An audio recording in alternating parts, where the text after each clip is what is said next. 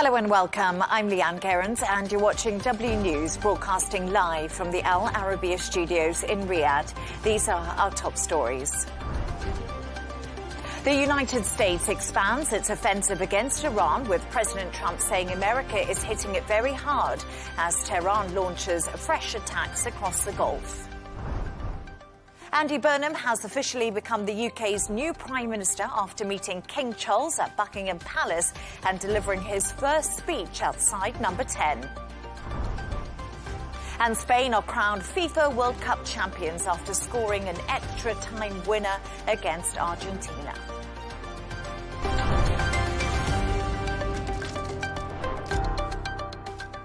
The United States has expanded its military campaign against Iran, hitting targets in several provinces, including a city hosting a nuclear power plant. Iranian officials say at least one person has been killed and others wounded, while Bahrain and Kuwait have also reported Iranian strikes. President Donald Trump says the U.S. is hitting Iran very hard to honor Americans killed in the attacks over the weekend. We can now speak to Jason Brodsky, Policy Director at United Against Nuclear Iran. Jason, as always, good to have you on the show. The US targeted southern Iran in another night of strikes. Can mediators realistically outpace the escalation, or has the conflict moved beyond diplomacy for now? Well, I think it's great to be with you. The mediators can't want a deal more than the parties themselves. Right now, we're in a situation where the Iranian regime was violating the MOU since day one. It was firing at commercial ships, creating uncertainty with respect to the closure of the Strait of Hormuz and its status through a variety of state organizations, was also not adhering to the pledge to preserve the status quo of its nuclear program with the continued construction at Pickaxe Mountain, and the list goes on. And so the United States felt that it had to send a message to the Iranian regime that it will not tolerate this aggression. And I think President Trump came to the conclusion that diplomacy at the moment is not proving fruitful. So that is why he decided to escalate. On the Iranian regime's side, it wants to demonstrate that it has sovereignty over the Strait of Hormuz, despite no one else in the region recognizing its unilateral sovereignty over the Strait of Hormuz. And so that is why we're in the situation we're in right now. And I find it quite fascinating that you talk about Donald Trump escalating, and we also talk about diplomacy, because we've seen both sides have opened the door for diplomacy. And we know Donald Trump has escalated, as you say, and US military, the 9th consecutive nights of strikes. But when it comes to the IRGC, they claim 2 oil tankers exploded after taking what it described as an unsafe route through the Strait of Hormuz. So the IRGC is still projecting a huge amount of power when it comes to the Strait of Hormuz. So do you think these strikes by the US are actually having the desired effect? Well, I think that a variation of the same strikes are not necessarily preserving the deterrent effect or that the U.S. administration may hope against the Islamic Republic. It is definitely degrading the Iranian regime's ability to threaten the Strait of Hormuz, but whether it's deterring the Iranian regime remains to be seen. And right now, I think the evidence points to that the Iranian regime hasn't been deterred, and so that's why I think the U.S. is going to have to still escalate its response against the Iranian regime, because right now the current tempo of strikes is not deterring the Islamic Republic. And Iran has called on the IAEA to condemn the US strike on the Darkhover nuclear plant. Do you expect the agency to respond at all? And what impact will that actually have, Jason, in real terms? I don't think it's going to have much impact. I think the Islamic Republic is trying to do it to put diplomatic pressure on the United States. I would not be surprised if the IAEA would put out a statement from its Director General stating that the strikes around nuclear power plants are illegal under international law. This is something the IAEA Director General has stated in the past. And so I would not be surprised for him to state something like that in the future again. But it's important to note that this particular power plant was under early construction. There is no radiological risk from these U.S. strikes, and so that's important context here. But let's just drill down into that a little bit deeper, because what are the strategic and legal implications of the U.S. attacking nuclear facilities that Iran says are for peaceful purposes? And they have always said this. They're not looking to create a nuclear weapon. They're looking to use it for civilian reasons in the country. Well, generally, Iran has always stated that again about its nuclear program, but the evidence points in the other direction. For many, many years, it's had a dual-use research and development program housed under the Organization of Defensive Innovation and Research that was headed by the late Mohsen Fakhrizadeh, who is the father of Iran's nuclear weapons program. And that research has continued to this day, and that's what a lot of the Israeli and U.S. strikes were aimed at degrading. So those Iranian talking points and messaging, can't be taken at face value. And Iran is in violation of its NPT obligations, and it has not resolved the outstanding safeguards inquiries that have been pending for years by the International Atomic Energy Agency, despite multiple censure resolutions that the Board of Governors of the IAEA has mounted against Iran. So it is in violation of its NPT obligations. And, we can't take these statements from Iran at face value.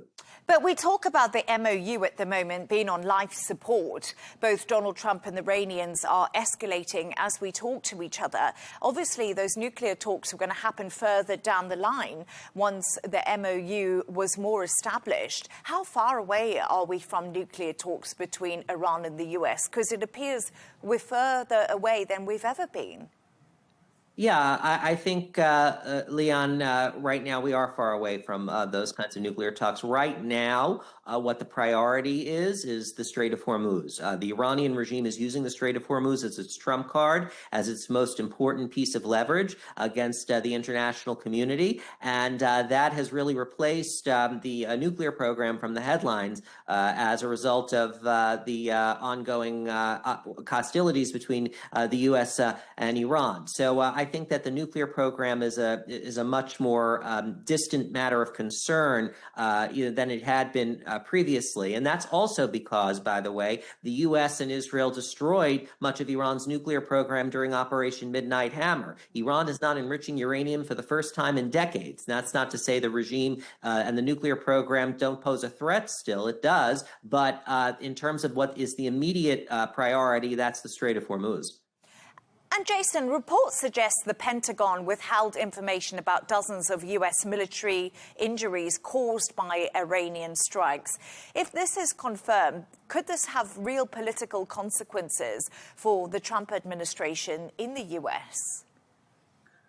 Well, I'm sure the president's domestic political critics will seize on that to try to put more political pressure on the administration. I have no doubt about that. But I think that the Trump administration may have been seeking to keep quiet about some of those injuries in order to avoid any kind of public pressure to escalate against the Iranian regime. And so that might have been the calculation behind the secrecy around some of those injuries.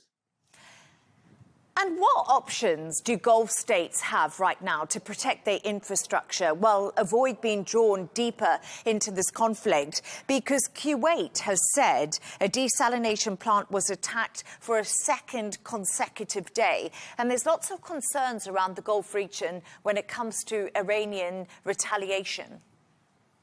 Well, I think that there's going to be a need for a much more robust response from GCC countries against the Islamic Republic. We have to look at the current situation. I think it's really striking that the Iranian regime is attacking everyone and everything except for Israel.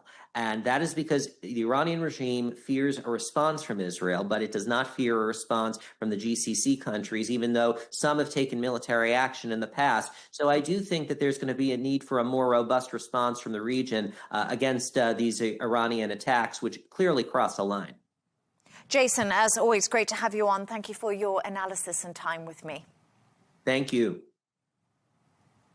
We can now go to Errol Moorcouch, a spokesman for Republican Overseas. Errol, as always, great to have you on the show. So no change on the battlefield as the US launches a 9th consecutive night of strikes on Iran. But Washington and Tehran are saying they remain open to diplomacy.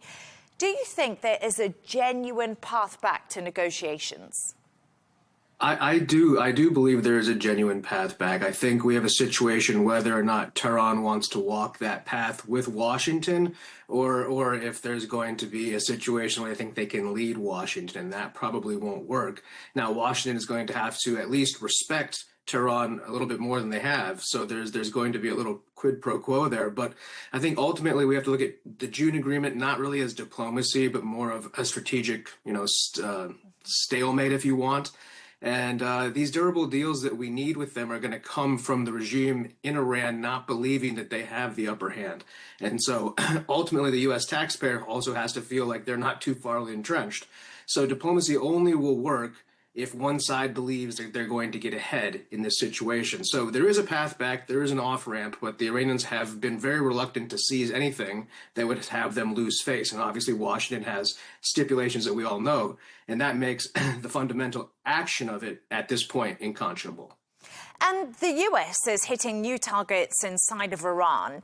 But how much have American strikes actually moved the needle, Errol, in this war? Because the Strait of Hormuz, if we look at it, the IRGC is still heavily projecting its strength in that key waterway and in some countries across the region.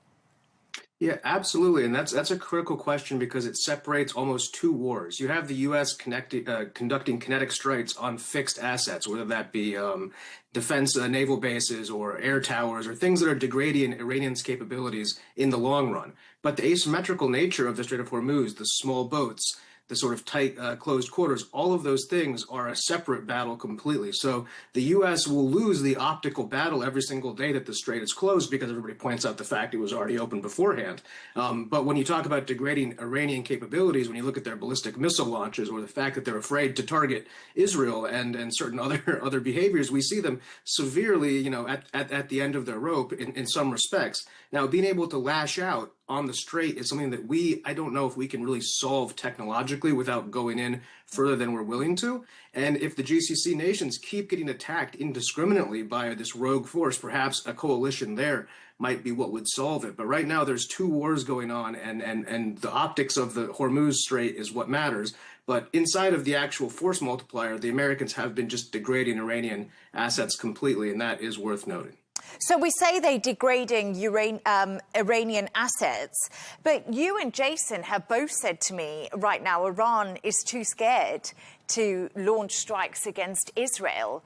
And is that because they are fearful of what will come back? Or do you think that the US President, Donald Trump, is saying to Israel, don't escalate. We're trying to have conversations. I need a diplomatic off-ramp. This is not a good look for me in the United States. And of course, we've seen President Donald Trump himself criticize Israel, as well as the Vice President J.D. Vance, who was speaking on Joe Rogan just a few days ago. Yeah, no, that's an absolutely great read. And certainly I think it's a little bit of both. I think on one hand, you have a situation where if Israel gets involved, it destroys any of the off ramps that we're looking for. There's a force, there's an escalation trap, but you can overcome an escalation trap with, dominant force. But you don't want to be caught into a death spiral where you can't get an off ramp. And Trump, as a deal maker, obviously wants that. He's distanced himself in many ways from the Israeli desires in the short term from this, but ultimately also Israel is willing to do decapitation strikes. And that's something that whoever's left there in the IRGC doesn't want. As much as there might be, a forward bravado, nobody really enjoys being hit by a Hellfire missile. And because of that, I think they feel safer attacking countries that don't have the capabilities Israel does. At the same time, Donald Trump has probably done what he can, especially regarding the new peace deals in Lebanon, to try to pull Israel back in some respects. So I think it's a win-win for Iran and Israel to do this. Israel doesn't mind if Iran is bombing Arab countries. That sort of kind of is, maybe amuses them. And Iran doesn't want to engage with Israel. So it's a win-win. Well, we try to find a way out of this quagmire. And Kuwait says a desalination plant has been hit for a second consecutive day. And we've also heard that Bahrain, Jordan, there's a lot happening in this region when it comes to Iranian retaliation. But how significant is the targeting of civilian infrastructure in this conflict? And do you think the US and Donald Trump right now is doing enough to protect its allies? That's highly significant because it's a non-military target, and it's something that, you know, plunges people's livelihood and like literal lives into stake, innocent people. It's one of those things that's an escalation thing that we have to be careful to not read that in a way that we were to go and maybe bomb that similar infrastructure in Iran. There would be no real hope for some people there if that was the proportional response. So it almost seems like a baiting attack to dare us to hit civilian infrastructure, which we haven't been doing. They might claim that bridges and roads are civilian, but if those are moving missiles and stuff by the conventional law, they're not. But desalination plants are. And I think more importantly, this is a red line for the United States claim to be able to defend GCC nations. If you're going to be able to tell these countries that you're under the American security blanket, then I personally think, and I think a lot of strategical people would agree, that having drinking water is a critical component of that. And if the Americans can't guarantee that security, then why would these countries want to work with us? So it's a critical thing for the U.S. not only to get those THAAD launchers in their Patriot systems and double down on it, but make sure that, the citizens of Kuwait and Bahrain, in this case, are not bearing the brunt of this unfairly, and show that we are very reliable allies in this critical moment to what have been, very good partners financially and geopolitically. So it's a shame that they're the ones being punished for this, and it's not fair, but I think it's also a red line for the Americans to make sure that this is as far as it goes, because if you knock out this kind of infrastructure, then what claim do we have to say that we can give security to the Middle East? And also, US military soldiers have lost their lives. We've had reports of this too over the weekend. How difficult is that for the US to accept, and President Donald Trump? Because we know this war is hugely unpopular. Yeah, it's never a moment where human lives are ever minimized. The U.S. military will spend anything to get back one of our pilots. When 3 of our American servicemen die in this missile attack, it's a travesty felt by everybody.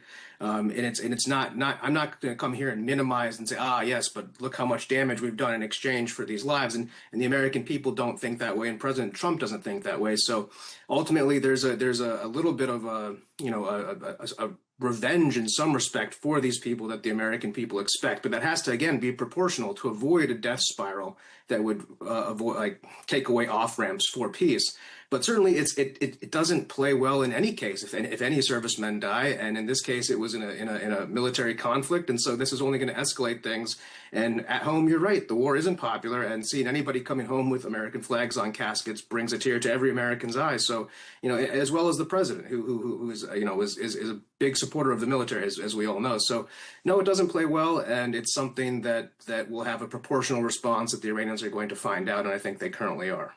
Errol, a big question for you is how might Washington respond if Iran's claims of damage to US military assets in both Bahrain and Kuwait are confirmed? Because we know they're striking Iran, but do you think there could be bigger hits or different strategic goals? There will be absolutely bigger hits in response to actual, successful kinetic strikes. But again, we catch ourselves in that escalation trap. We want to make sure that we can show the Iranians that at any point there's an off ramp, but that off ramp comes from the discipline from our kinetic abilities. So if they're not able to work with that, we're not willing to commit war crimes. And I think that's sort of a very interesting situation. They would hit desalination plants. They would do things that would try to entice us to cross that line. So I think it's very important for America to, respond with precision, tactical strikes, maybe some decapitation strikes as we've done before, but not let that be the impetus to derail any hope of peace, because ultimately the peace talks and negotiations are where this ends, regardless of how many people die. So it's important to make sure we don't overreact to things that then come back and create further problems. Errol, as I said, both sides have sort of opened the door to diplomacy. So let's see how this week goes. Good to have you on the show as always. Thank you. Yeah, thank you for having me.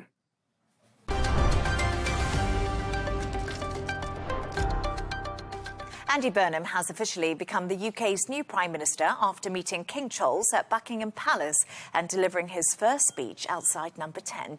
Burnham pledged immediate action to tackle the cost of living, reform public services and boost economic growth, saying his government will focus on delivering change from day one. Take a listen. Britain needs to show the world that we can regain our stability once again, and that is our challenge, to make politics work, to make it work better. I know people at home are fed up with politics. I hear you, and I want to be honest with you. We have not been good enough, and we need to be better. We will be. We will make this moment a circuit breaker for Britain, bringing forward the biggest changes in the last 40 years. A new political model and a new economic model. In the 1980s, Britain took some wrong turns.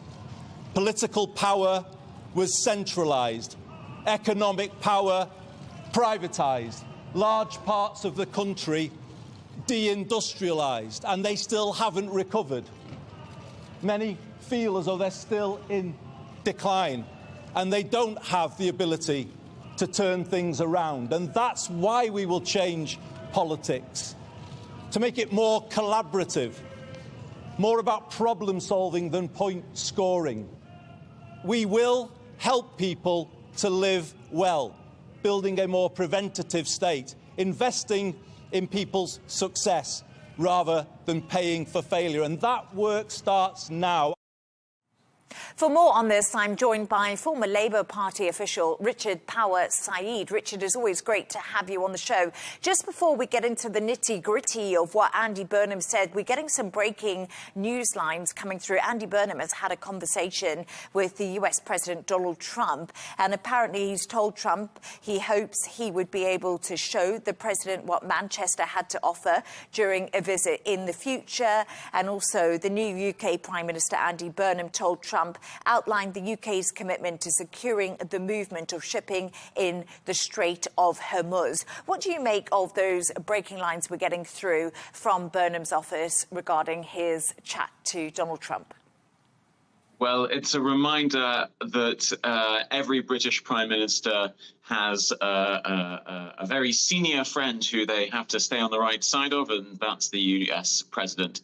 And it doesn't matter if you're, somebody like Andy Burnham, who would probably like to have a slightly more equal relationship with the US and seems to want to orient UK foreign policy a bit closer to the European Union. Nonetheless, he knows Trump's a very big, powerful person. He's got to get on his good books. So I think that's what's going on there. It's very pragmatic by Burnham. Yeah, very pragmatic. And as we know, President Donald Trump is a big power that Burnham needs to charm to some extent. But, Richard, let's get back into the conversation. So Andy Burnham has become the UK's 7th Prime Minister in just over a decade and has promised to tackle the cost of living crisis. What was your reaction to his very first speech outside of Number 10 a bit earlier? Well, I think that emphasis on the cost of living, it's hardly unusual amongst Western politicians or indeed global politicians at the moment. But what's going on there is that Burnham knows that he's got these kind of fairly complex long-term plans for improving the British economy, both in terms of growth, but also in terms of making it a bit more equal, a bit less focused on the interests and the wealth of a small percentage, and more on making life better for other people. But that's long-term stuff. It's not going to show up in people's bank balances or wage packets anytime soon. So he's also got to have that short-term policy approach to focus on the cost of living. People right now are really worried about their energy bills, their gas bills and their electricity bills here in the UK. That is what that means, because we mostly use gas for heating our homes. And so he's thinking about some potentially quite radical measures in terms of taking a much greater degree of public control over the energy system, or particular parts of the energy system, in order that he might be able to cut people's energy bills very quickly by a fairly significant amount, hundreds of pounds. And the way that you can do that potentially is by, for instance, taking state control of gas-fired power stations. That helps you both cut people's gas bills, but also actually their electricity bills. And that's the kind of thing that, until recently just seemed so much more statist, so much more dirigiste than most British governments were ever willing to consider. But Burnham, he is a bit further to the left on economic policy, it seems, than anybody we've had in power for many, many years here in the UK. And as a result, he's willing to take those slightly more economically left-wing decisions. We'll see what happens tomorrow. We're going to get more detail on it, but tomorrow we think that those are the kinds of choices I'd expect to look out for.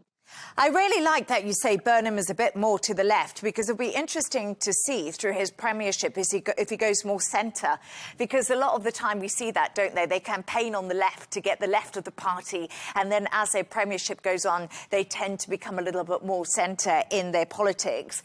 But another big question is Burnham's speech was actually very light on detail. How is he going to fund his incredibly long wish list? And where should he be looking for that money to fulfill his promises, because no one really wants to pay more tax?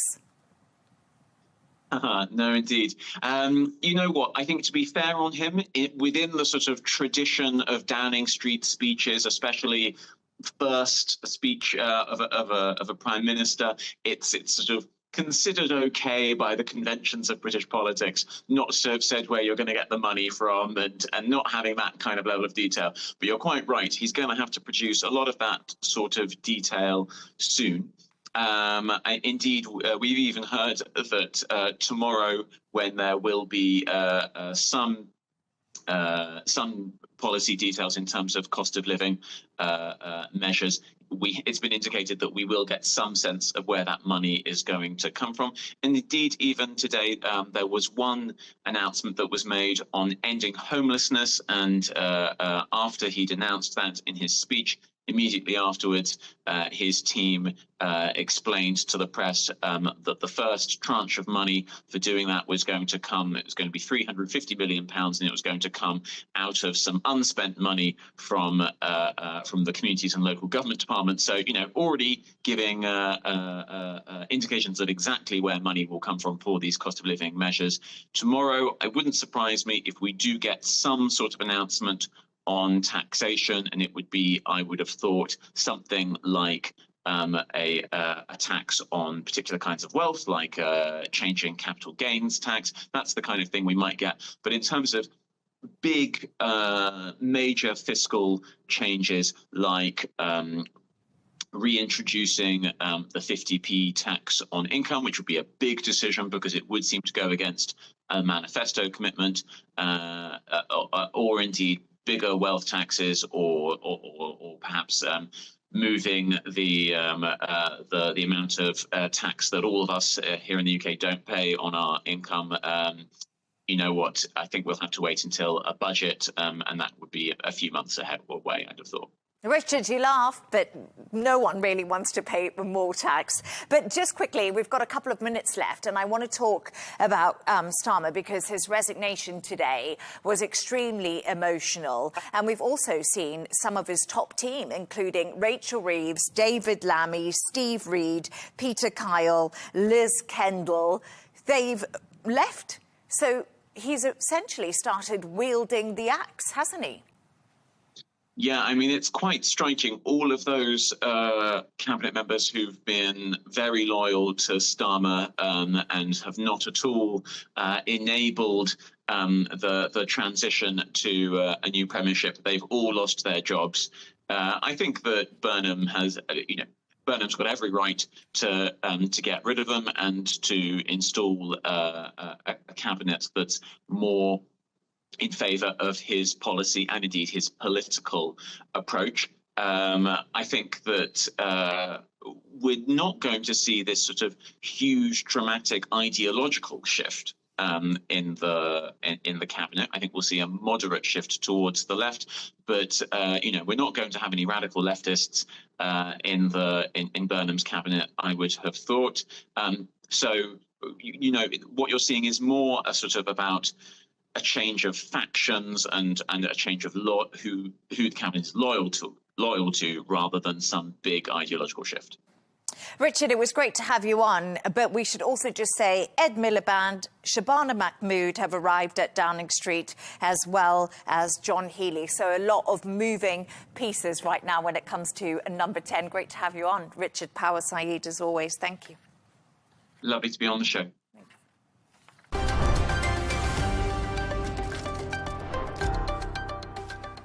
Spain have been crowned FIFA World Cup champions after beating Argentina 1-0 in extra time in the 2026 final. Critics have said Lionel Messi fell short during the match, which was the final World Cup appearance of his career. Events off the pitch have also been making headlines, with President Donald Trump presenting the trophy, a performance from Madonna, and one of the biggest halftime shows in football history. Let's take a look at the moment Spain celebrated lifting the trophy.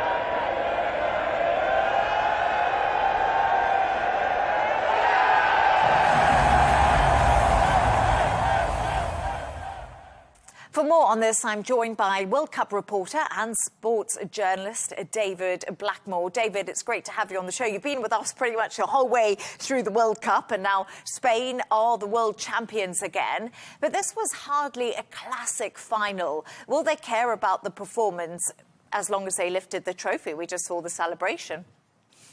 Yeah, exactly that, Leigh Ann. They played a perfect game in their percent. They kept the ball. They were all about the possession. They were just trying to unlock that Argentinian defence. It took more than 90 minutes for them to do so. But the Spanish players, staff members, managers, coaches, fans, everyone in Spain, they won't matter. At the end of the day, the history book will always say it is 1-0 Spain. They've got that second star on their jersey now. They're second in 16 years. And they've got a bright future ahead of them, especially with Lamine Yamal, who's still only 19 years of age. Yes, very young team. And as you say, it's just about getting the ball in the back of the net, right? Doesn't matter how many minutes it takes. But Lionel Messi wasn't able to influence the game. Does this feel like the end of an era for Argentina? Because we saw the extreme emotion when they did lose the final. It's been an end of an era for Messi, for Luka Modric, of Croatia, of Cristiano Ronaldo. It's very much a tournament of ends of era, which I think has been really played into the storylines of the tournament as a whole. But as for Messi, yeah, I think Argentina will continue without Messi. That's without a doubt. But without his influence on games, it's going to be hard to see them reach the same heights they have in recent years. They've been on a fantastic run. They've got some wonderful players in their team, though. So now it's just about adjusting to life without Messi. And the Argentinian journalists that I've been speaking to, you know, they haven't been overly critical of Messi's performance in the final because simply Argentina didn't play in the way that was going to help him thrive. He was really starved of any service or any support up that end. So they can't really blame him. And they just hope that the question now is he going to continue? You know, could he be persuaded to keep going for Argentina? Looks unlikely, but that's the conversation they're having in Argentina right now. Like you say, it's an end of an era for so many of the footballers we've seen on the international stage. But the match ended with a mass confrontation between the players. David, was that simply frustration boiling over, or did the occasion just get the better of both teams, really?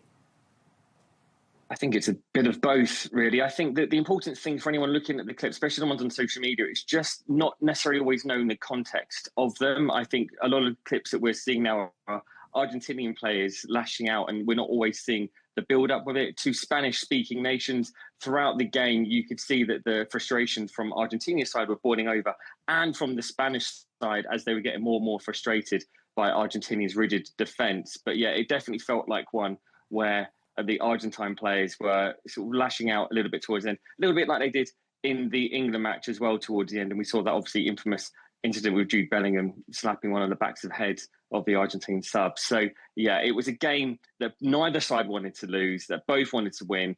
Argentina put everything out there on the pitch, and yeah, it was just a shame to see some of those scenes at the end. A bit of a contrast to England and France, where it was played in such wonderful sportsmanship, and we saw the scene at the end where you had the players all grouping around, hugging one another arm in arm. That was also a fabulous game. So many goals scored, really, if we have a look at that England-France game. But just staying with the World Cup final, because it featured the first ever halftime show with artists including Madonna, Justin Bieber, BTS, Shakira. Wayne Rooney gave a ruthless assessment of that halftime show. Do you agree with his criticism? Because full disclosure, I do. No, it really does depend on what you were there for. I think the people that were there purely to watch the football, I think perhaps were a bit dismayed by how long it went on for. The game kicked off 6 minutes later than scheduled anyway because of the pre-game entertainment, as it were. I do think it was a bit strange. I think social media is very quick to hop on it when you saw Madonna with Ronaldinho and Ronaldo. They looked somewhat awkward. I thought Wayne Rooney was quite scathing in his comments, whilst I think everyone else on that BBC punditry team were a lot more nuanced with how they described it. But there's been lots of support for it. The caliber of artists that they had and the message that they were trying to get across. I think depending on which side of social media you fall on, where your algorithm's pushing you, will dictate whether or not you think it was a success or not. But it's definitely going to be a sign of the times and sign of things to come, I'm sure. Yes, I was actually going to ask you about that, because people are now saying that everything's becoming more like American football when we look at traditional European football. So do you think these hydration breaks and the big half-time shows could actually become the norm when we look at World Cups in the future? I think when it comes to hydration breaks, let's not forget that the next World Cup's going to be like Spain, Portugal, Morocco, and a couple of countries in South America as well. So it's going to be one of those where the heat is going to play another issue. Whether or not they will be mandatory like they have been in this tournament or not, remains to be seen. But I definitely think it's something that FIFA will be keeping an eye on, because whilst there were lots of people booing them, there's no doubt that in certain games, like the final yesterday, when the conditions were warm enough, it definitely would have had a benefit for them. And I think going forward, future World Cups, are going to also they're going to have to make that decision on a game-by-game basis. And President Donald Trump was booed by sections of the crowd at the World Cup final. But despite this reaction, I want to talk to you a little bit about the fact that you were in the US. You joined us for much of this tournament. The World Cup had such a charm offensive with many people. Do you think it was a roaring success, especially from a tourist point of view? Yeah. Put simply, yeah. And I should add, Leigh Ann, while there were boos in the crowd for Donald Trump, there were also lots of people applauding him as well. So I think you when you look at FIFA, how much praise that they've heaped on Donald Trump in terms of, what he's done and what America has done to make this World Cup happen. There's no doubt that the players have had a huge part to play in the success of this tournament, because it really has gripped the imagination of the Americans. So many that I've spoken to before, during the tournament, and then towards the latter stages, that we're suddenly, what game's tonight? What game? And it's like, well, actually, we get into the latter stages. There aren't games like, 12, 5, and 9 that you've been enjoying. So there's definitely been, from an American point of view, there's been a huge interest in the game. And I'm sure a lot of those fans are now going to be looking at, Premier League teams, La Liga, teams across the world now to see where they can get their football or soccer fix. And I think from a European perspective, I think it's been wonderful to see all these fans from different countries, Scotland, Norway, coming, sharing cultural experiences and exchanges with their American brothers and sisters. And I think it's been wonderful for sort of transatlantic diplomacy, really, in terms of that. And I think now there's going to be a lot of people this week going, what do we do now? We just have to get back to our normal lives, you know? I know, I was just thinking that a little bit. What do we do as the last item in our show now, David? We're out of, we've just been dominated by the World Cup, and a lot of it has been extremely fun and united so many people, as you do say. But I think Donald Trump got a little bit booed there because he wouldn't get out of the way when there was a photo up for the Spanish team. He was taking a bit of the limelight. But David, it's been great to have you on throughout the whole World Cup. Thank you so much for all your reporting from the US for us, and of course on the final today. David Blackmore, as always, thank you. Thanks, Leigh Ann.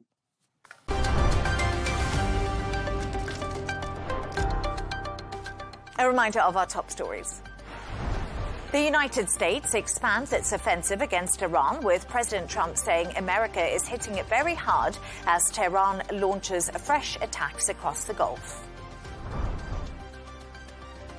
Andy Burnham has officially become the UK's new Prime Minister after meeting King Charles at Buckingham Palace and delivering his first speech outside of number 10. And Spain are crowned FIFA World Champions after scoring an extra-time winner against Argentina. And that's all from us on W News. Don't forget to subscribe to our YouTube channel. Of course, follow us on X. We'll be back in a couple of hours with W News Extra. Goodbye and thank you.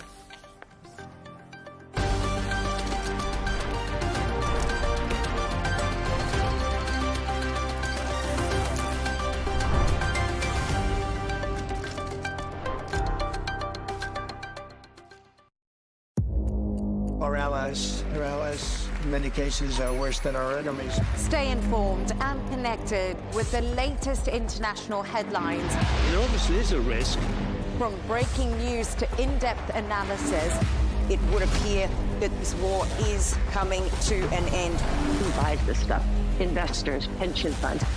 We deliver the most important developments straight to your screen. Iran always wanted to deal with militia. Join us for compelling, expert-driven conversations. A curfew order has been established. And an insightful look at the issues shaping our world today. There are lots of proposals about European architecture for security. I'm Leigh Ann Gerrans, and this is W News. We dealt with this when I was Chief of Staff in the first term. Where you don't just hear the headlines, you get the full story. The jewelry is lost forever. Inspired by a true story. We were blaming insufficient security. It's a symbol that has been attacked. Isn't a museum the most protected space on the planet? Social media was flooded with countless fantastical videos. Before the era of artificial intelligence, people reacted to such shocks by taking to the streets. I didn't leave my chair, and I didn't say a word there. Technology no longer grants time, the luxury of time.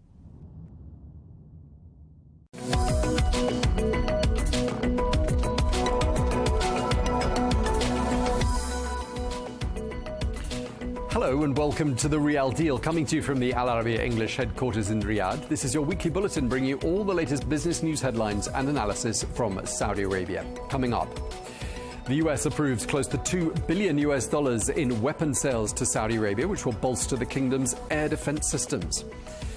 The regional property consultancy Cavendish Maxwell tells us about the overall state of the kingdom's residential property market, and we'll be asking, why is the city of Daman seeing such strong sales growth?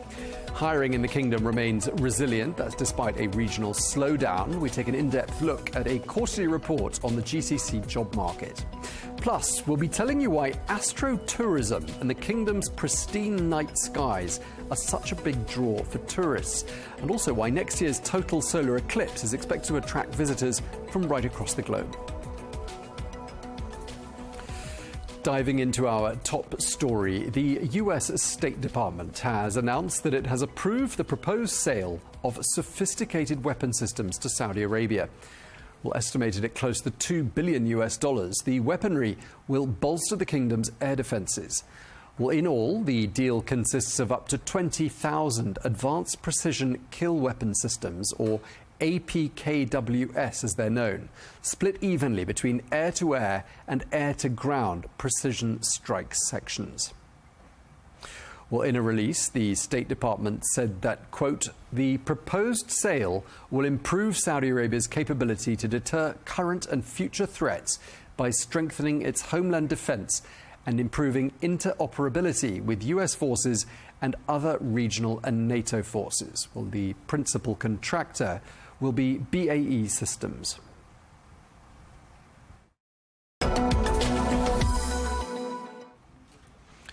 Now, after several years of rapid growth, Saudi Arabia's residential property market is showing signs of entering a more balanced phase. That's one of the key findings of a new report published by the regional property consultancy Cavendish Maxwell.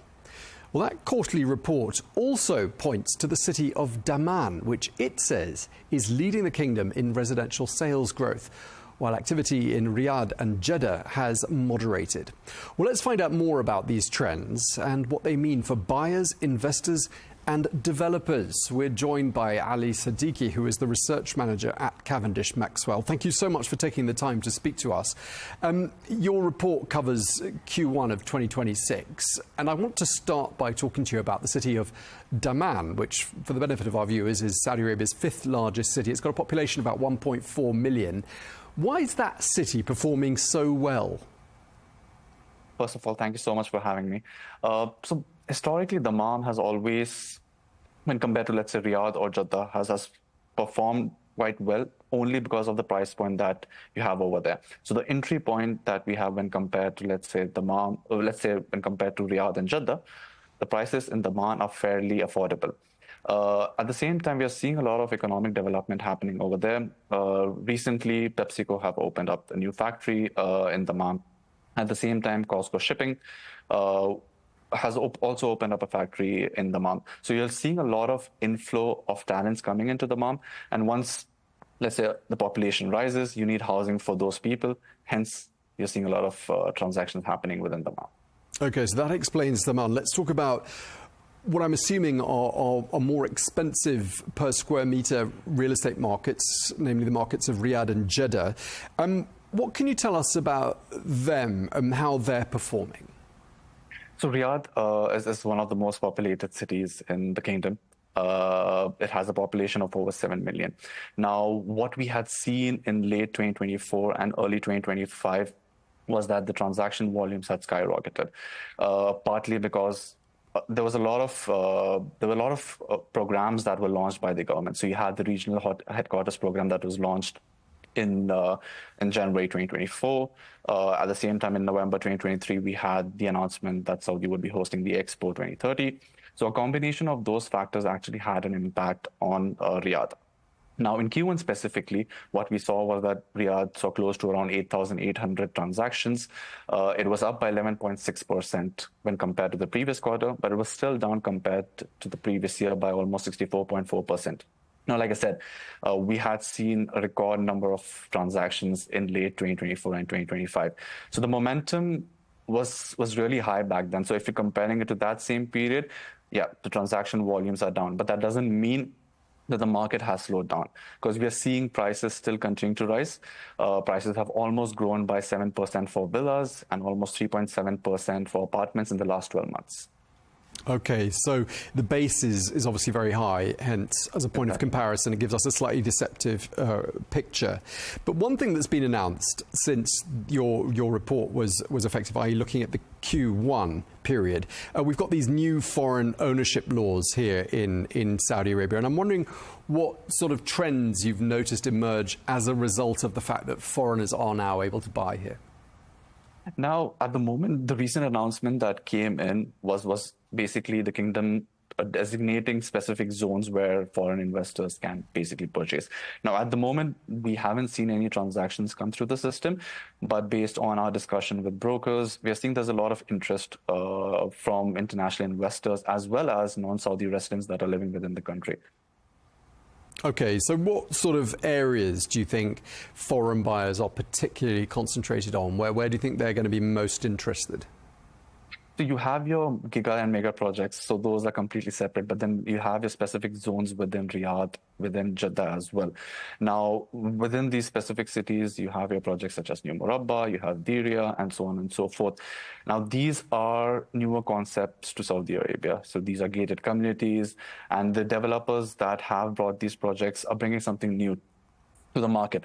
Now, international investors, what they see first, they would want basically good yields. Now, typically, your yields in Saudi Arabia have ranged from between 7 to 9%, which is good enough. And these projects, which fall under these specific zones, are expected to perform really well. Okay, but one thing that's going to impact yields is, of course, the rent freeze, which was introduced last September. Has that had an impact on yields? Interestingly, the way that the rental freeze is actually having a shape on the market is that fine. When compared to the same period last year, your rental rates have still gone up by almost 6%. But we're already seeing an indication that rents are moderating in Riyadh specifically. So your rents were down almost 3% when compared to the previous quarter. Now, the way that the rental freeze works is basically, let's say you have a specific unit. Now, if that unit has already been rented out, and if you want to rent it out to a new tenant, you would have to do it on the previous rented rate. But if, let's say, you have a new unit that's coming into the market, which would be rented out for the first time, you have the opportunity to rate it at market price. Well, what you could do either is that you could probably rent it above market price as well. So there's no limitation, basically, in terms of what rent you keep on those units. Okay. Just before we turn the page and talk about some other things, would you say that residential supply is now meeting demand here in Riyadh?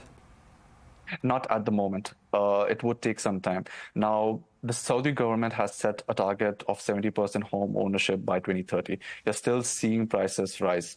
It's not that the prices have stopped rising. At the moment, what we're seeing is the supply is coming into the market, but we still have some time before the gap between demand and supply eventually narrows down. Okay, and I'm assuming Q1, which your report covers, was partially affected by regional geopolitical tensions. Any noticeable impact? Interestingly, no. So the early indicators for Q2 2026, we have seen transactions actually rise up in Riyadh and in Dammam as well. So the early indicators are basically telling us that the impact is not that much. Fine, you would have investors who would basically take a cautious approach, but that is understandable given the situation. But the unique thing that Saudi Arabia has is that it has a huge domestic base. So the domestic demand within Saudi Arabia is quite a lot. So even if let's say the situation even if the situation doesn't improve anytime soon, your domestic demand comes in play, and they would basically support the residential market. And that's what has been happening for quite some time now. Okay, and just lastly, Ali, people probably ask you this all the time. Where do you see the best opportunities for investments? And I'm talking really about residential buyers here. It all depends from what you're planning to invest in. Now, you have your apartments and villas in each of these cities. Again, your yields are pretty good within Riyadh, Jeddah, and Dammam. But the price point, like I said, it varies from each market. So from an investor's point of view, your yields are more or less stable across these cities. But it all depends on what's your entry point. If you have a specific budget on mind, then yeah, fine. You can basically look at Dammam. If you don't have a budget on mind, then Riyadh and Jeddah is something which you can probably target. Because again, like I said, these are one of the most populated cities, and people are coming into those cities for work opportunities. And there are a lot of companies actually setting up businesses over there. Okay, well, it sounds like there are plenty of opportunities out there. Really interesting talking to you. Thank you very much indeed for talking us through that report. Ali Siddiqui, Research Manager at Cavendish Maxwell. Thank you so much. Thank you so much for having me. Take care. Let's get a quick check of some of the other stories we're following you from the week. King Salman has issued a series of royal decrees which include ministerial appointments and senior cabinet reshuffles. Amongst them, Prince Abdulaziz bin Salman is appointed Minister of Industry and Mineral Resources. He also retains his role as Minister of Energy. While the former Industry and Mineral Resources Minister, Band al-Khurayef, is appointed Minister of State and member of the Council of Ministers. With a view to better assessing, treating and monitoring AI risks, the Saudi Data and AI Authority has launched a new risk management framework. Well, the framework will serve as a national reference for government and private entities to steer them towards the safe and responsible adoption of AI. Building new bridges between the Kingdom and Japan, the national carrier Saudia has announced Tokyo as a new international destination. The new service, which begins in November, will operate 3 times a week from King Khalid International Airport here in Riyadh, starting in November 2026. And the dates have been announced for the Future Investment Initiative Institute. This, the 10th anniversary edition of the event, is going to be held here in Riyadh from the 26th to the 29th of October under the theme The Power of Legacy.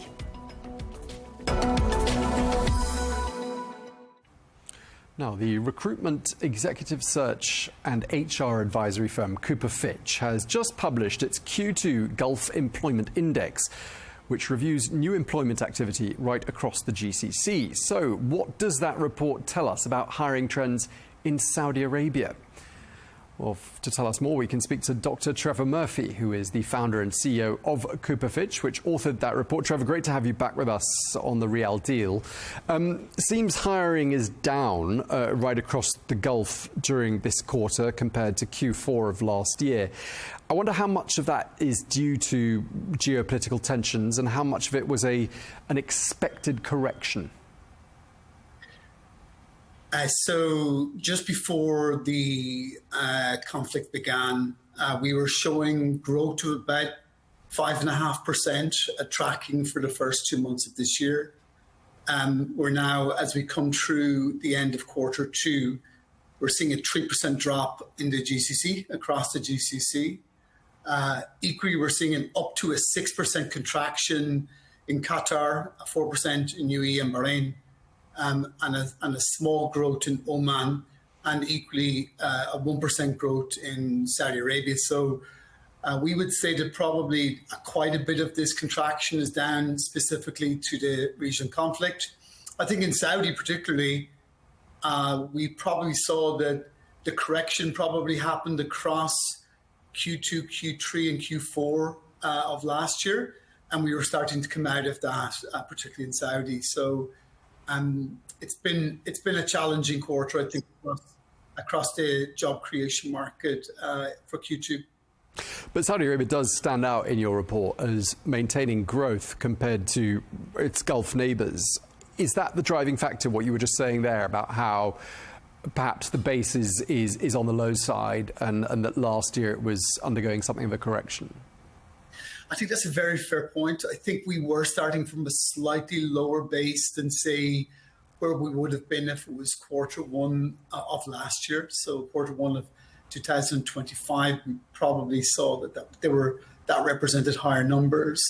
But in saying that, we saw a reasonably flat Q1 and a 1% growth in Q2. So yes, for sure, slightly lower baseline numbers. Also, just slightly different dynamics within the Saudi market. That maybe the regional conflict had a lesser impact, if you like, on the market in Saudi Arabia versus maybe some of the other GCC countries. And there's obviously been this reprioritization of spending here in Saudi. I was wondering whether you're noticing that having any impact on hiring for both local and international recruits.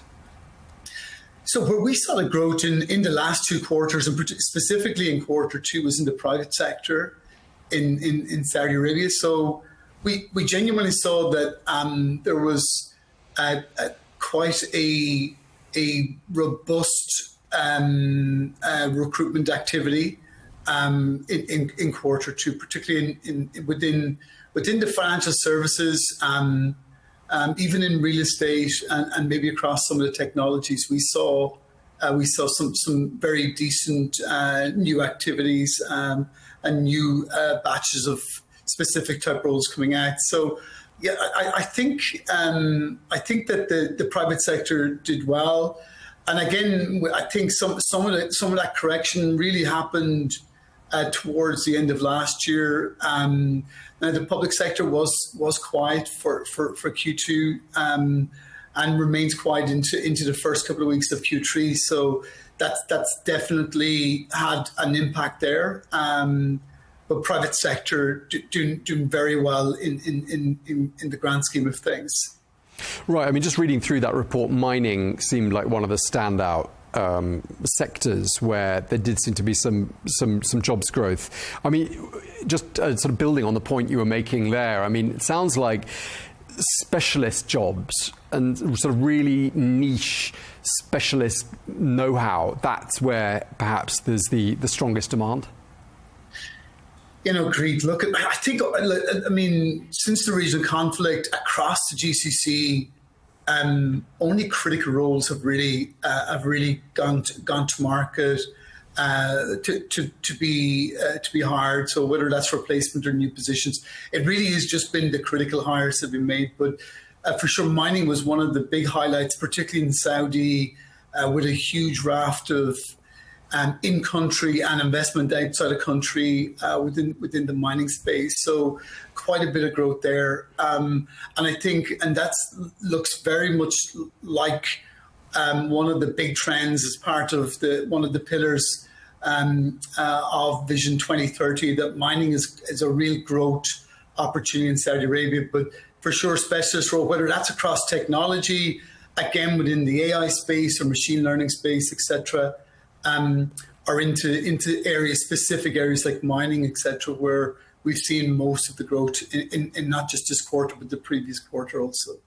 Yeah, it's quite interesting looking at the tech space because on the one hand, areas like software and cloud are perhaps looking a little bit softer. When it comes to data and AI, an increase of 4% according to your report. I mean, who do you think should be paying attention here? It's a great question. I'm not sure there's a strong coefficient of correlation between software down and AI up, but I think a lot of people have picked up on that in the report. I think AI is a growth area and continues to grow. It continues to grow. It is not a mass recruitment area at the same time. What is very interesting, Tom, we've seen over the last 2 quarters, and really focus on this quarter, is the component of jobs that have an AI element to them, whether that's a CFO that is AI literate or AI forward thinking, is very much a play. And we probably see about 20 to 22% of roles now have an AI element to them. So whilst AI jobs are growing, it's still off a fairly low baseline number as well within AI. But certainly across all the functional roles that we support, there's really is a lot of requests for people that really have that level of expertise that they can bring into the organization through that functional area.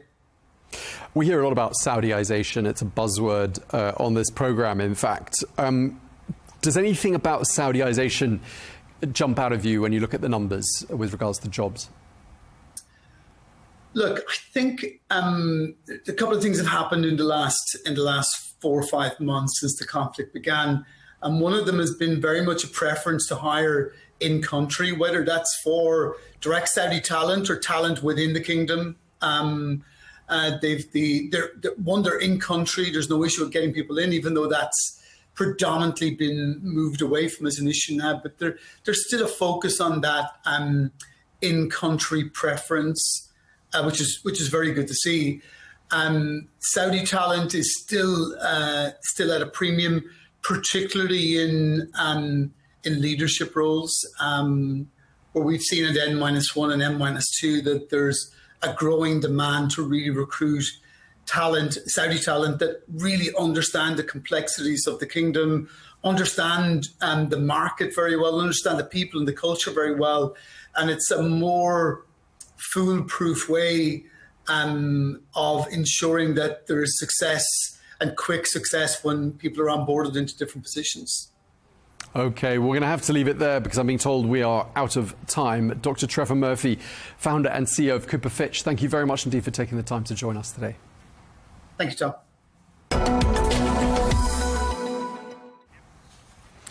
And finally, we've talked before about astrotourism. That is a growing niche in Saudi Arabia's all-important tourism sector. Well, the future of luxury tourism in the kingdom isn't just about what visitors see during the daytime, but also what they see at night. And Red Sea Global is introducing a new dark sky strategy, which is designed to preserve pristine night skies and keep them safe from light pollution. Well, this is also designed to protect the nocturnal environment. Well, while we're talking about astronomy, Saudi Arabia is preparing for a total eclipse in August 2027, which will bring with it several minutes of total darkness to very large parts of the kingdom. Well, described as one of the decade's biggest astronomical events, it is expected to attract scientists, photographers, and eclipse-chasing tourists from right across the world.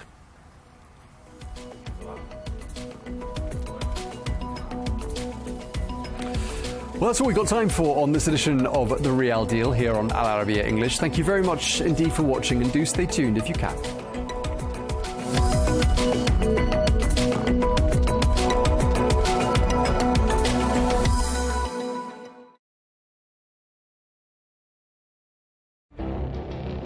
It feels like decades are passing by in a matter of weeks. Seismic shifts in the world order. Never, ever will be part of America. With so much happening and then so much noise. Whether it's political upheaval, Canada has been ripping us off for years. Economic shifts or social movements. And no one wins from tariffs. I think America can be more friendly to the rest of the world. For in-depth analysis and all the latest developments across the globe.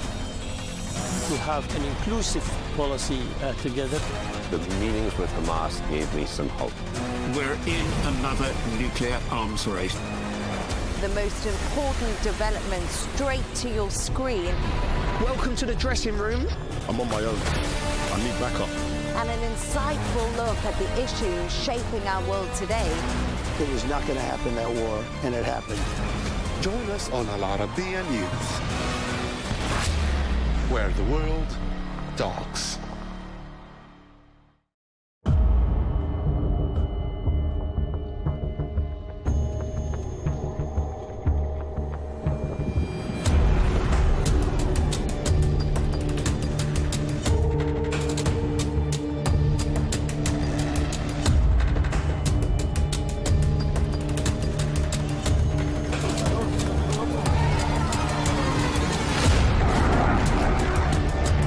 A short time ago, the U.S. military carried out massive precision strikes on the 3 key nuclear facilities in the Iranian regime: Fordow, Natanz, and Esfahan.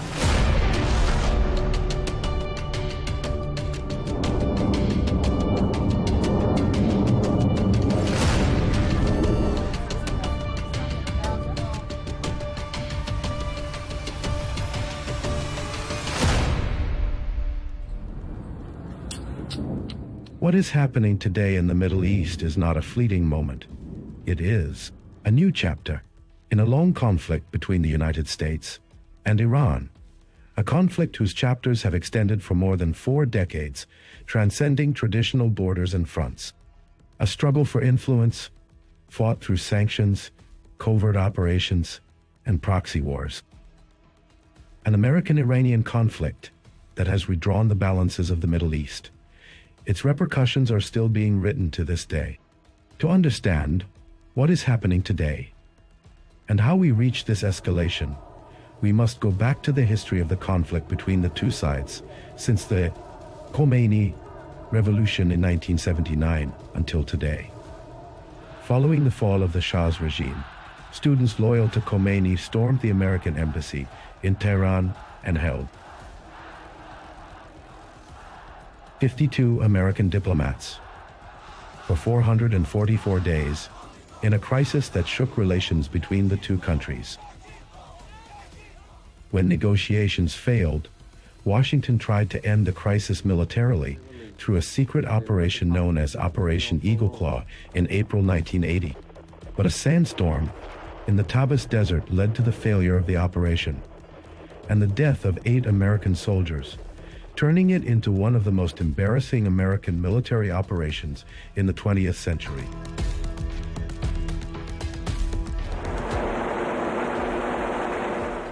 During the first Gulf War in the 1980s, the conflict moved to the waters of the Gulf. In 1987, Iran targeted the American oil tanker Bridgeton with a naval mine, prompting Washington to respond with military operations against Iranian naval targets.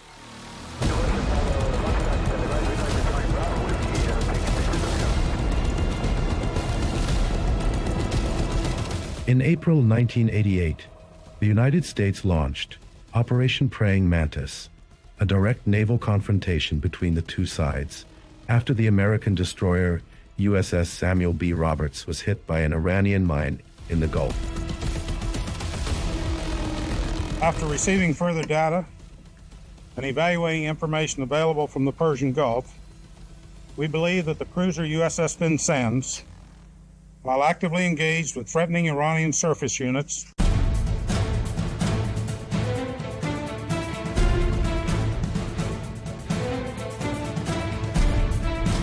A few months later, the Strait of Hormuz witnessed one of the most tragic incidents in the history of this conflict, when the American destroyer USS Vincennes mistakenly shot down an Iranian passenger plane in 1988, killing 290 civilians.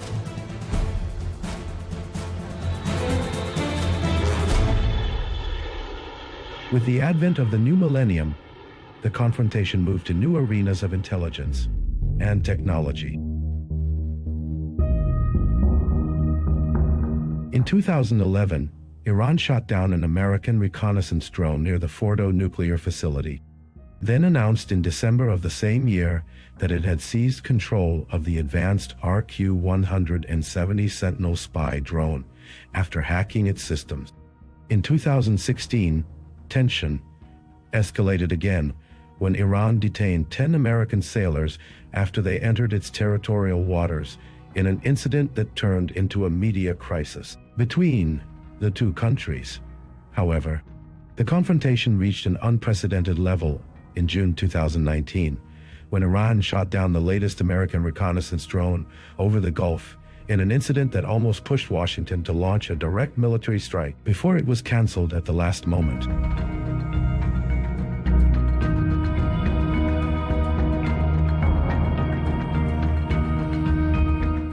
In early 2020, the United States assassinated Quds Force Commander Qasem Soleimani in an airstrike in Baghdad.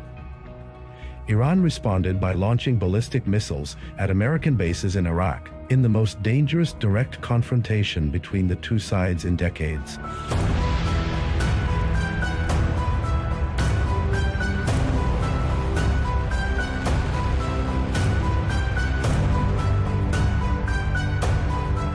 In the following years, the conflict took a broader and more complex form through proxy wars, with repeated attacks on oil tankers and commercial ships in the Gulf and the Red Sea, and increased attacks by Iranian-backed militias on American bases in Iraq and Syria, turning the region into an open battlefield between the two sides.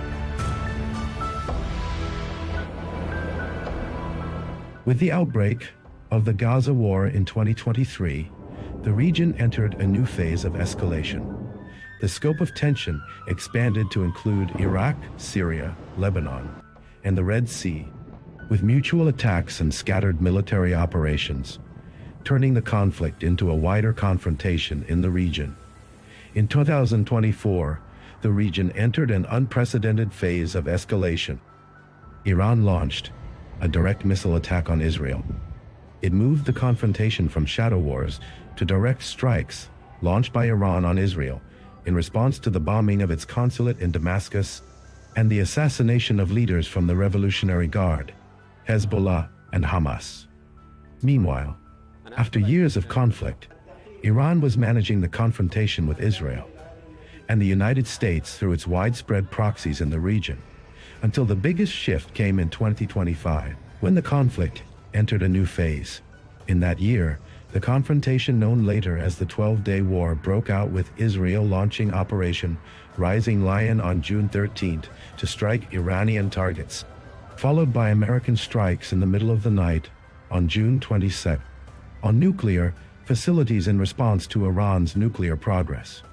Iran responded by shelling American bases and Israeli sites, escalating the confrontations in a war that lasted 12 days, during which Iran directly targeted Israel with an unprecedented series of missile and drone attacks.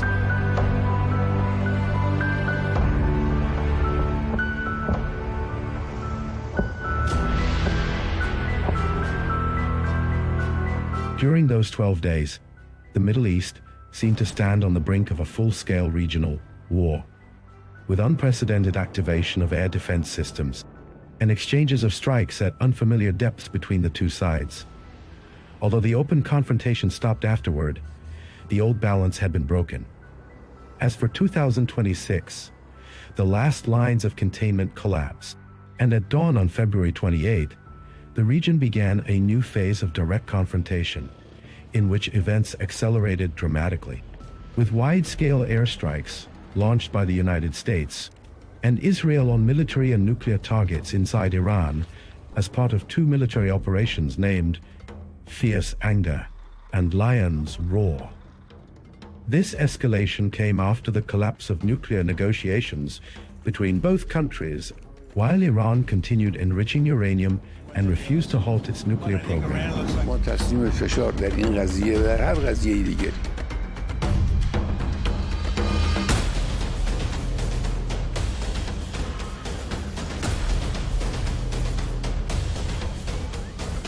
The first strikes focused on military installations and the infrastructure of Iran's nuclear program, particularly sites linked to the development of missile capabilities and sensitive facilities in Natanz and other areas inside Iran, in an attempt to weaken Tehran's strategic capability.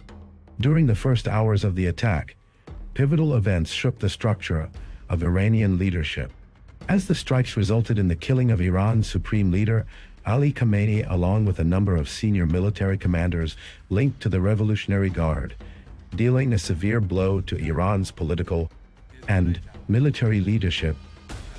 حرم جمهوری اسلامی ایران شهد شعیب گوارای شهادت را نوشیدم. But the Iranian response was not delayed.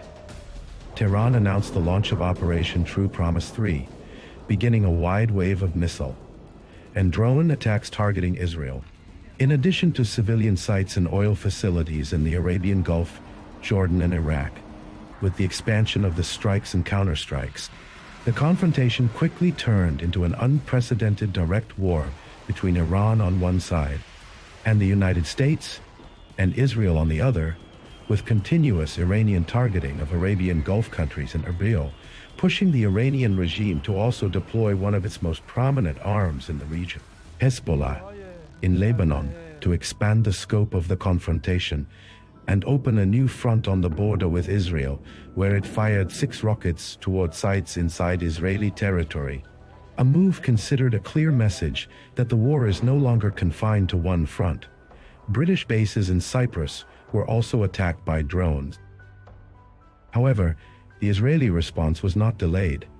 Israel launched a wide series of strikes targeting Hezbollah's military infrastructure in Lebanon, along with sites and field commanders linked to the party, as well as elements of the Iranian Revolutionary Guard, believed to be overseeing military coordination between Tehran and the party inside Lebanese territory.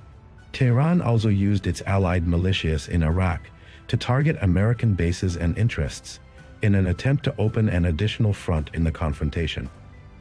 Tension expanded to reach Azerbaijan after Baku announced the foiling of attacks and intelligence operations attributed to the Iranian Revolutionary Guard. These included attempts to target sensitive sites and the Baku-Tbilisi-Ceyhan oil pipeline, which provoked Turkish and Gulf condemnations and fears of the conflict spreading to the South Caucasus.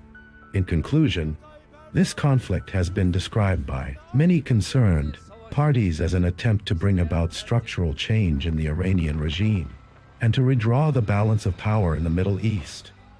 Since that moment, the region has entered a new phase of escalation, where the confrontation is no longer limited to proxy wars, but has turned into an open multi-front confrontation that may change the shape of the region for many years to come. The entire Western world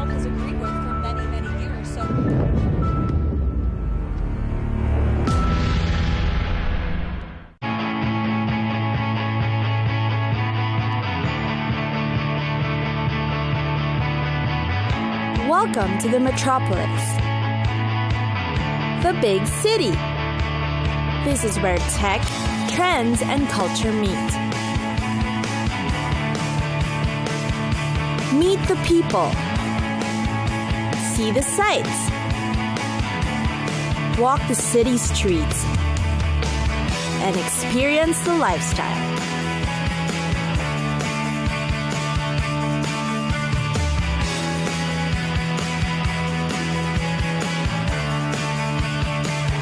This is your first-class ticket to the cities of the world.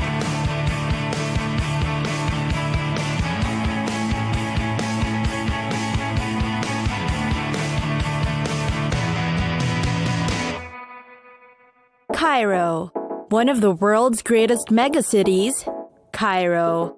It is rich in its historic finery, while at the same time known for its extremely hot weather, traffic, and yes, noise and air pollution. While it is perhaps the city that tourists both love and hate, the experience makes it rather worth the challenges. It's got history that spans centuries, the city is full of vigor, and Cairo is a place to be when you're looking to experience the Egyptian street life. It is, in fact, where the only surviving wonder of the ancient world is. No words can describe the majestic view of the 3 5,000-year-old pyramids on the Giza Plateau. One of the most popular ones is the King's Chamber, considered one of the deepest man-made silences on Earth. Of course, you can't miss the Sphinx. It is both an enormous sight and an overwhelming experience you will never forget. It serves as the guard of the pyramids with its lion body and pharaoh face.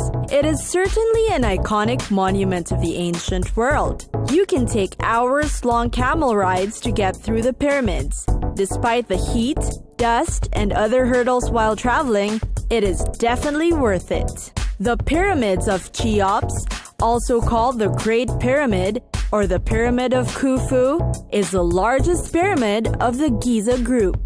You can explore the mysterious interiors of its narrow passages.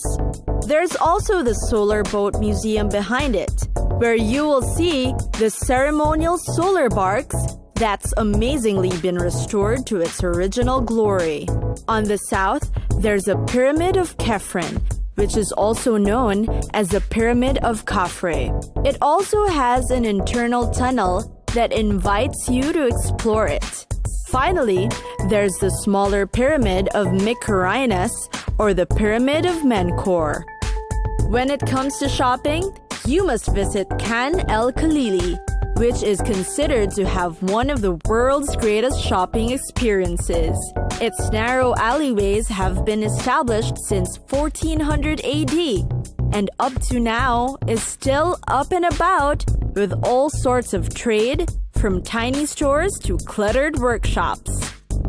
For sports and recreation, find tennis courts around the south of Jazeera or ride the stables at the sports club. The Cairo Tower, built in 1961 by President Nasser, offers you an amazing view of the sunset at its observation deck.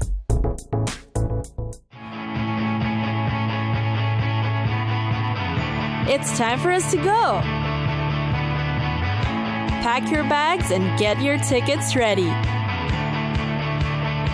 And we'll see you on the next destination. Catch us again next time on Cities of the World.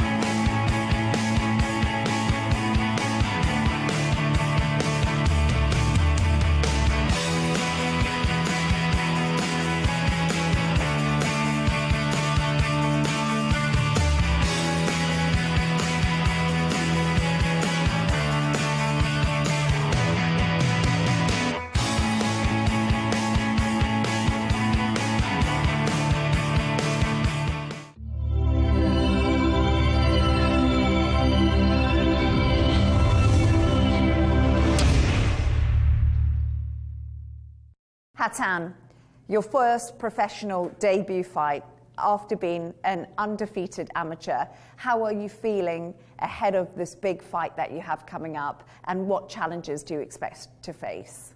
I'm super excited, and I am well prepared for my professional fight. It's a really big step in my life, and it's my dream to step on a cage as a professional, not an amateur. And we can say that I'm quite sure that I will do my best in the cage, and I will represent my country in the best way. And of course, your opponent tomorrow has already had a professional fight. How do you feel going into that? Have you changed the way that you've trained? Have you changed your mindset? What's been different going into a professional fight and into the cage tomorrow? I have been training as a professional fighter since the moment I started. I play amateur, but in the train, I always tell myself I'm a professional. So there is nothing have changed in my training, only if there is a plan that we are sticking with for my opponent, because every opponent you have is gonna have his own plan, his own game to play. She had her first pro fight. I still haven't, but I'm quite sure that this fight is going to be mine, inshallah. So what do you hope to deliver in this fight? Is it going to be a knockout in the first round, second round? What do you think? I'm not going to tell you what I wish to deliver, to be honest, because all I want to do is enjoy that moment. Because everyone knows my style in the fight. Everyone knows that I smile, I do shows, I laugh, and try to get my opponent nerves.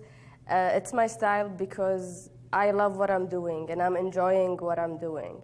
So I want to keep enjoying the fight, and if I saw something that's going to knock her out, I'm just going to hit it.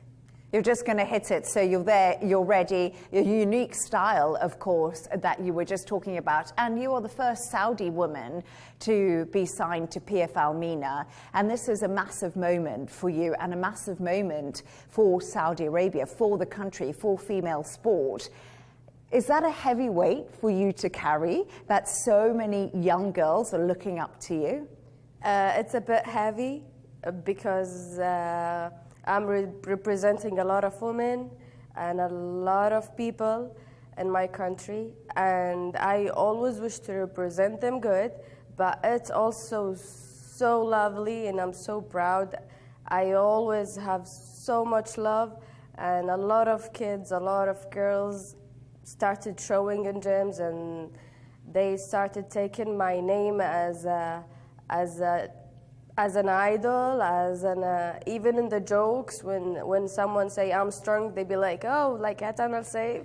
My name got bigger, got more lover, more fans. So it's a bit heavy, but I do love it. And it's so difficult because you just mentioned there about more women going into the gyms. This is a new era in Saudi Arabia. And how would you like to see it changing when it comes to female sport, and especially martial arts, because MMA is one of the most difficult sports in the world? Exactly. Martial arts, it's really difficult. And for me, it is the #1 difficult sport in the world.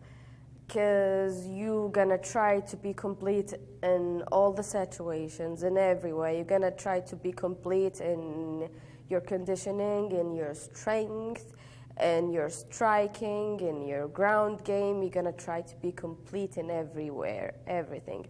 So you're gonna be working in all the ways in your life. But the moment you love it, it's gonna be addiction, and you will never gonna stop it. It is so hard for women, but there is plenty of women that have this much strength to do it. And you had a difficult upbringing and a difficult childhood in many respects. It wasn't the easiest road for you. What do you think martial arts has brought you? And now you come into a fight, what has that given you strength-wise and mindset-wise? There is a lot of people that were saying that fighters are not born. Fighters are made from life. But for me, I don't take this thing. I believe the fighters were born. Because many of us, plenty of us, since they were kids, they born, and the moment they were born, they are fighting. Not fighting in a cage, fighting in a life, fighting for themselves, fighting against anything in life. Every one of us is fighting something. But you're gonna find your own situation to fight it back, to fight your weakness, to fight your depression, to fight anything you're gonna have in your life. And for me, martial arts was the way to fight back.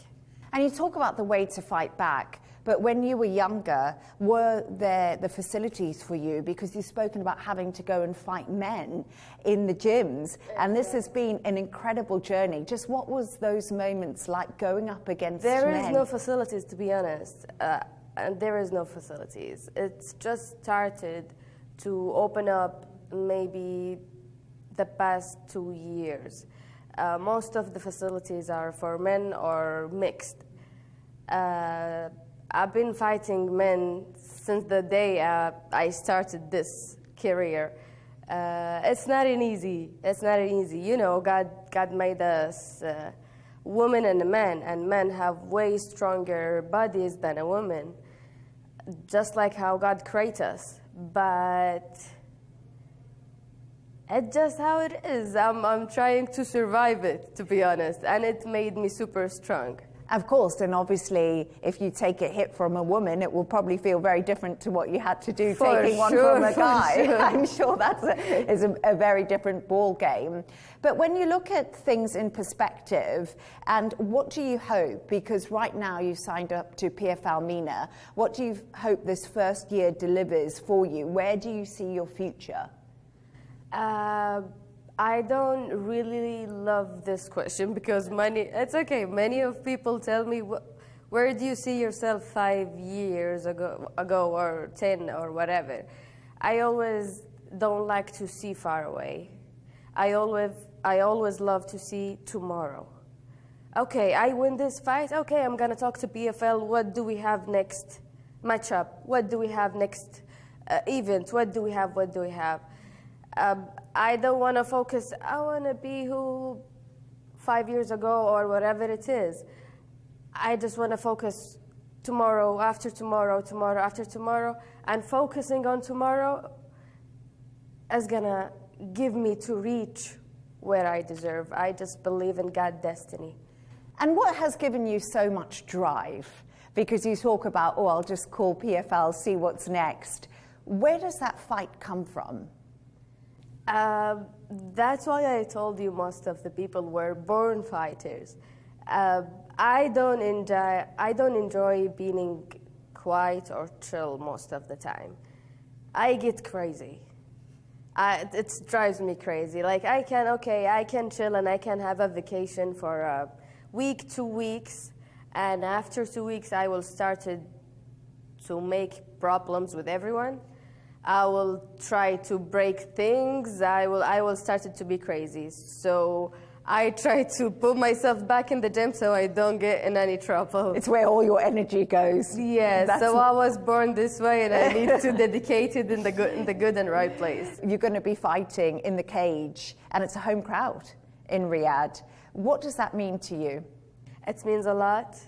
It means a lot. Every time I step on that cage, I can hear the people screaming for me. And I can hear the love, the crowd, and it gives me so much proud, so much. And you spoke a little bit earlier about, 2 years, women's fighting in Saudi. I know you don't like the stories about the future, but do you ever see yourself opening up gyms here and being more involved and getting more women into the sport? I would love to. Maybe, inshallah, one day. Good luck. Thank you very much. Thank you. Thank you, Hatan. Welcome. The relationship between Moscow and the Arab world has never been a straight line. It has seen decades of rises and falls, from peaks of alliance during the Arab-Israeli wars to a sharp decline after the collapse of the Soviet Union, and then a notable return through the Syrian gateway followed by Gulf caution amid the war in Ukraine. Today, with the Arab-Russian summit convening in Moscow, a central question is being asked. Is Russia seeking to restore its former glory in the region, or to build new partnerships that adapt to the transformations of the 21st century? Since the mid-20th century, the Soviet Union emerged in the Middle East as a pivotal player, as its early support for the independence of Egypt, Syria, Algeria, and South Yemen granted it special influence with Arab capitals. That influence soon turned into an active military and political presence, reaching its height during the wars of 1967 and 1973, when Moscow supplied Cairo and Damascus with weapons, experts, and pilots, becoming a principal partner in the Arabs' battles with Israel. In that period, the depth of the alliance with Cairo was embodied in a historic visit by Soviet leader Nikita Khrushchev to Egypt in 1964, where he joined President Gamal Abdel Nasser to celebrate the diversion of the Nile as part of the Aswan High Dam project. Those were highly symbolic moments that cemented Egypt as Moscow's closest Arab ally, and showed how development and weaponry, together with political positioning, became interlocking tools of the Soviet project in the region. At that time, Khrushchev delivered his famous line, "The High Dam is not just an engineering project. It is a symbol of friendship between the Egyptian and Soviet people." From there, a new phase began in which the Soviet Union became the primary patron of Arab nationalist and socialist regimes. But that alliance gradually began to crack through the 1970s, when President Anwar Sadat rose to power following the death of Nasser. Sadat sought to free his political and military decision-making from Soviet dominance and to pave the way for a rapprochement with the West. In 1972, he took a stunning step by ordering the expulsion of around 20,000 Soviet military experts and advisors from Egypt, a moment that marked the great rupture between Cairo and Moscow.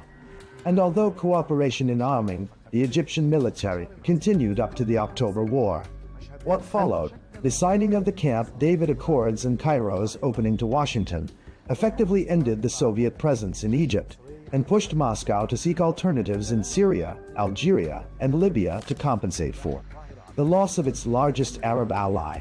With the Soviet Union's collapse in 1991, Russia's presence in the Middle East receded, and Moscow withdrew from bases and ports that had underpinned its influence for 5 decades. With the dawn of the 2000s, Vladimir Putin redrew the compass of Russian foreign policy, seeking to regain influence lost with the Soviet collapse. Military cooperation revived with Algeria, Egypt, and Syria, and economic channels opened with the Arab Gulf in energy and grain, restoring Moscow's bridges of interest with the region. But the major shift came with the Arab uprisings of 2011, when Moscow saw a chance to cement its presence. Its direct military intervention in Syria in 2015 restored to it key strategic levers, most notably the bases of Tartus and Memim. This intervention reinforced Russia's image as a protector of its allies. Yet at the same time, it raised caution among Arab capitals trying to balance relations between Washington and Moscow. Saudi Arabia, the UAE, and Qatar viewed Russia's military presence in Syria as deepening Iranian influence and keeping Assad in power. Despite political disagreements, Moscow's ties with the Gulf capitals remained pragmatic, maintaining close cooperation in the energy sector, along with Russian investments in gas and petrochemicals, and a limited degree of security and military coordination. With the eventual fall of the Assad regime, the scene shifted again. The new Syrian leadership rearranged its priorities, moving away from dependence on Moscow and opening up to Gulf capitals in search of reconstruction and investment. This shift cost Russia its Damascus card, the one that had given it prime influence in the Middle East equation, while the new Syrian leadership sought to redefine its relationship with the Kremlin on different terms, preserving security coordination and continued use of the Tartus and Memim bases in exchange for limited Russian support in infrastructure rehabilitation projects and the supply of wheat and fuel. Then came the outbreak of the Russia-Ukraine war in 2022, putting Russian and Arab relations to a severe test. Saudi Arabia, the UAE, and most Gulf states adopted a policy of neutrality, maintaining oil cooperation with Moscow, while on the other hand, Egypt and Algeria continued their economic and military partnerships with Russia despite Western pressure. But Western sanctions affected grain and fertilizer trade and energy prices, driving several Arab countries to seek a careful balance between their interests with Moscow and their need for Western partners. Despite the geopolitical complications, the last decade saw strengthened oil cooperation between Moscow and Riyadh through OPEC Plus agreements that helped stabilize the global energy market. Mutual investments also expanded in petrochemicals, agriculture, and religious tourism, with high-level visits between Russian and Gulf leaders keeping communication lines open even at the height of crises. In parallel, Moscow maintained its traditional stance on the Palestinian issue, affirming support for a two-state solution along the 1967 borders and the establishment of an independent Palestinian state beside Israel, while calling, during the recent Gaza events, for an immediate ceasefire and civilian protection to preserve balance in its relations with both Palestinians and Israel. Russia's presence has not been limited to the Gulf, Syria, and Egypt. Algeria has been one of Moscow's oldest military partners and the largest importer of Russian weapons in Africa and the Arab world. Since 2019, Russia has played a prominent role in Libya through the Wagner Group supporting Haftar's eastern forces, giving it military and economic leverage in key regions. In Sudan, there was the 2020 signing of a preliminary agreement to establish a naval logistics base at Port Sudan, not yet implemented because of political circumstances. Meanwhile, Russia has remained a major arms supplier to Sudan. In Tunisia and Morocco, cooperation centers on agriculture, trade, and tourism, while in Lebanon, Moscow's influence is confined to the energy and offshore gas sectors. Thus, over 7 decades, Russia has shifted from a strategic ally of Arab nationalist regimes to an oil and investment partner for the Gulf states, and finally to a party in confrontation with the West, one that directly impacts the Middle East's stability. Today, with the Ukraine war still raging, Arab capitals face the challenge of mediating between East and West, while Moscow strives to entrench its footing in the region despite global isolation, and to deepen cooperation with Arab countries in economics and energy. In this context, attention turns to the Arab-Russian summit, on which Moscow hopes to represent itself as a principal actor in the Middle East, and to broaden its political and economic partnerships with the Arab world amid a phase of profound regional and global transformation.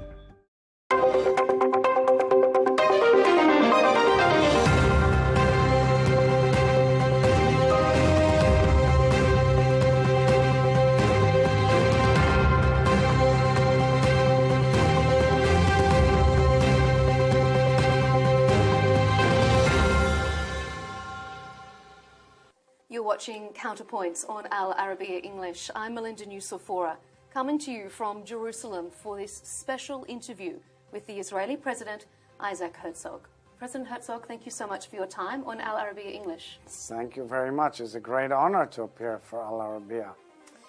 We're sitting down here in Jerusalem at a time of another flare-up in regional tensions. We're seeing Iran again resuming the targeting of some vessels in the Strait of Hormuz. We're seeing renewed strikes from the United States on Iran. The memorandum of understanding that was signed on to, was it a bad interim deal if we find ourselves back in this position? First of all, I'm not surprised that this is the situation, because with the Iranian pattern of behavior, which we know, it's impossible to do deals. They violate all the time. They have their own way of interpreting things that are very, very clear. We see in so many instances their proxies are all operating on their behalf simply to stir up and radicalize the situation, leading to instability. That's their ideology for years and years and years. And I must say, I believe that this reality also hits the face of many people who thought that there is an opportunity and a chance. Honestly, I believe in a diplomatic solution to the conflict. I think this is absolutely what needs to be done, and I actually know that this is the clear Israeli position, but we had legitimate concerns. We raised them. And now you see it in front of your eyes with the Iranian behavior. I'm happy that the American reaction is firm and clear so that everybody understands, especially the Iranians, that they cannot goof here. And they have to go back on track if they really want to implement a venue of exiting from the war. You mentioned that that Israel had concerns about the memorandum. Do you think if Israel had have been negotiated with in the lead up to the memorandum being agreed to, that this current situation could have been avoided? Look, the whole situation is controlled and led by President Trump. And I trust him fully on this. And I believe that it is an American-led situation, meaning the Americans have to deal with it with their allies as well. Because closing Hormuz, let's understand it, closing Hormuz is clearly another extortionate step in the relations of Iran with the world. If you think about it objectively, now let's go to bird's eye view, and you remember the map of the Middle East. It cannot be that the world would accept a situation whereby maritime routes, which are owned by the world, which are internationally open, which are part of international rules and part of international maritime law, it cannot be that they will be closed by one nation through its proxies or by itself simply because they want to blackmail the rest of the world. It cannot go this way. It's impossible, because once you do it, then the whole world is a mess. And I think here the American position is very clear, and I think President Trump is correct in the fact that he's insisting that Hormuz be open. It's part of international trade. The US, though, is also asserting its own blockade on the Strait. So why should they be allowed to do it? Because it's a counter-reaction to the Iranian blockade. And at the end of it all, it's quite clear that free maritime is something of an essential element in world affairs. You know, people who watch us now should realize that this blackmailing operation, which has been going on for almost 3 years, like closing of Bab el-Mandeb, okay, by the Houthis, or closing of Hormuz, etc., increased the cost of living of all these families around the world who are getting these products, who are being carried by ships all over the world because of insurance and freight costs and other costs. So it's obvious that the world is paying price simply for this Iranian rudeness and Iranian mode of behavior, which has always been a terrorist mode of behavior. And even after what looked like a potential breakthrough, the world finds itself back in this position. We're discussing again that the closure of the Strait, regime change in Iran now looks increasingly unlikely, and their nuclear and ballistic missile capabilities remain somewhat but that's everybody's clear purpose, is to make sure that Iran does not have nuclear capabilities. The President of the United States made it clear, the international community, the European Union, everybody understands now the threat of nuclear capability by a jihadist regime as the Iranian regime. This is the root cause of the war. I mean, you know, the United States went to war with Israel on this issue of the nuclear capability of Iran, because it means a huge, huge risk and danger to all the people in the region. The fact, though, that we've gone so far into this conflict, we've had a potential breakthrough, now we seem back to the beginning of where we were. Has it been a strategic failure to this point? Well, I don't know, because honestly, you know how it is. There's an eruption and then there's negotiations. I know that there's efforts to go back on track. I cannot comment because I'm not in the room, nor are we involved. So I don't want to give judgment on something and make clear declarations, because it may go back on track. All I'm saying is there should be clear guidelines. No nuclear capability of Iran, no blackmail and extorting the world community by closing off Hormuz. And as you say, the negotiations now look like they could potentially get back on track. We don't know. You know how it is. There are mediators, there are efforts. Would you like to see Israel at the table? I always want to see Israel at the table. I want to see Israel at the table speaking with all our neighbors and finding the route for peace in our region and moving forward with our allies and having a real dialogue above board with all the Arab states around us, because I believe that we're at a critical historical moment where there is a trajectory, a shift, a change of a real dialogue between Israel as the only Jewish state in the world and in the region, speaking to all these very distinguished Muslim states around us. I believe we're at a moment of dialogue between Jerusalem and Mecca. I believe that there is a moment of dialogue between people of all faiths in the region, and I'm trying to pursue it in my own way. What's the impetus, do you think, for that, this current point of because dialogue? There's an ever-evolution of the relations. 50 years ago, 30 years ago, there was not even a chance of a dialogue between Israel and any of the Arab states following the peace agreement with Egypt, then with Jordan, and the Abraham Accords. There is a major movement moving forward. There's also reality under, not so above board of dialogue between so many nations and peoples and business and so forth and so on. It is clear. It is my dream, as I say all the time. It is my dream to take a car and drive to Beirut.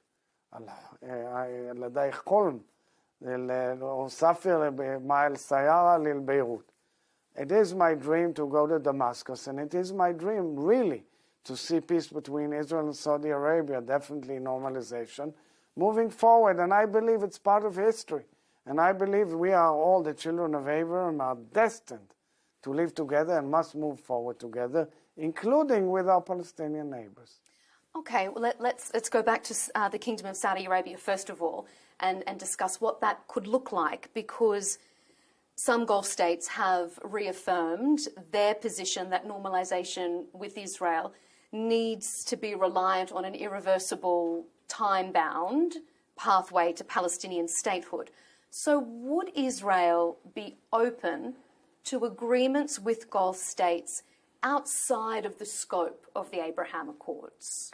Well, Israel, I'll say the following. Right now, it is a clear Israeli desire to have agreements with further and important Arab states, and clearly the dialogue between Israel and Saudi Arabia, or the normalization, is clearly something that should be dealt with directly between the nations with the support of the United States. I don't say it has to be under any formula or under special cover or definition.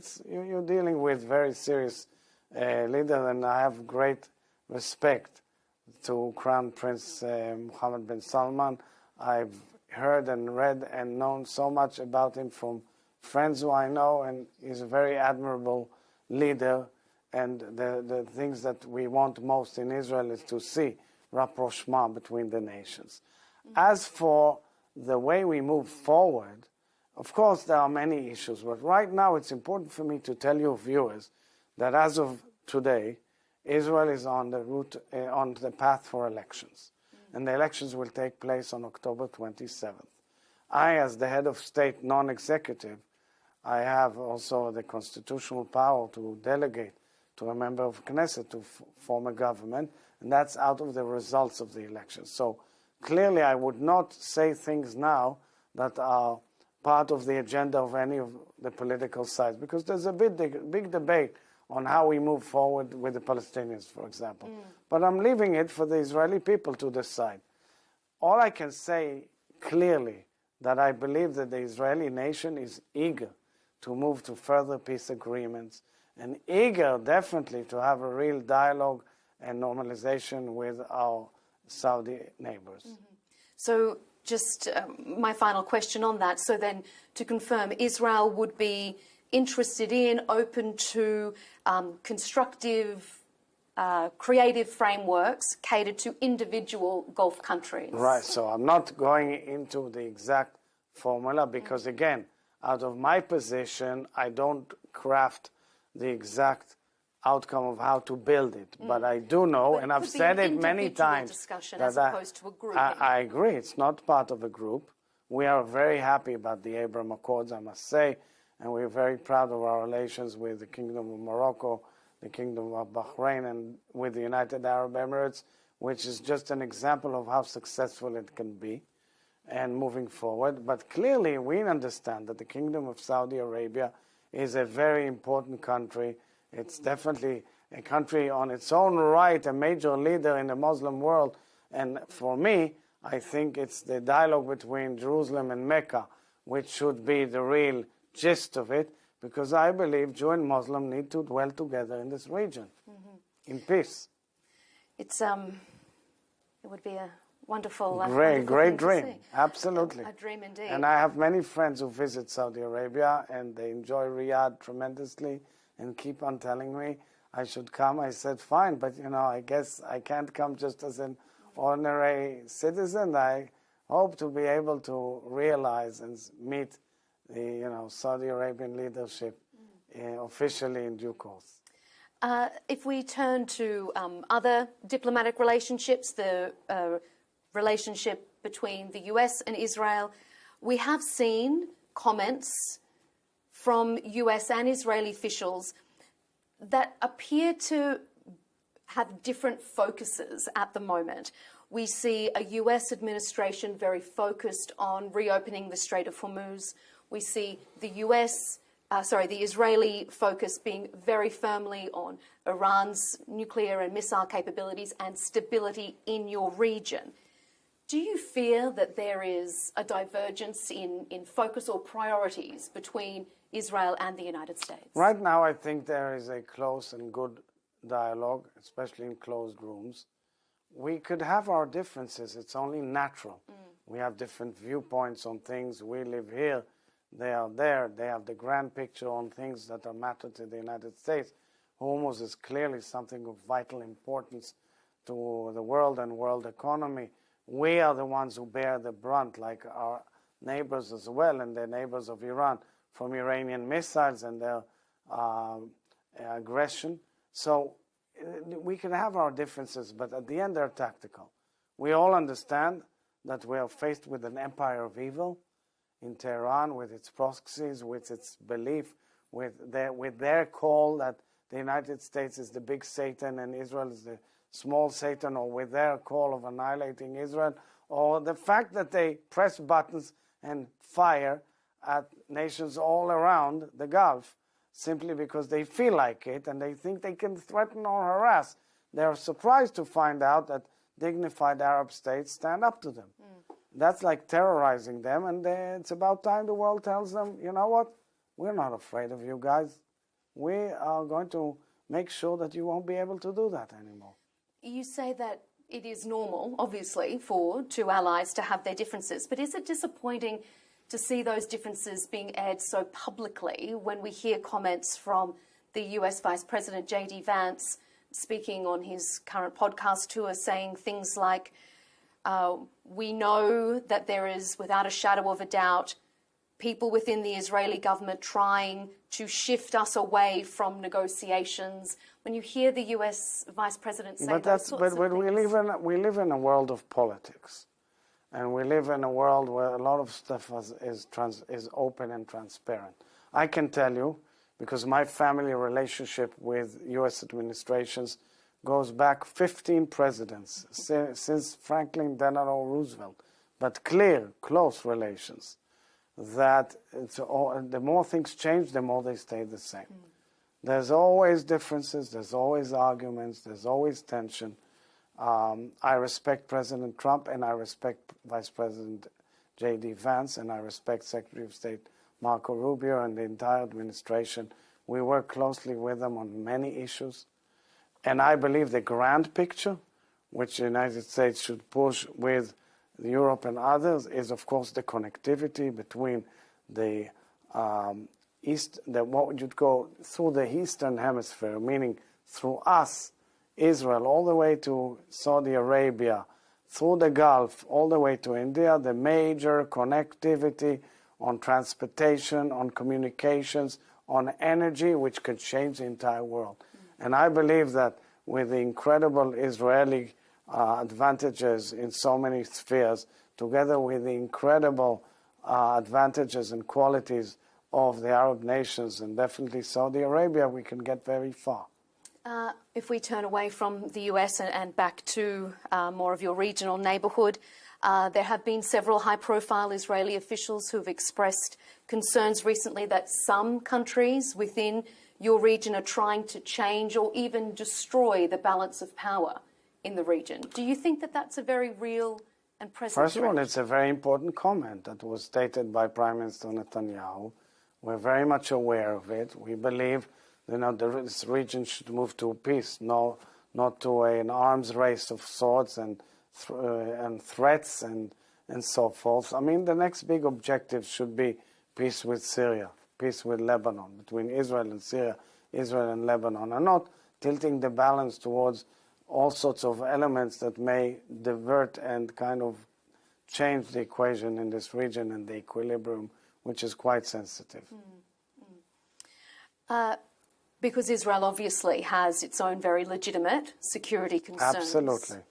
But since the atrocities of October 7, we've witnessed, or the world has seen, a reported death toll in Gaza of approximately estimated 73,000 people, about more than 1 million displaced from Gaza and Lebanon, Israel accused of genocide at the International Criminal Court, and Israeli politicians accused of war crimes. As a head of state, non-executive, are you sorry and uncomfortable at that level of unnecessary civilian death and scrutiny on Israel? So first of all, we reject a lot of this data, and we of course insist that we operated according to international law by defending ourselves. One has to understand the frontier, the arena of battle, because we alerted every citizen who was there in advance to move out so that we can get in and unravel those tunnels of terror where our hostages were kept there, or where huge ammunition was kept there, to attack our citizens and go for this massacre of October 7th.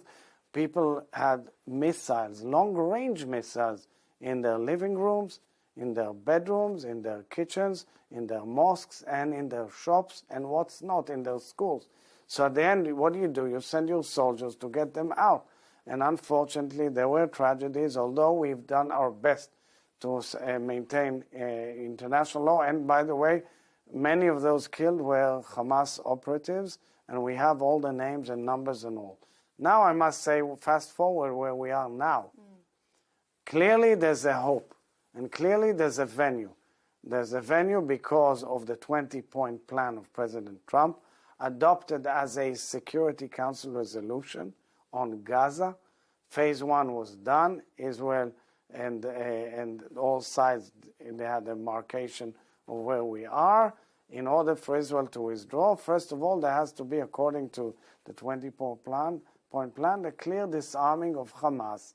That's the phase we're at, the heavy negotiations by the Board of Peace / international chair of it all, Nikolai Meladonev, and his team, bringing in a technocrats government of Palestinians to Gaza from Egypt.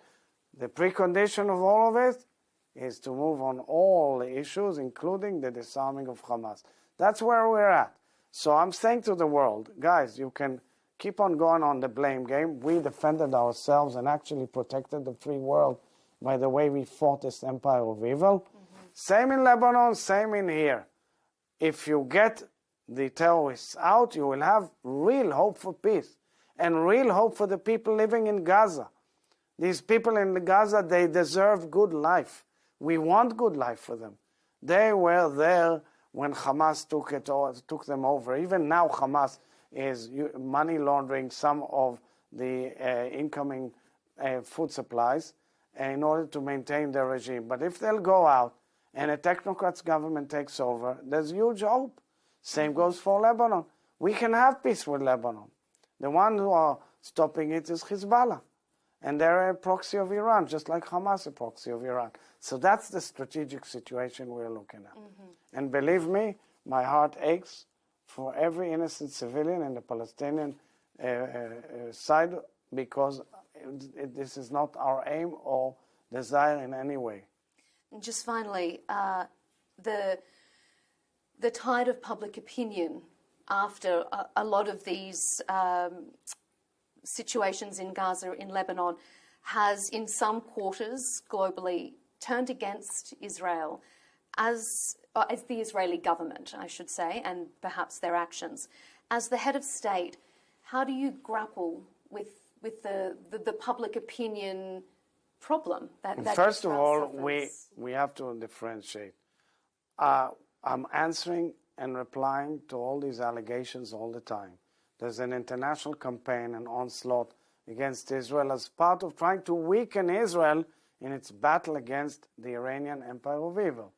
That is a clear equation, and therefore a huge part of this campaign is aimed to affect public opinion by viral movies, by messaging, by demonstrations and so forth. Having So you said think all it's that, not organically sort of it's not generated? organically. A lot of it is fake too. I don't shy away from the fact that there are people who believe that, but we know that it's instigated and organized and paid for and financed, and a lot of that was exposed in recent months all over the place. Some of it is But organic grassroots and okay, concern. because some of the people have no clue. They don't know anything about the region. They don't know anything about my country.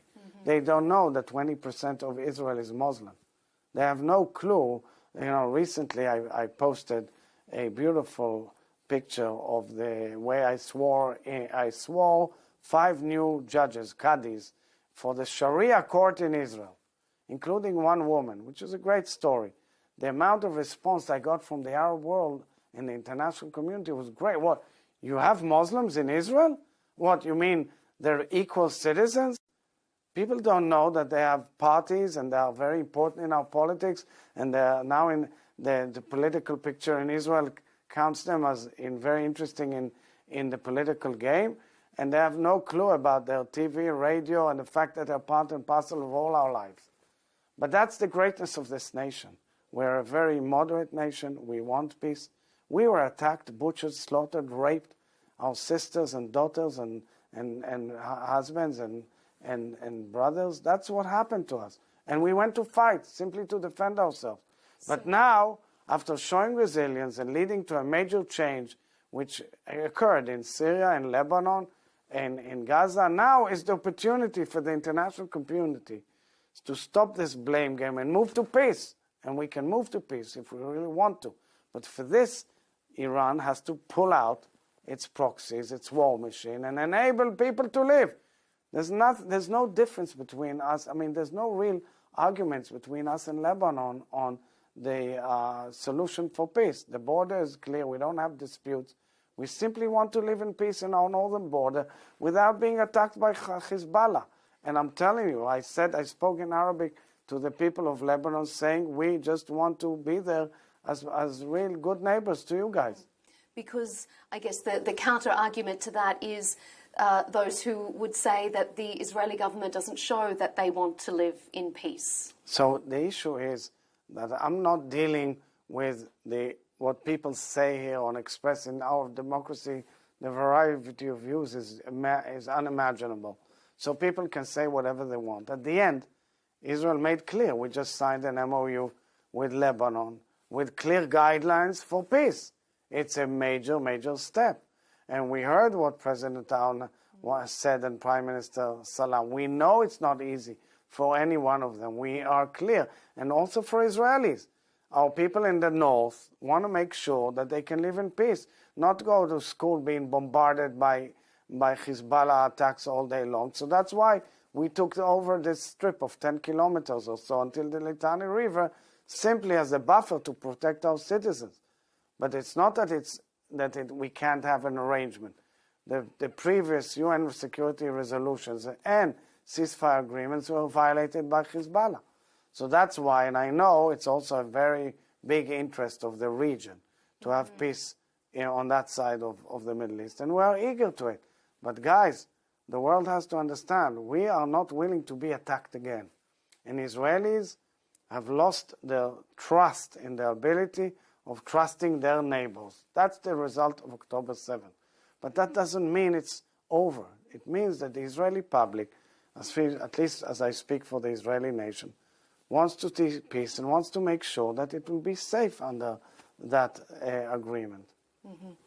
President Isaac Herzog, I appreciate your comments in this wide-ranging interview. Thank you for your time. Thank you very much. On Al Arabiya English. Thank you.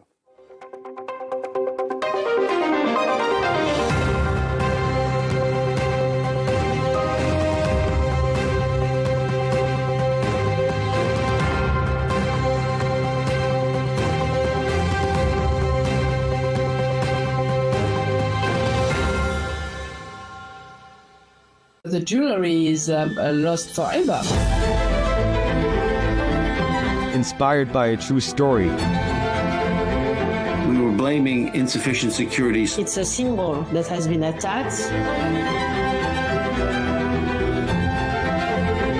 Isn't a museum the most protected space on the planet?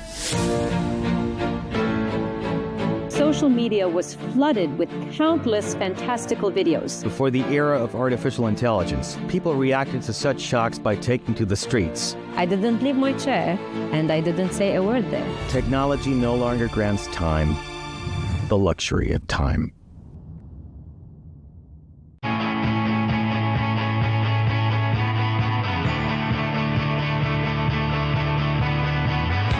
Welcome to the metropolis. The big city. This is where tech, trends, and culture meet. Meet the people. See the sights. Walk the city streets. And experience the lifestyle.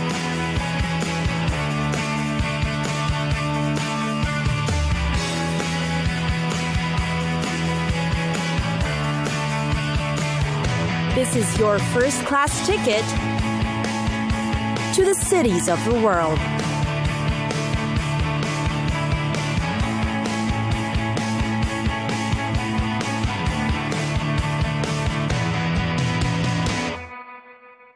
Cairo, one of the world's greatest megacities, Cairo. It is rich in its historic finery, while at the same time known for its extremely hot weather, traffic, and yes, noise and air pollution. While it is perhaps the city that tourists both love and hate, the experience makes it rather worth the challenges. It's got history that spans centuries, the city is full of vigor, and Cairo is a place to be when you're looking to experience the Egyptian street life. It is, in fact, where the only surviving wonder of the ancient world is. No words can describe the majestic view of the 3 5,000-year-old pyramids on the Giza Plateau. One of the most popular ones is the King's Chamber, considered one of the deepest man-made silences on Earth. Of course, you can't miss the Sphinx. It is both an enormous sight and an overwhelming experience you will never forget. It serves as the guard of the pyramids with its lion body and pharaoh face. It is certainly an iconic monument of the ancient world. You can take hours-long camel rides to get through the pyramids. Despite the heat, dust, and other hurdles while traveling, it is definitely worth it. The pyramids of Cheops, also called the Great Pyramid or the Pyramid of Khufu, is the largest pyramid of the Giza group. You can explore the mysterious interiors of its narrow passages. There's also the Solar Boat Museum behind it, where you will see the ceremonial solar barks that's amazingly been restored to its original glory. On the south, there's a Pyramid of Khafre, which is also known as the Pyramid of Khafre. It also has an internal tunnel that invites you to explore it. Finally, there's the smaller Pyramid of Mycerinus, or the Pyramid of Menkaure. When it comes to shopping, you must visit Khan El Khalili, which is considered to have one of the world's greatest shopping experiences. Its narrow alleyways have been established since 1400 AD, and up to now is still up and about with all sorts of trade, from tiny stores to cluttered workshops. For sports and recreation, find tennis courts around the south of Jazeera or ride the stables at the sports club. The Cairo Tower, built in 1961 by President Nasser, offers you an amazing view of the sunset at its observation deck.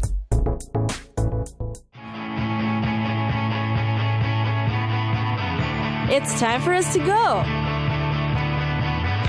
Pack your bags and get your tickets ready.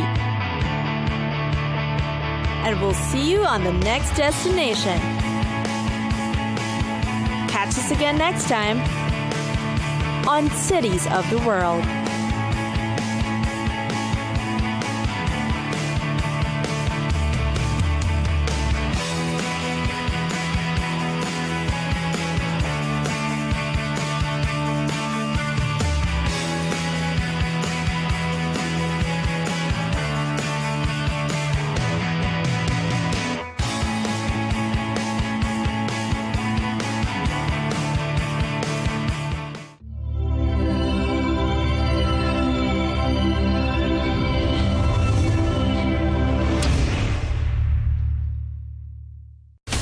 From the White House to Gaza, Kiev to Beijing, elections, economics and the environment compete with conflicts and other complex issues for our attention.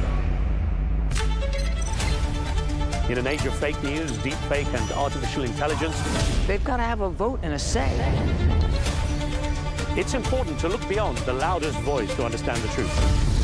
From newsmakers to groundbreakers, My campaign is going very well. Presidents, prime ministers, princes and peacemakers, and cultural tastemakers. As Arabs, as Middle Eastern, we're too emotional. Join me on The Riz Khan Show for empowering conversation.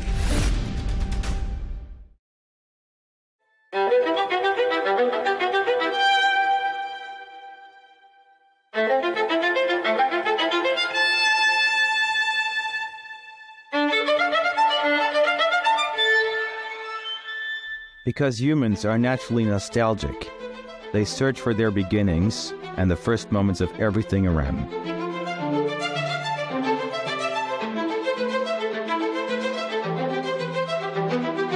It is in our nature to cherish what we consider precious, to protect our memories, even those that break our hearts.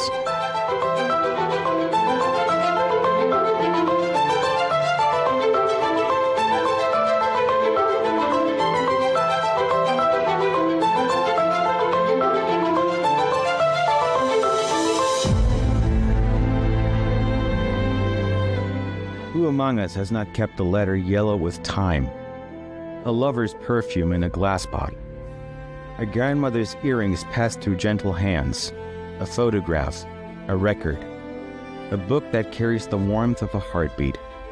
Can we say that everyone has their own museum?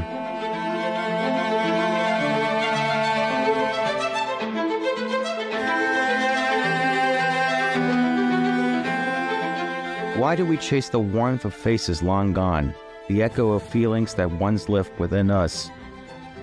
Why does the human heart wander endlessly backward, spending half its life in the soft light of yesterday?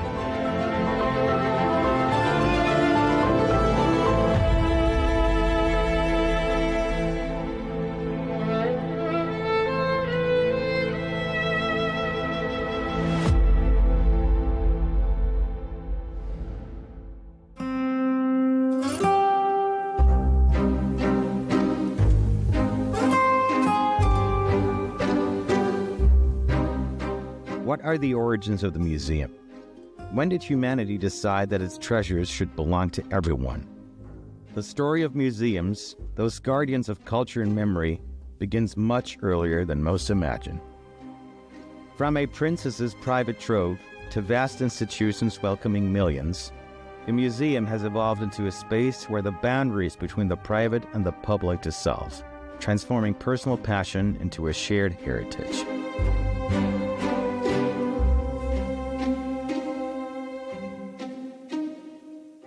The Louvre has always been in the center of Paris. That is to say, it has been the heart of Paris for almost 800 years.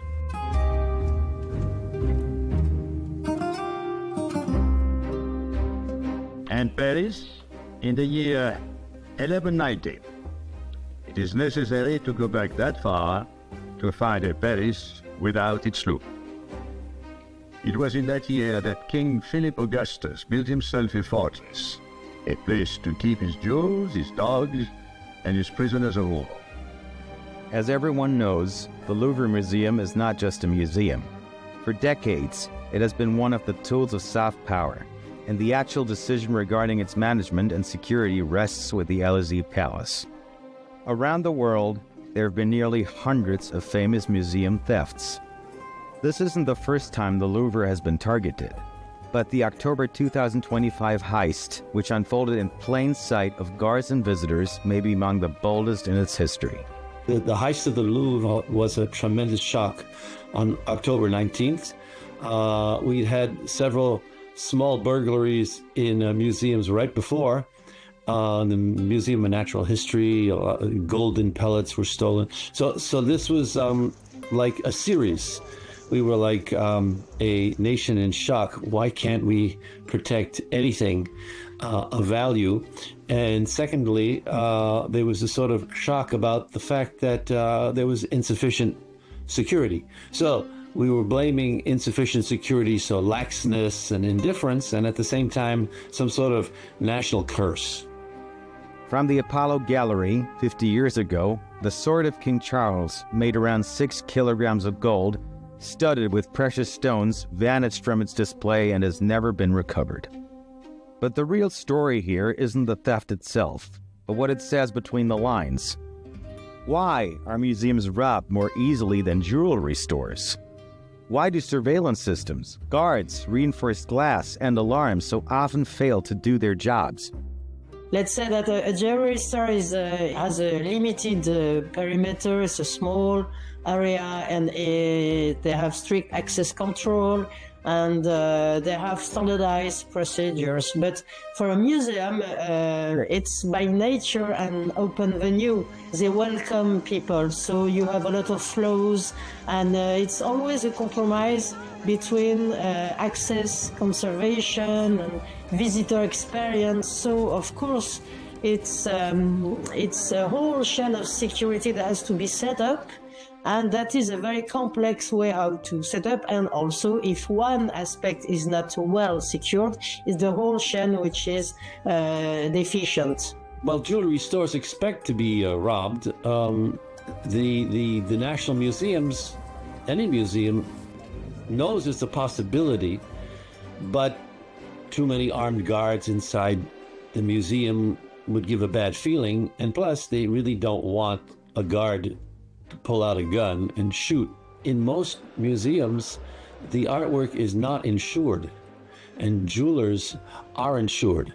So the jewelers, you know, they can put up a fight, but in the end, it's not that tragic for them. For a museum, they don't put up a fight. It's almost counterintuitive, but you know, they should be guarded like crazy since they don't have insurance. But it's exactly the reverse that happens.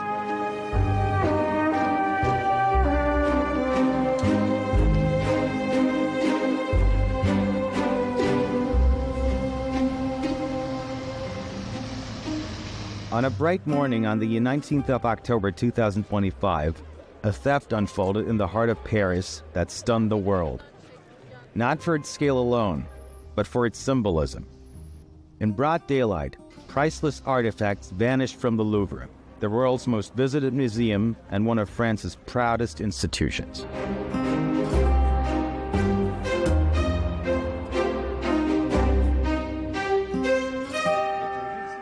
Considering this latest Louvre heist, the getaway truck was itself stolen from a small town on the outskirts of Paris called Louvre. It somehow made its way into one of the busiest, most heavily monitored areas of the French capital. The truck stopped, 4 men got out, 2 entered the gallery, took what they came for, and left. All happened in just 7 minutes. This is what has been confirmed. Digging into details, sources say that those 7 minutes were invested wisely. 3 minutes and 57 seconds were enough to smash the glass, snatch 2 displays of jewels, and escape without anyone lifting a finger to stop them. All this in a city where Parisians swear that if anyone parks his car in that same spot for even a minute, police patrols would appear from every direction, issue a fine, and order the driver to move immediately. It's a symbol of France. What happened in the Louvre was shocking. We always see police cars all over Paris every minute, but here in this spot and specific minute, no police car was there to stop the robbery. It is shocking. So that's what really shocked us. The easiest way they could use to do that, it was like acting normally, you know, being part of the environment. The world is expecting more security from this kind of places, of course. One day or one other, we will have also a security failure in the Tour Eiffel. The thieves did know everything about the Louvre's method of operation. They knew that the jewels were reinstalled every morning. The jewels are taken away at night and hidden in a safe place and brought back at exactly a few minutes before opening. And they knew that that was the vulnerable moment to jump in, because security would have been moving around. So obviously they had infiltrated somebody who had done all this investigating. Merde. Ok, merci. Les individus sont en scooter, ils vont quitter. La police. Ah, c'est pour passage monsieur, est-ce qu'on arrête les entrées?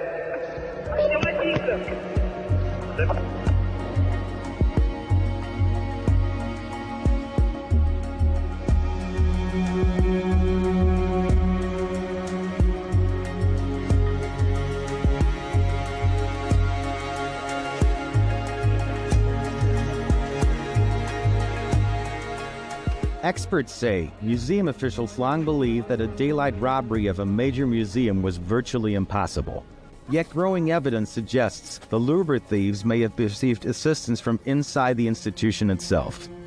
Some even speculate that the perpetrators had a digital or human Trojan horse inside the museum, a secret accomplice who is now just a stunned observer like everyone else. Still, these are speculations nonetheless. All kind of cyber intrusion or any insider that could link some crucial information are always options that has to be taken into consideration for investigation. I am not inside the investigation, but it's very probable that they had somebody inside who told them how weak the system was. It's very plausible. Very plausible. But we have to wait the end of the investigation. Is it somebody like a one guard or some cleaner or something like that? That's where the suspicions would go. But that it was an inside operation that was commanded by people inside who working against their own institution, no, that has not been considered in the end by the investigation, nor the fact that it would be a foreign nation. According to what we know about what they said, the criminals said during their arrest, and also what they have, what the investigators have discovered, there was no any traceability of intrusion. Could be internal insider providing with crucial information, or any kind of cyber attack on the system in the Louvre. So for the moment, nothing goes to that explanation.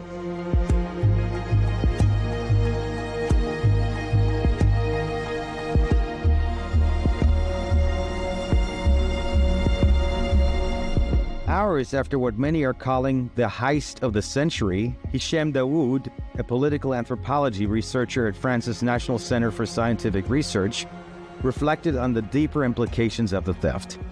France may have recovered its most valuable artifact, Daoud said, but what was wounded today cannot be healed by reclaiming a mere object. What was shaken was the belief that the symbols of the French nation are untouchable, that the pride of an entire country could not be threatened in a matter of minutes.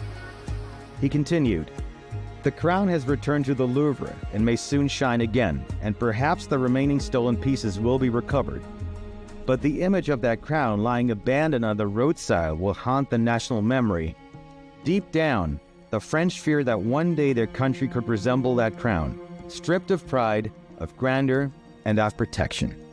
You know, everybody, the newspaper reported that something very easy, and then the jewelry is lost forever.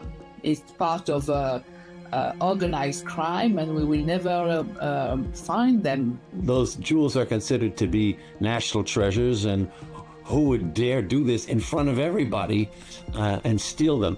So museums are behind in their thinking. They got it more or less backwards.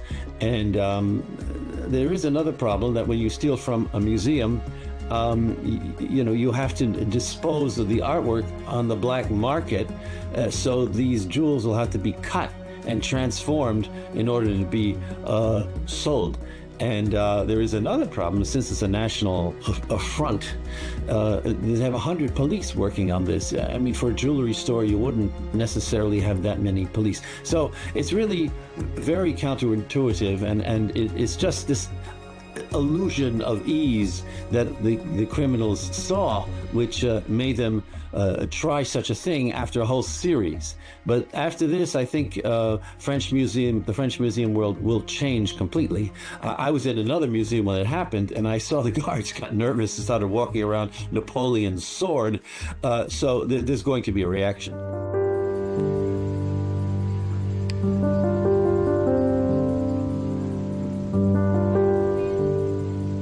Ironically, some observers note the stolen items may be the only pieces in the Louvre that weren't already stolen from somewhere else to begin with.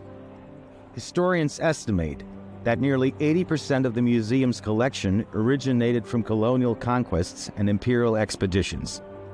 That uncomfortable truth, many argue, is the real core of the story.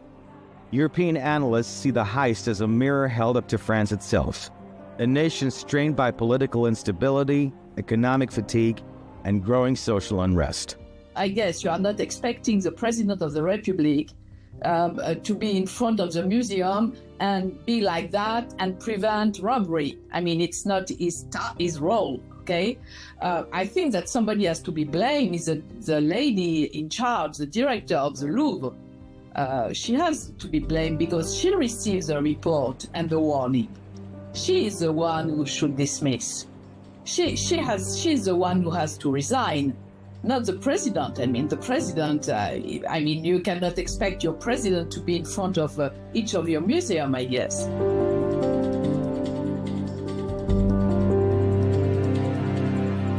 It wasn't just a robbery, one senior cultural critic in Brussels said.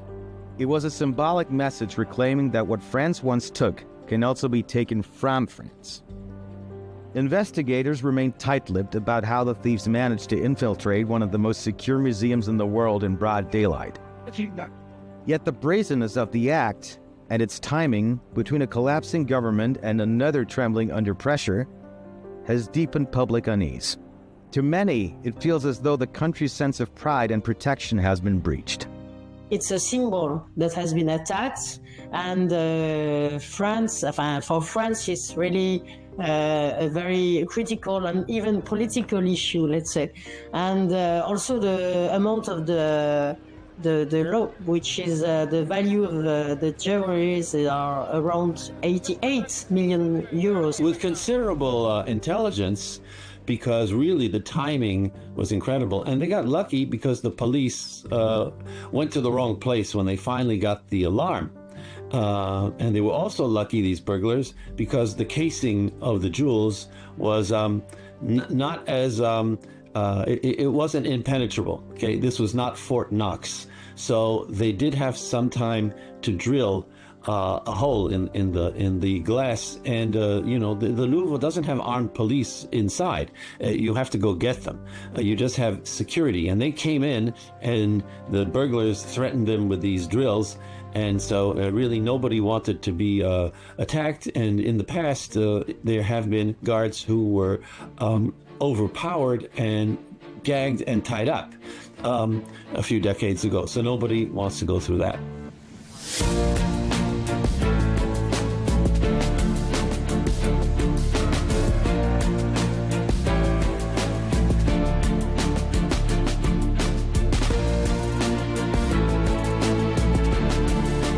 We often read the phrase, inspired by a true story, at the beginning of some movies or even some novels. But what happened at the Louvre seems to be the complete opposite. Who among us did not notice the mysterious resemblance between the recent Louvre theft and the plots of the famous French series Lupin and the film The Thomas Crown Affair, released in 1999? Were these stories merely a coincidence? Or were they hidden maps of an event that actually took place at the Louvre on the morning of October 19, 2025? The beginning is disturbingly similar because it's the same part of the Louvre which is burglarized. However, in the series, it's a public auction which is attacked, and in reality, it's simply the room, the display room. So there's that difference. However, the quality of the burglars seems to be similar. They are not, international robbers like Arsène Lupin is supposed to have been. This imaginary figure, it's not Ocean 11 or one of those kind of high-class mythical movie attacks. These were just general, jewelry robbers who did this. The comparison is a bit exaggerated because, okay, we have the Louvre, which is a world icon, and it's very romantic place as well. But the idea of also acting during the day, so the fact this is very surprising. Unfortunately, I have to say that as I mentioned previously, obviously no political and no other objective in this heist to get profits and to exploit a security gap, and that's all. Astonishing that they were able to do something like that in such a short amount of time with no one really noticing what was going on. Right. So it really was like an ultimate heist in the middle of the day. Yeah, it almost sounded like a movie. Well, you would imagine like high level of security, especially protecting certain things. So when you have something valuable at home, you try to protect it, right? Imagine a museum with lots of history, lots of years worth of, right? So yeah, very surprised.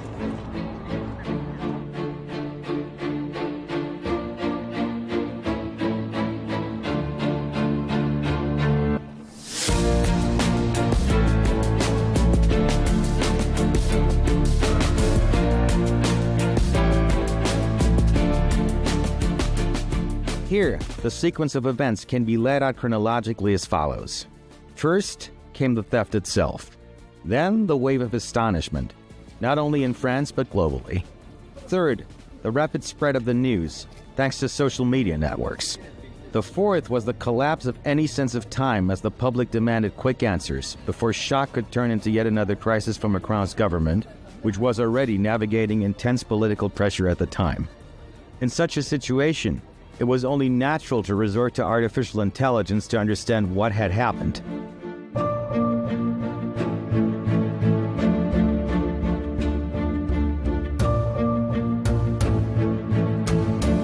Today, technology does not grant the luxury of time. For example, in the recent Louvre Museum theft, just a few hours after the incident, social media was flooded with countless fantastical videos, perhaps exaggerated, created with the help of artificial intelligence, all seemingly mocking the theft.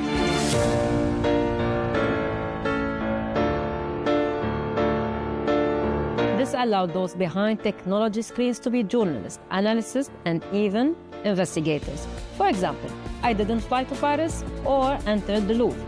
The only truth about the video you've just watched in the Louvre is my photo, just a silent photo that I gave to AI to generate this video.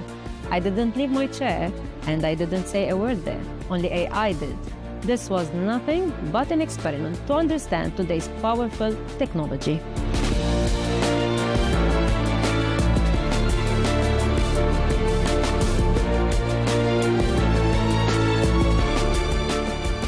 Trying to find a kind of plot in this due to the political and social situation in France. Macron is always used for groups that are against the situation and let's say the current political scene. It's another way how to attack France, or more specifically its president. On ne tire pas sur une ambulance. You don't shoot ambulance. When somebody is weak, it's always easier to ban him and to blame him. Okay? I myself, I don't blame the president for that. I blame the lady in charge, the director of the museum. She is the one who had the report. She is the one in charge. She is the one who must be taken accountable on that.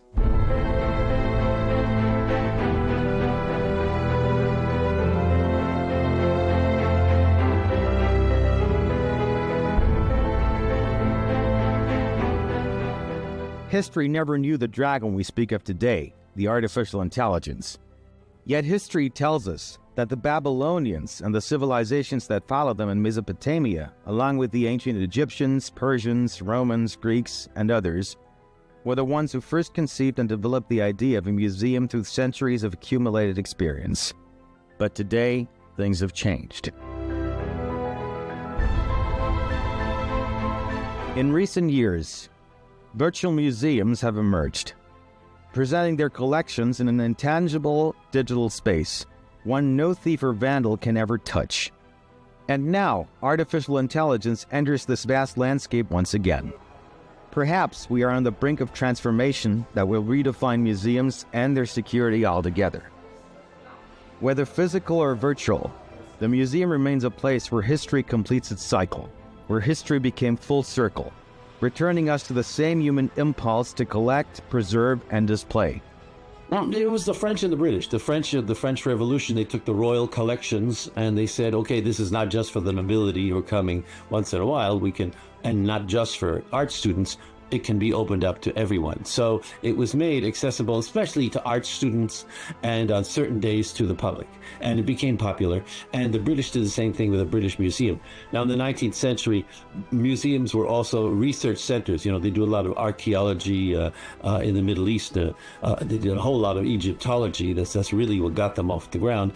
And then they stored the big national paintings, you know, a Napoleon crossing, a mountain pass, and such grand paintings. But after, it is in the 20th century that it really got off the ground, because it became a mass tourism attraction and brought in a lot of revenue.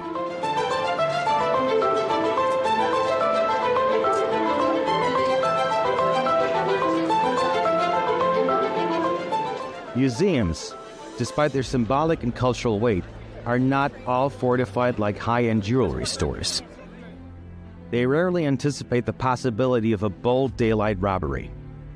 And so, the weaknesses are far greater than the average visitor ever imagines. In just minutes, the heist of the century, as the French now call it, along with royal crowns and historic necklaces, vanished into the bustle of Parisian streets. The spectacle stunned the French and the world, revealing the fragility of a place long thought to be one of the safest guardians of human heritage. Isn't a museum the most protected space on the planet? The world found itself witnessing an event where time seemed to stand still. an audience surrounded by a forest of phone cameras inside a hall devoid of surveillance.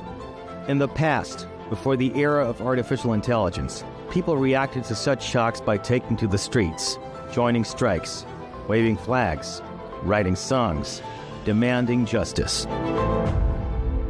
Technology no longer grants time, the luxury of time.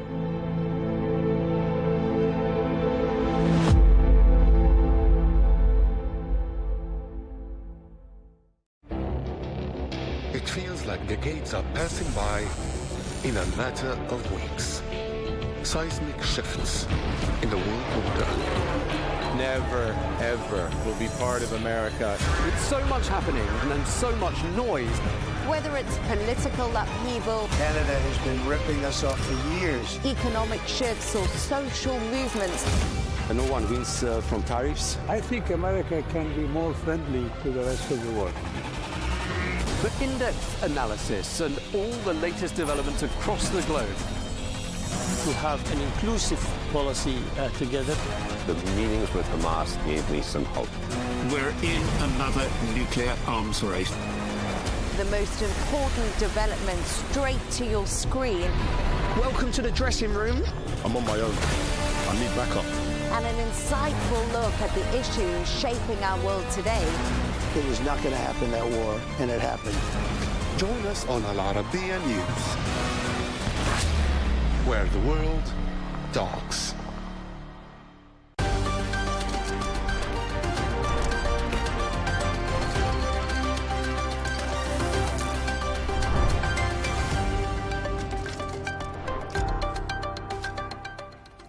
Hello and welcome. I'm Leigh Ann Gerrans and you're watching W News Extra, broadcasting live from the Al Arabiya studios. These are our top stories. The United States expands its offensive against Iran, with President Trump saying America is hitting it very hard as Tehran launches fresh attacks across the Gulf. Andy Burnham becomes the UK's new Prime Minister after meeting King Charles at Buckingham Palace and delivering his first speech outside of Number 10. And Spain are crowned FIFA World Cup champions after scoring an extra-time winner against Argentina.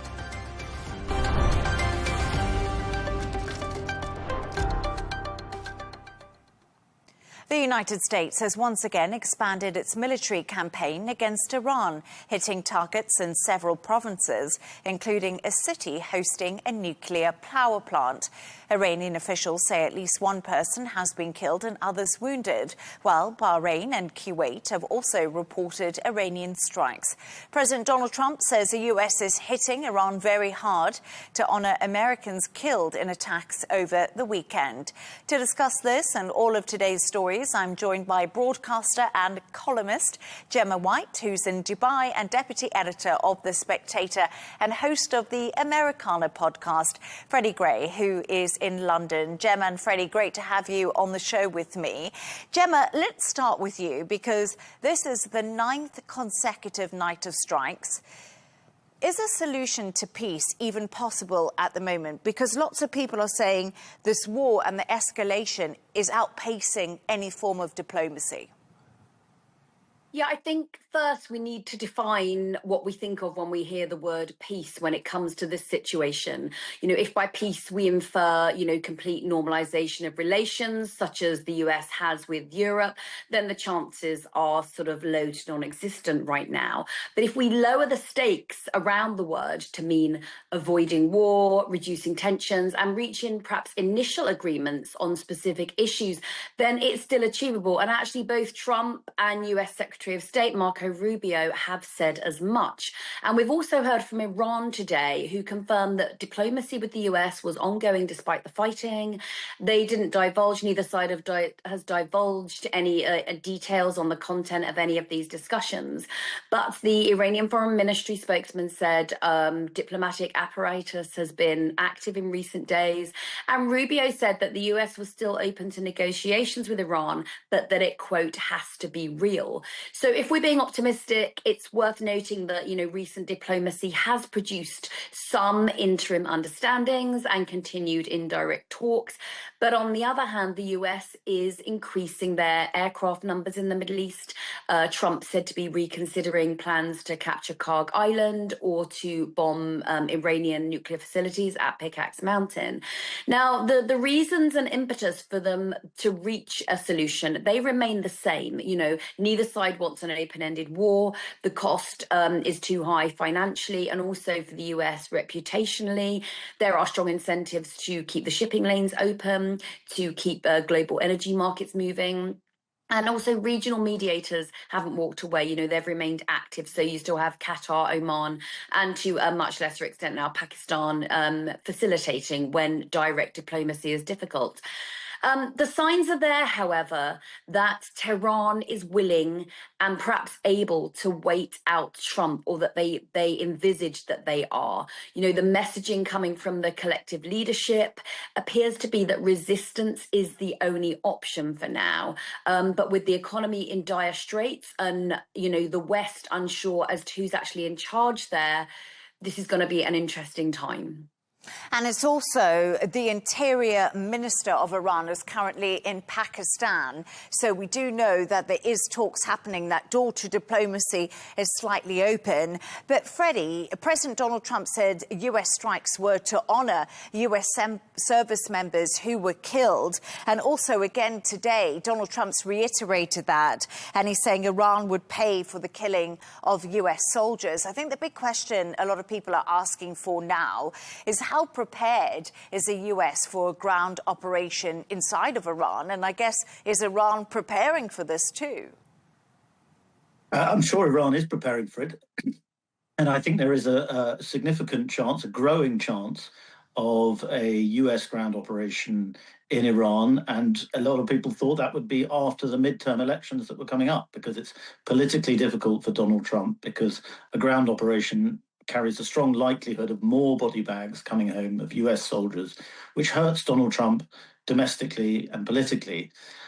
I think, given the escalating nature of the situation and the fact this is now threatening to break out once again into a regional war, the possibility of a ground operation, the likelihood of that is increasing in the coming weeks. And Trump and the Trump administration may feel they have no choice. There are certainly a lot of people on the more hawkish end of the Republican Party spectrum who have been pushing for a ground operation, even a full-on land war, which I don't think is palatable at the moment for the Trump administration, or indeed the US military. I just don't think that's an option on the table at the moment.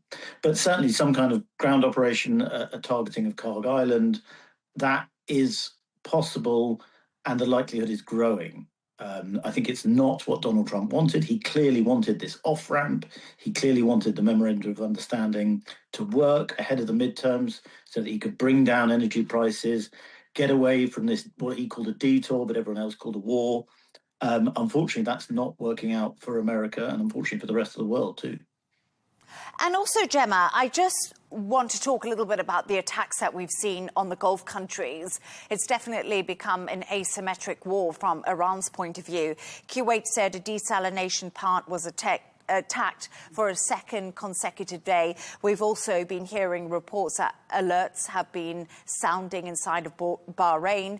Jordan says it just downed 3 Iranian missiles targeting the kingdom. So if we have a look at these countries and regional allies of the US, they're actually coming under attack. And what do you think Washington is going to do to ensure security?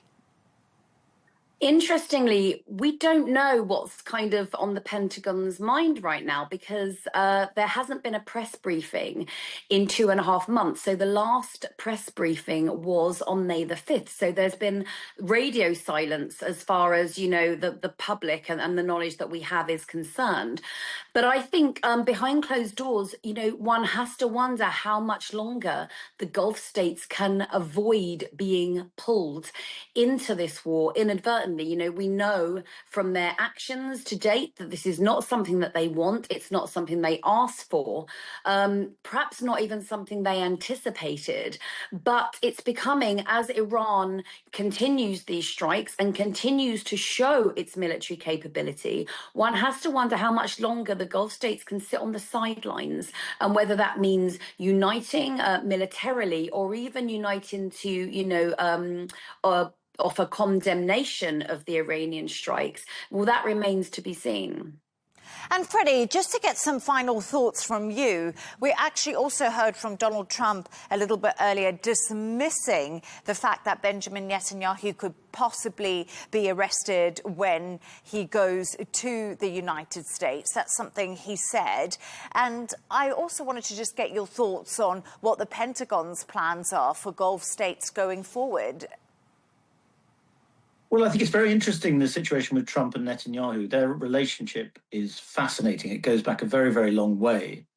And a lot of cynical people think that, you know, Trump is essentially doing whatever Netanyahu wants in the region. I think it's much more complicated than that. But certainly Trump does have the power to push for Netanyahu, not just to not be arrested in the US, but may be able to use America's influence over Israel to make sure that Netanyahu doesn't go to jail or become disgraced because of his corruption, because of corruption allegations at home. So that is an important part of the dynamic. And I think the fact that Trump is showing that solidarity with Netanyahu now probably tells you at the same time that he's actually pressuring Netanyahu a lot not to antagonize the Iranian situation further, because that has always been the great risk with the Memorandum of Understanding, was that the key point, the opening point of it, was that Israel would not strike Lebanon. Israel never accepted that. And Israel, as far as Israel is concerned, its ambition is clearly to remove the Iranian regime altogether. The Trump administration, that's not its end goal necessarily. Its end goal is clearly nuclear weapons and stability in the region. If they can achieve those, then they may end up leaving the Israelis pretty unhappy. But that is the key relationship as far as Trump and Netanyahu is concerned, is how do they resolve Iran without falling out? And if the hawkier end, that hawkish end of the Republican Party spectrum that I was talking about earlier, if they have their way, that means a ground operation at minimum, possibly escalating into some kind of serious land war. Thank you so much for your thoughts on that, Freddie and Gemma. Stay right there as we move on to another story now. Andy Burnham has officially become the UK's new Prime Minister after meeting King Charles at Buckingham Palace and delivering his first speech outside Number 10. Burnham pledged immediate action to tackle the cost of living, reform public services and boost economic growth, saying his government will focus on delivering change from day one. Take a listen.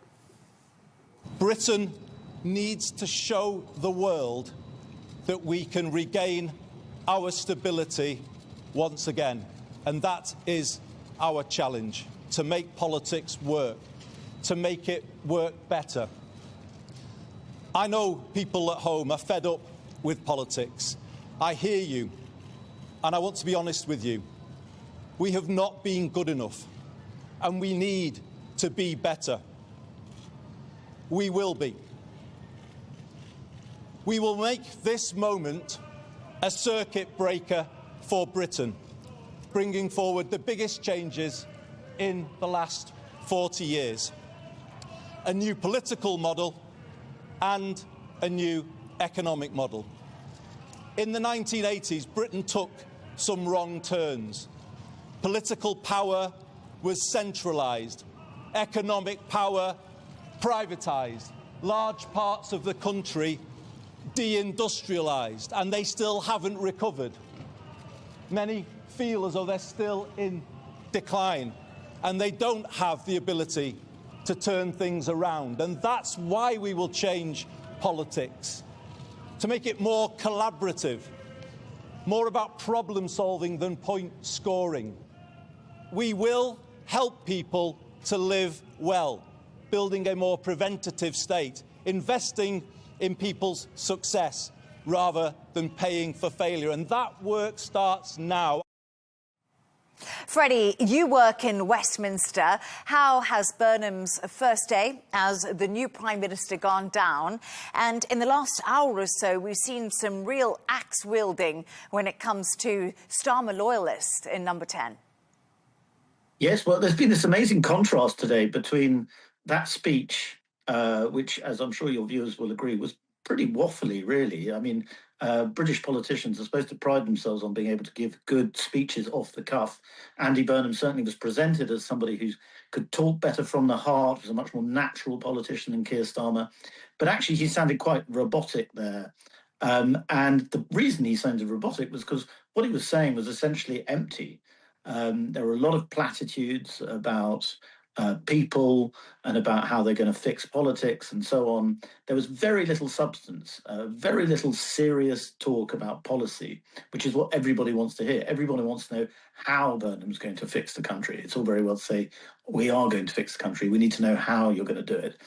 And then you contrast that very, very waffly speech and sort of, well-meaning sound bites with some really brutal knife wielding in Westminster in the last few hours. All the key Starmerites, the key allies of Keir Starmer, are gone, essentially, from the cabinet, and gone pretty brutally, it must be said. And the reaction of Burnham, I think, what we're seeing is someone who publicly is this very nice guy, talks from the heart a lot, but is a really vicious political operator. And clearly there's a lot of tension between Keir Starmer's allies and Burnham's allies. And today was the day where Burnham's allies got rid of the Starmerites. And it was very interesting that in his speech, Burnham did not even mention Keir Starmer, which is it's considered very bad form in England, that you should at least acknowledge your predecessor and thank him even if you don't mean it. He didn't even acknowledge him.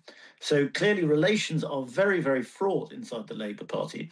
And already this week, even before Burnham has started his premiership, we saw briefings against him from inside the Labour Party. There's a lot of unhappiness in the parliamentary party at the moment. And how Burnham deals with that is going to be one massive problem he's going to have to get through.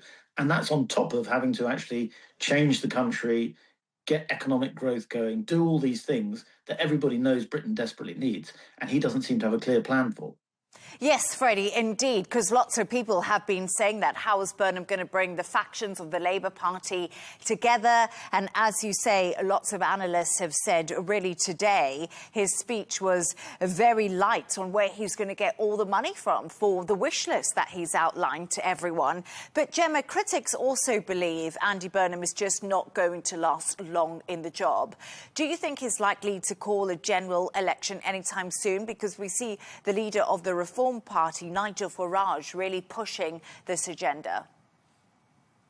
Yeah, I think if those critics are Tories, then they would certainly know plenty about a Prime Minister not lasting long in the job. But yeah, there have been many YouGov polls which show that Burnham's popularity has fluctuated, and waned, but he does remain popular among traditional Labour voters.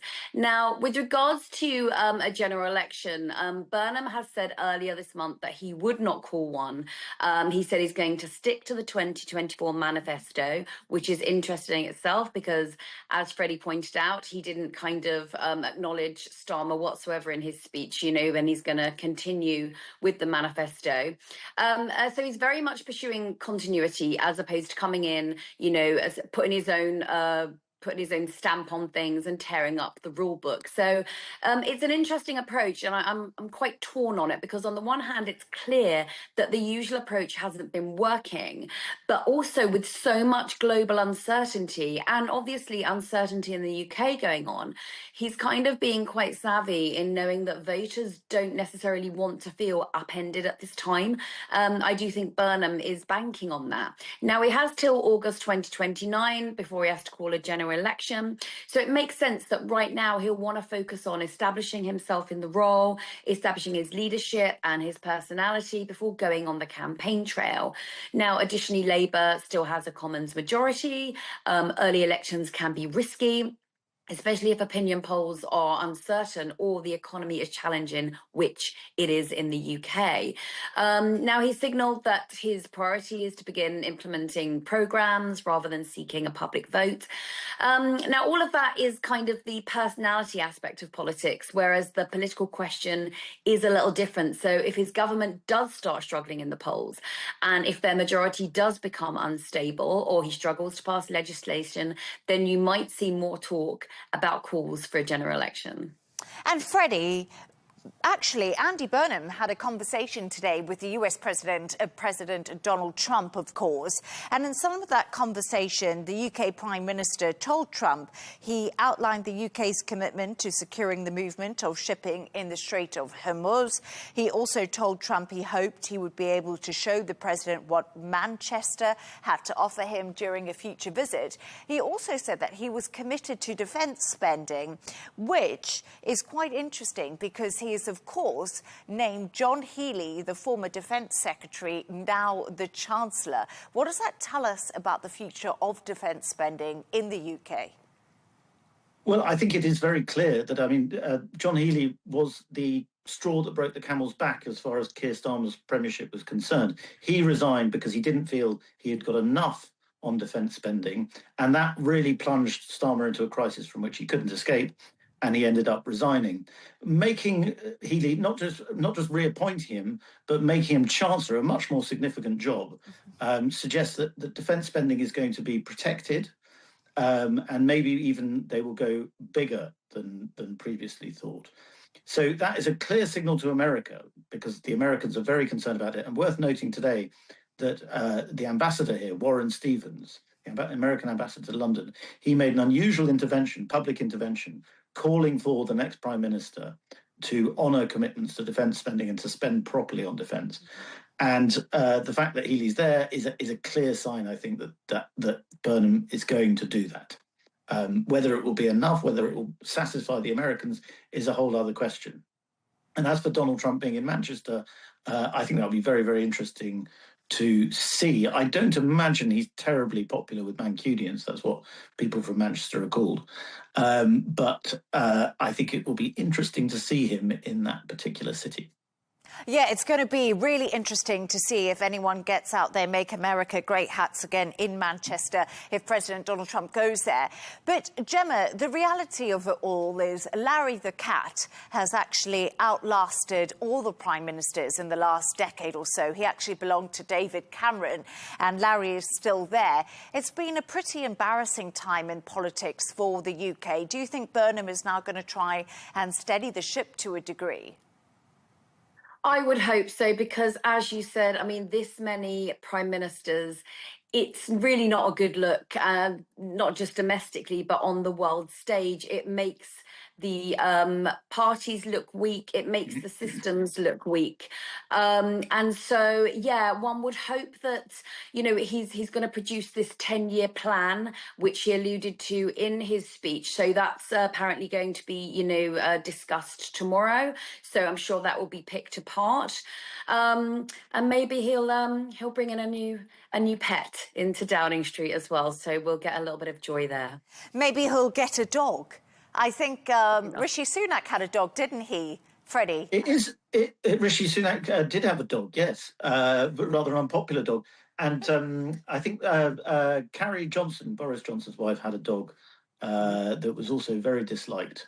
But Larry the Cat outlasted them all. It's very interesting, just quickly on that 10-year point, that he introduced a 10-year plan, because some people think that does suggest he may call an election in the autumn, because, of course, a 10-year plan would take him past the general election. And so if he wants to unveil a massive plan like that, he's going to have to seek a mandate. So that might mean there's an election sooner rather than later. Yes, very interesting, because some parties in the UK are already preparing for an election, some of the opposition parties. But Freddie and Gemma, thank you so much for your thoughts on that. Stay right there as we now move on to another story. Andrew and Tristan Tate are facing extradition to the UK after being arrested by US Marshals over the weekend. Authorities have issued 38 new charges against the pair, including rape and sex trafficking offences. The brothers, who found fame on social media, deny any wrongdoing. Gemma, let's start with you. Bring us up to speed with all of this and how it unfolded. How are these charges different to the ones that the Tate brothers have faced previously?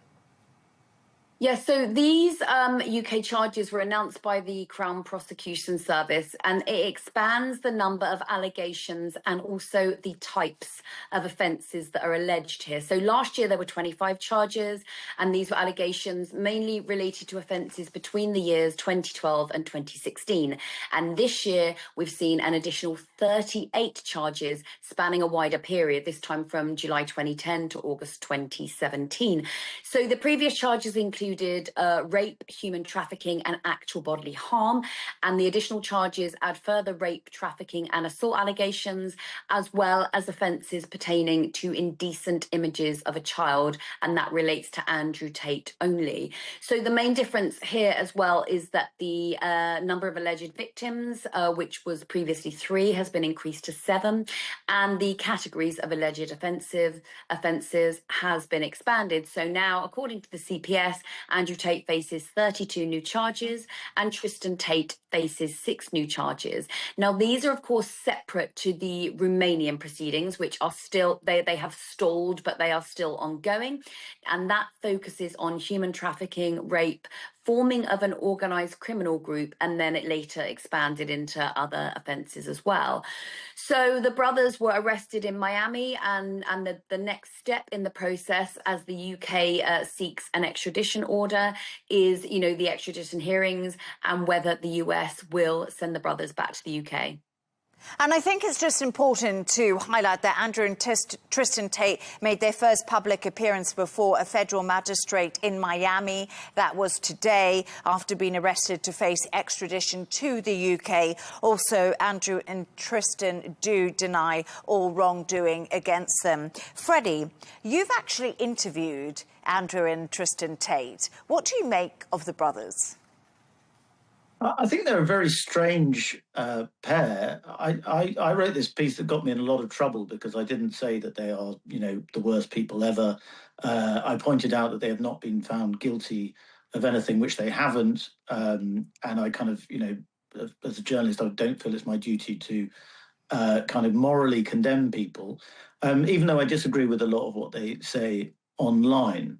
But I do think their case is extremely interesting. I mean, there have been so many media reports about what they do, and a lot of it has been untrue. As far as the legal side, on the new charges, I haven't looked into them. I don't think anybody who's reported them really has. The old charges, there was a Romanian case that stalled, and there were quite good reasons for it stalling. A lot of the evidence didn't really add up to much. And there were quite a lot of problems with the case, which is why the judge stalled it. And then the CPS, the Crown Prosecution Service in Britain, briefly dropped some charges against them, and now it's come back with even more. There are a lot of allegations. They are very shocking. There are a lot of charges now, which is more serious. But I do think we have to keep in mind that they have not been found guilty of anything. And I think because they exist in this manosphere that is so reviled, across the world, particularly by, you know, sort of more mainstream media, really doesn't like the manosphere, finds it disgusting, immoral, misogynistic, and so on. And yes, there certainly is a lot of misogyny in it. But I think because of that, there is the way they are treated in the media is very, very skewed. And we talk about them as though they are these international gangsters. And although they've been charged and accused of a lot, they have not been found guilty of anything. And I do think it's important to keep pointing that out. Innocent until proven guilty in many respects is what you're saying, Freddie, but they are highly controversial public figures. Of course, you talk about the manosphere, the misogyny. Gemma, they are dual nationals, so they have UK and British citizenship. Freddie was right, they went and lived in Romania for a time. They also said to have close links with President Donald Trump. Do you think that there could be a link there and Trump could, in some respect, try to help them? I think nowadays it's become almost part of your playbook when you get into difficulty to phone Donald Trump. I think we saw today there was a US golfer who got into trouble on the golf course and told officials he was going to phone his friend Donald Trump, you know, ever since this phone call to FIFA to, you know, sort of get rid of that red card. So we have actually seen other celebrities, you know, playing that card as well, that they are close friends with him and that they are going to, you know, put in a phone call to see if he can get any allegations lifted. It's actually one of the rumors behind why the rapper, whose name escapes me momentarily, she's recently been cozying up to Donald Trump, and the rumor is that she's hoping that he will get her husband, allegations against her husband thrown out. So it is part of the playbook now. And we were actually discussing before the show, weren't we, that perhaps Donald Trump might not know who the Tate brothers are, but that perhaps maybe his son Barron does, because Barron is in the age wheelhouse that the that the Tates try and target. You know, they look to speak to young men who are, you know, sort of growing and still maturing. So, yeah, whether or not Trump knows who they are, one would certainly assume that people in Trump's circle know who they are. And perhaps, yeah, that call is imminent. What do you think, Freddie? Has the relationship with the Tates and Trump just been overblown, overhyped? I think so. Certainly, Andrew Tate has insinuated that he is close to the Trump family.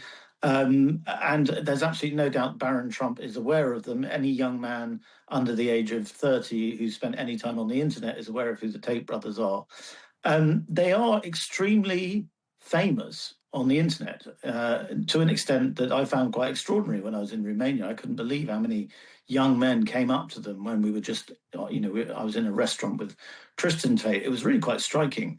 But I think in terms of sort of Trump world, I think a lot of people assume that Trump world, because they assume that Trump world is part of some awful misogynistic culture that exists and that they must be interlinked somehow with the Tates. I think that's probably overreading it. Certainly there are people in Trump world who know the Tates and the Tates know people in Trump world.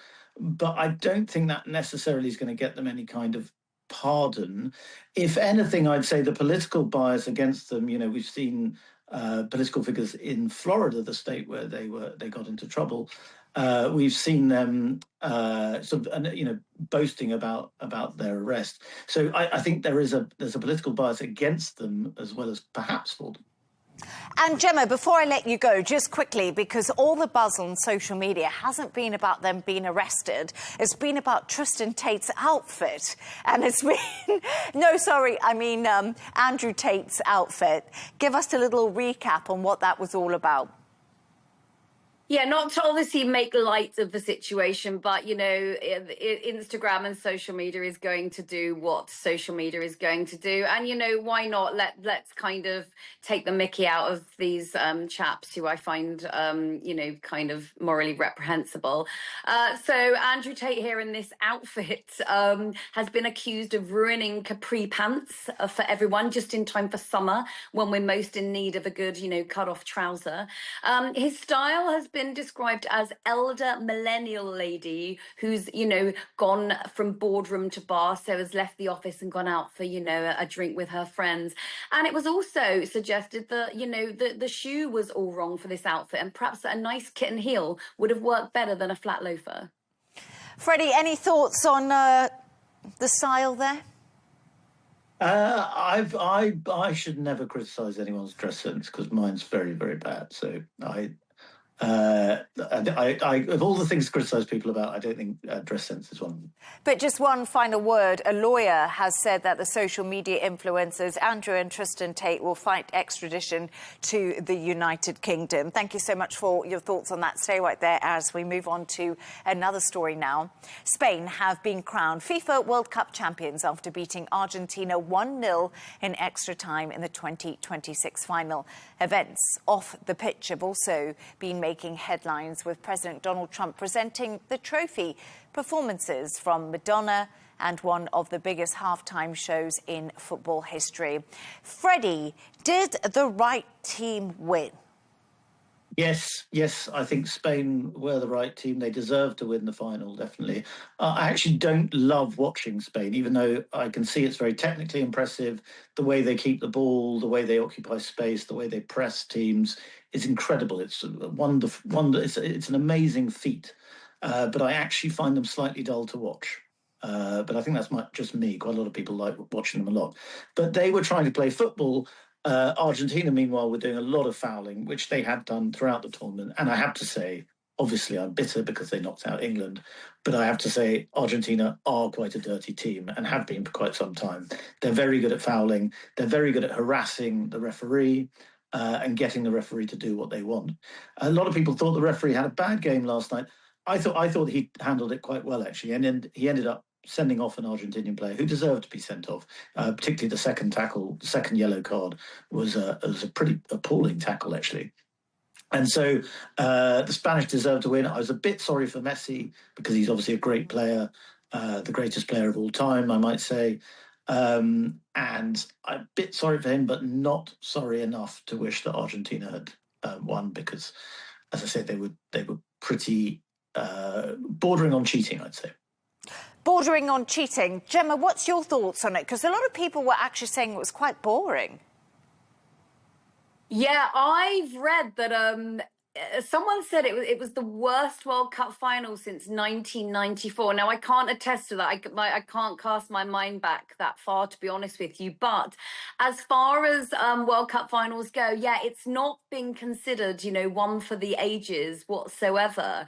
Again, people do want more goals, so 1-0, is not as exciting as, perhaps the France-England game, 4-6. That was incredible.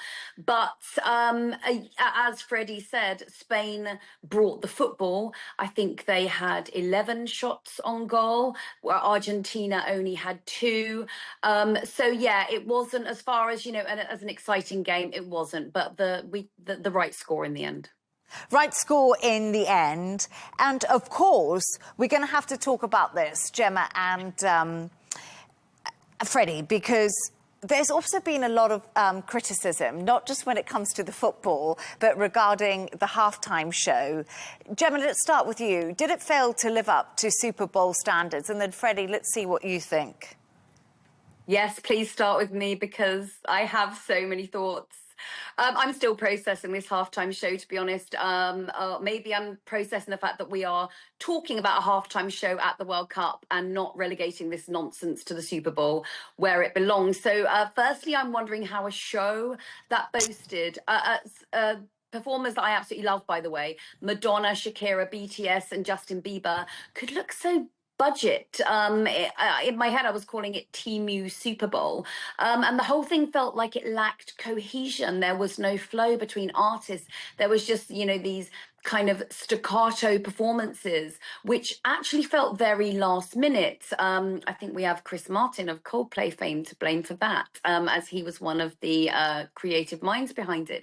And there was no narrative. And I think given that, the vast and rich history of the World Cup and the fact this was the first ever halftime show and so much, was made of it, you'd think there would be sort of an element of storytelling and better flow.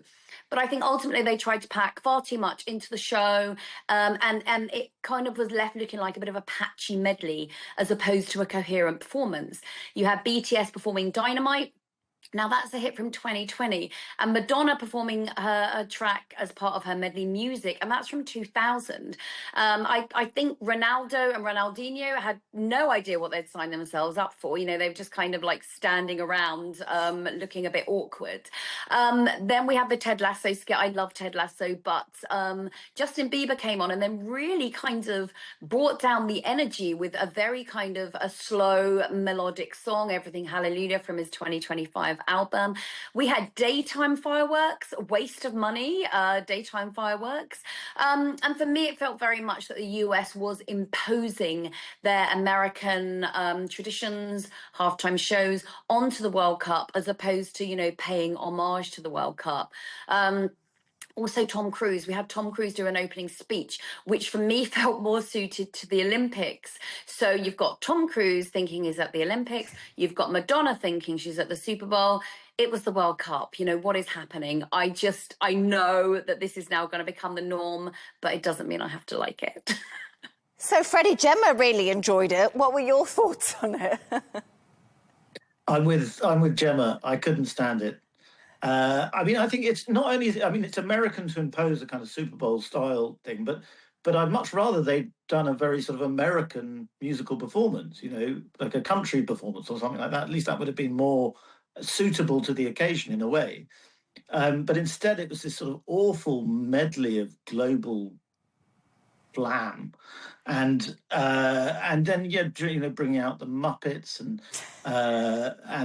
children, and obviously children. No one can disagree with children being on stage, but it was very, very boring and trite. And I didn't like it at all. And generally, I think in this World Cup, there's been far too much. And I'm sure there's lots of contracts in place where celebrities get paid to be there and they're sponsored by all sorts of things. But there's far too much panning to the crowd. And you hear some football commentators say, oh, there's Rocky the rapper. And they clearly don't care. The commentators don't care. The players don't care. Most of the people watching it don't care, I don't think. People just want to watch the football, not celebrity culture, which is what we have to get everywhere else. I must admit something. I didn't watch the football. I waited for that half-time show, and I don't think I've ever been so disappointed. To be fair, it was such a bad final in terms of the football match that it was almost a relief, but not quite. Not quite a relief. I must say something, though. In reality, we have to remember something. Spain won. More than 1 million people have flooded the streets of Madrid today to celebrate Spain's World Cup winning team on their open-top bus parade. So a lot of celebrations happening in Spain. And also, one of the most overrated things in life is fireworks, and having them in the day is even more ridiculous. So I probably agree with both Gemma and Freddie on that halftime show. But thank you so much for your thoughts on that. Now, it's that time of the show where Gemma and Freddie have chosen 2 of their quirkiest stories of the day. Gemma, yours is a lovely story because England may have not won the Football World Cup, but snail racing is another story. This was the real tournament of the weekend, as I like to think of it. This was the Snail Racing World Championships, and this took place in Norfolk in the UK over the weekend, and saw British snail, I love this name, Snailer Swift triumph. This is the real competition. So trainers, I love that we're calling them trainers, from 9 different countries, including Brazil, France and Spain, they jetted into the UK for the competition, which has now been running for 60 years. Now, participants can bring their own snails, whether you've been training your snail, or you can rent one for £1. Now, as you see, the snails are put in the centre of a circle and they have to race to the outside edge. And once they're in that circle, their trainers are not allowed to touch them. And they hold heats throughout the day with a grand final at the end. Now, there are rules, so only garden snails are allowed to participate. So you can't turn up with your giant African lamb snail and try and eliminate the competition. When the race starts, the snail master shouts, "Ready, steady, slow," which I think is adorable.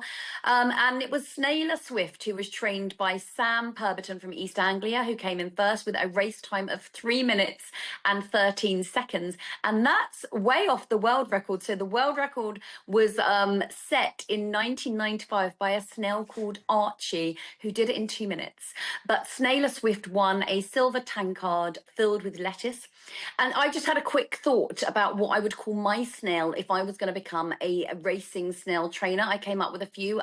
Slime Shady, Snailson Mandela, Albert Einstein, and then Winston Churchill. So I've got all my names ready for if I ever journey into the world of snail racing. I'll have to come and support you. Freddie, how do you train a snail, do you think?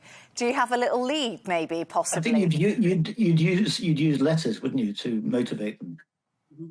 I want to know, was there a halftime show? Snailer Swift was trying to shake it off, I think. I hope it was better. halftime show at the Snail Olympics would be much That better. would have been fun, absolutely. Agreed. Anyway, Freddie, away from the halftime shows now, and China's top literacy prize has gone to a food delivery driver.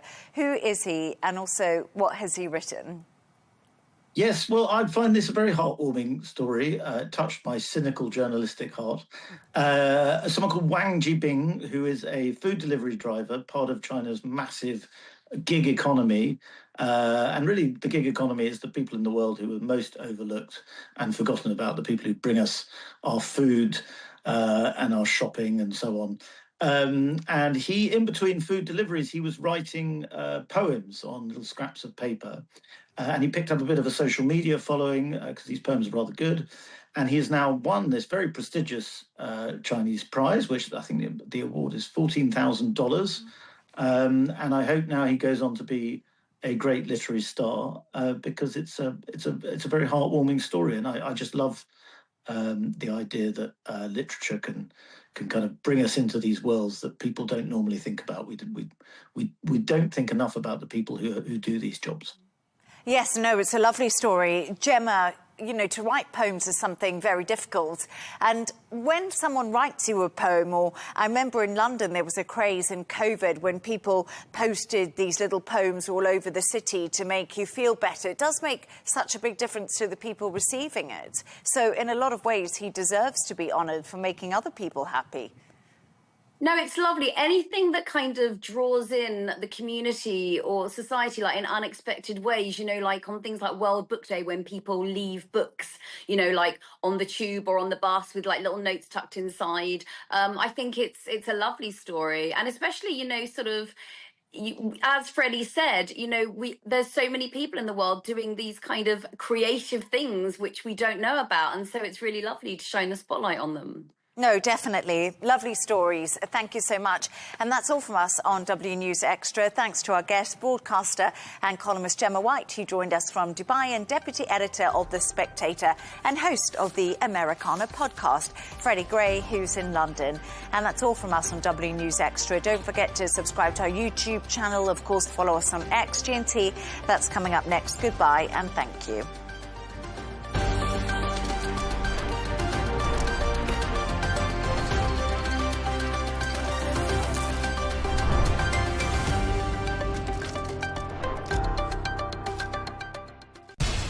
We have to take care of our people, and we're going to take care of our people first. For in-depth analysis and all the latest developments across the globe, make sure you join us every weekday. President Trump is trying to negotiate a ceasefire. With so much happening, so much information, and so much noise, International law will have no part in his administration. it can be hard to keep track. Tariffs will just fuel inflation. We're going to fight these tariffs. But you can count on us to tell you what you need to know. We stand by your side. Join me, Tom Burges Watson, for Global News Today, right here on Al Arabiya News.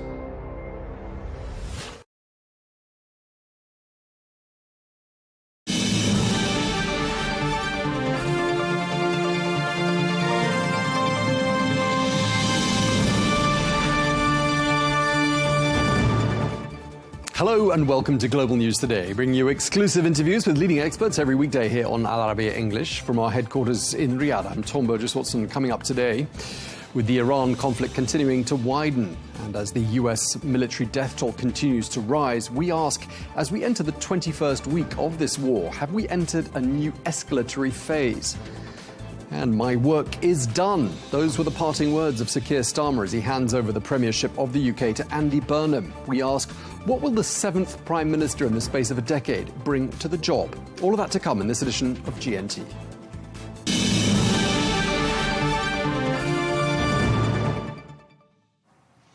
Hello and welcome to the programme. We begin with the latest developments in the Iran war, and Tehran has vowed that, quote, not a single drop of oil or gas will transit the Strait of Hormuz if US aggression persists. Well, US forces have completed a 9th consecutive night of strikes against Iran, with Washington saying the campaign is aimed at degrading Iran's ability to threaten and attack shipping in the region. Meanwhile, Iran has continued its military response, targeting US assets across the Middle East. Well, it claims its ballistic missiles struck US military facilities in Kuwait and US aircraft at Jordan's Aqaba airport, resulting in the deaths of 2 US service members. Well, I'm joined now by Dr. Sajan Gohel, who is the International Security Director at the London-based think tank Asia Pacific Foundation. Dr. Gohel, always a pleasure having you on the programme. Let's start by talking about where we are right now. We've had a 9th consecutive night of strikes against Iran by the United States. It seems the war is widening. Where are you seeing things heading? Well, ultimately, the June agreement has operationally collapsed, although without neither Washington or Tehran formally withdrawing from it. The United States and Iran are again engaging in sustained direct hostilities. As you said, Washington has completed now 9 consecutive nights of strikes. We've also seen that Tehran has targeted U.S. military facilities, as well as infrastructure in the Gulf Arab states, as well as in Jordan. So this, unfortunately, is now part 2 of this conflict, and it doesn't look like that there is any potential off-ramp imminently. Right, and part 2 looks different from part 1, because you mentioned infrastructure there. I mean, a desalination plant in Kuwait was attacked on Sunday for the 2nd time. I mean, well, what does that tell us about where things could be heading and how different chapter 2 of this war will be compared to the previous chapter? Iran is looking at causing as much economic and infrastructure damage as possible. Its principal strategy is to demonstrate that the United States cannot guarantee protection for the Gulf Arab states, as well as not being able to guarantee safe and secure passage through the Strait of Hormuz. We've seen how Iran can weaponize a piece of water. And now what you're also witnessing is the fact that they are now trying to target civilian infrastructure for ordinary people in the Gulf Arab states that is being targeted, hit, damaged, and eroded. And unfortunately, Iran sees that as a very viable tool to continue to cause further damage and infrastructure damage to the region. We hear from CENTCOM that the goal of these latest strikes is to, quote, further diminish Iran's ability to attack commercial vessels and civilian mariners transiting the Strait of Hormuz. Are you seeing evidence that that ability is indeed being diminished?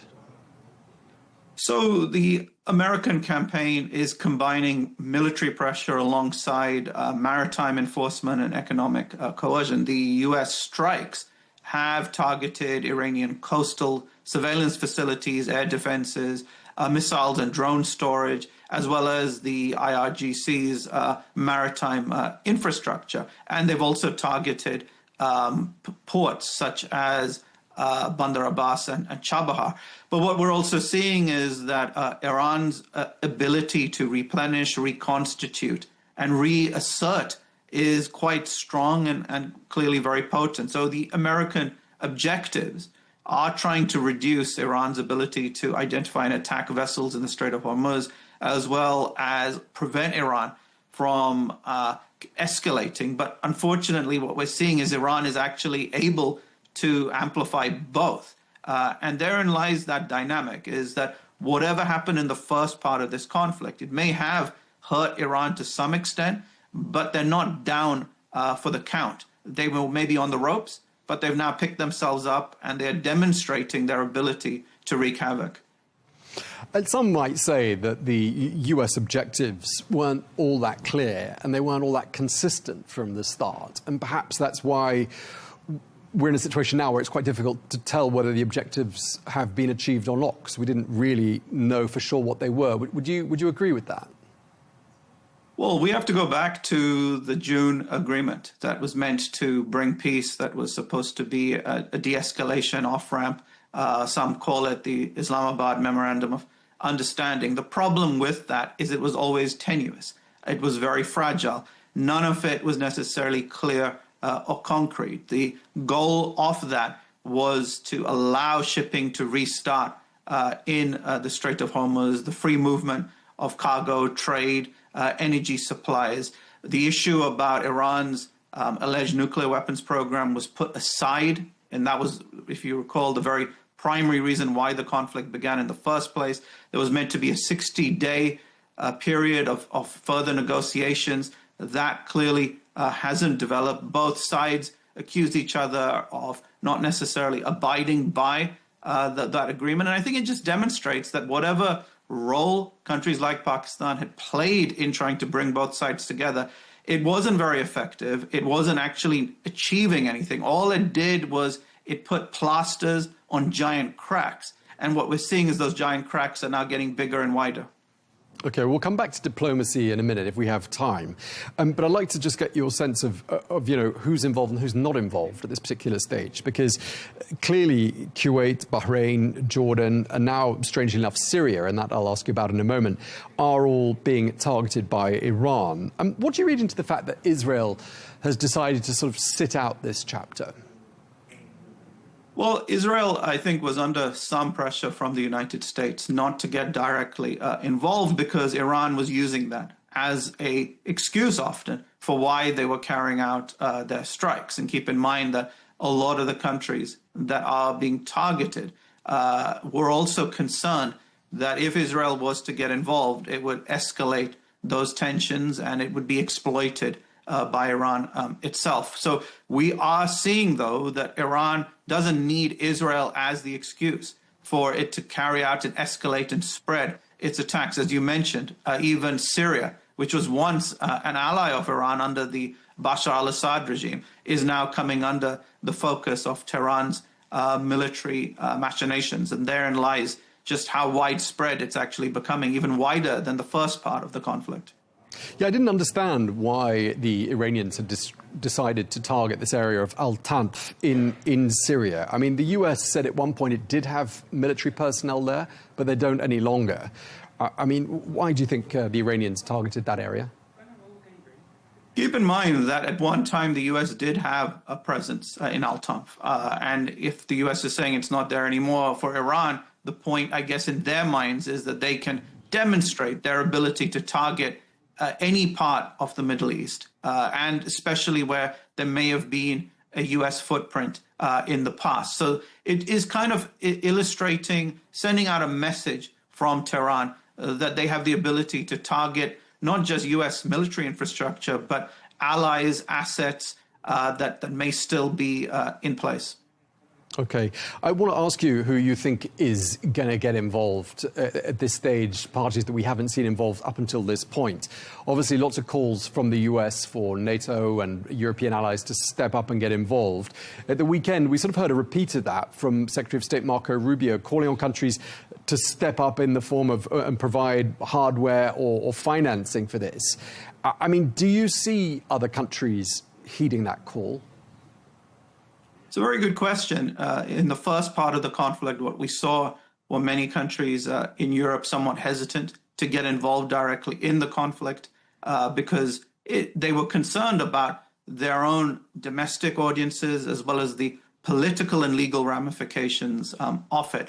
We have seen, though, towards the end of the first part of that conflict, that those countries did start providing some assistance in the background, tangible support, logistics, bases, and that might be forthcoming in this conflict, primarily depending on how it's going to escalate. I think the problem is that the reason why this is continuing, and just building on what I'd mentioned to you earlier, is that the attempts to find a viable solution, an off-ramp, peace, have failed during the first period of this conflict. So countries like Pakistan were not able to achieve what they had claimed that was their mission and their task.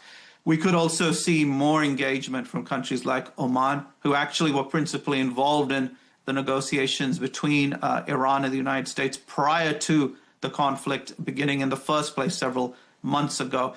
But principally, it's going to come down to how the United States and Iran see this and how long committed they are to this conflict. I mean, supposing no country heeds the US call to get involved, whether it's militarily, in terms of providing hardware or financing, what would that tell us? What sort of a message would that send out to the world? Well, unfortunately, what we are seeing is that this conflict has unraveled many relationships, whether bilateral or multilateral. This was not necessarily a conflict that was anticipated. It wasn't something that necessarily seemed imminent, but it has taken place, and nevertheless, it has altered those dynamics. We've seen also with the Trump administration that they have developed a policy that differs to the Democratic administrations of Barack Obama and Joe Biden when it comes to dealing with Iran. The question, I guess, will be, is that something that Republicans will now seek to maintain, or is there that division within the United States, which is coming to the fore within both chambers of the Congress? So there are those challenges within the United States, let alone America's relationship with its European allies. So from a bilateral, multilateral level, this Iran conflict has exposed the fragilities of a lot of those dynamics and relationships. One of the other developments is, and I don't know if you've heard these reports, the US is reportedly moving more refueling planes to this region. I was wondering whether you think that is a sign that we are heading down an escalatory track. Well, to caveat that, if that is true, then that is definitely a clear sign that the United States is looking at a longer-term objective in this conflict. If you bring in refueling assets to the region, the purpose is that airstrikes will continue. There could be other forms of operations that are carried out as well. So we potentially are looking at another protracted conflict continuing in stage 2, or part 2, I should say, of this problem with Iran. And unfortunately, as I was saying at the very start of our discussion, it doesn't look like there is any actual off-ramp. If anything, it looks like this is going to escalate. Yeah, I mean, there is that school of thought, isn't there, that more pain needs to be inflicted for either side to think about relenting. I mean, that seems to be what you're saying as well. Well, I think one of the challenges with Iran is that this is a regime that has been repressive against its own people. Remember that prior to this conflict beginning in December of 2025, January 2026, there were mass-scale protests in Iran, up and down the country, people protesting over the state of the economy, the corruption, the negligence by the state apparatus. And what we saw was the regime extract huge punishment on civilians, men, women, children, carrying out indiscriminate killings in the thousands. In many ways, this conflict overshadowed what was taking place internally. But the point of what I'm saying is that Iran has this ability to not just suppress its own people, but it has this ability to endure these type of conflicts, because economic sanctions, military strikes, for the regime, that is not necessarily something that sets them back. In fact, in anything, they use this to consolidate their hold on power domestically. If there's any opposition, they can say that these people are collaborators with the West, and then they isolate them further. So for Iran, this is not necessarily something that they are being impeded by. In fact, they feed off that type of problem. Right, and this idea of a high pain threshold is something that other guests we've had have touched on as well.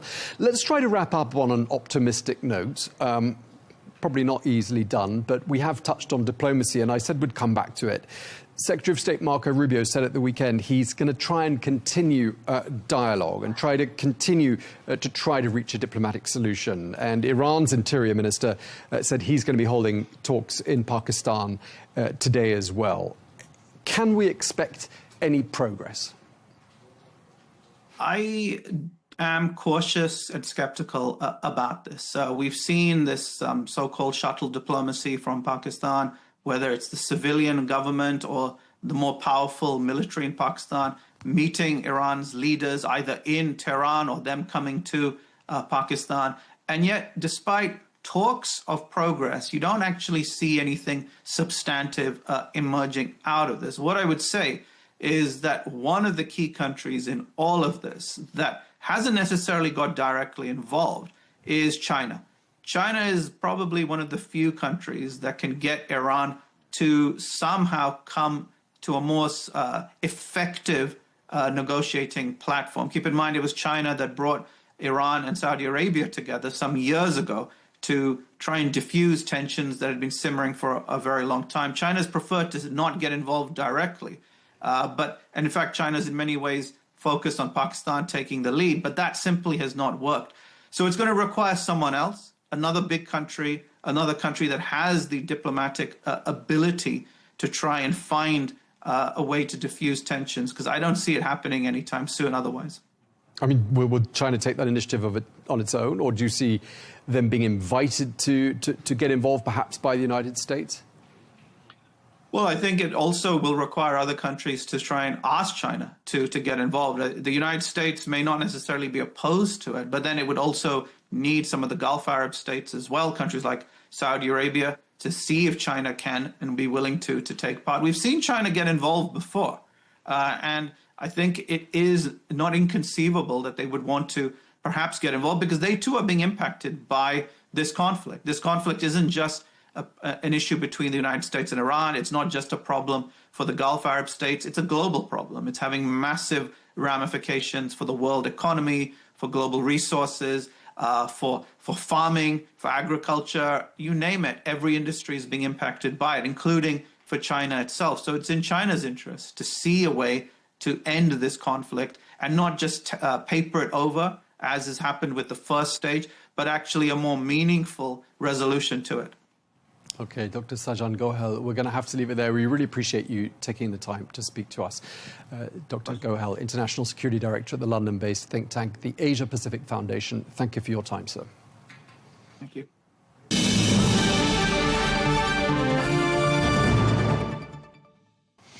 Well, Van Hipp is a former Deputy Assistant Secretary for the U.S. Army, former chairman of the South Carolina Republican Party, and the current chairman of American Defense International. Thank you so much for being with us once again here on Al Arabiya English.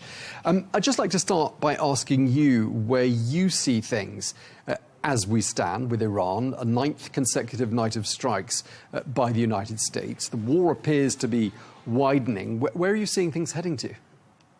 I think these next 2 to 3 weeks are going to be critical. I think you're going to see the U.S. continue and really up its game as far as the strikes are concerned.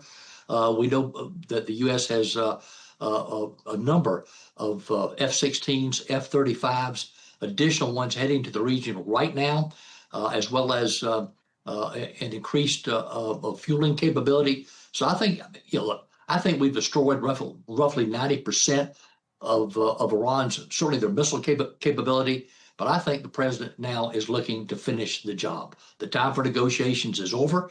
He has shown he has given them ample opportunity, and as Secretary Wright said, to negotiate, you have to have two sides involved in the negotiation, and we've only had one side. So I think these next 2 or 3 weeks, I think the president is going to step it up big time, and I think we're seeing the Arab world beginning to really unite behind what the United States is doing.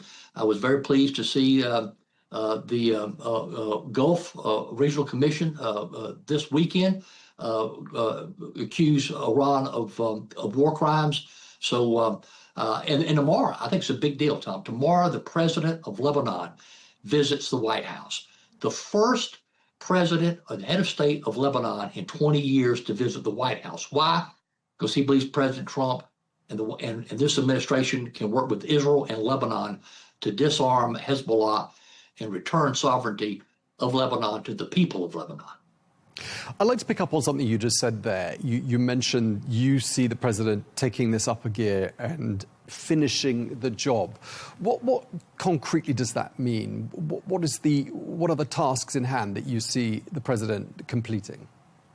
Well, first of all, the big focus right now is ensuring the free flow of navigation in the Strait of Hormuz. So if you look at these targets that we've seen the United States focus on the last 9 days, it's all about that. And I thought it was very interesting to hear what Secretary Wright said yesterday. He said 7 million barrels of oil a day are able to get through the Strait of Hormuz, but another 7 million barrels a day are getting through alternative routes that the United States has helped with. What that means is those 14 million barrels a day, that's roughly 2/3 of what was getting through pre-February 28th. So that's significant. So number one, that. But I think it's going to be at the point now with these increased attacks till we get to the point of capitulation, where Iran has no choice but to agree to what the president has wanted from the start, and that is to ensure that they never, ever have a nuclear weapon.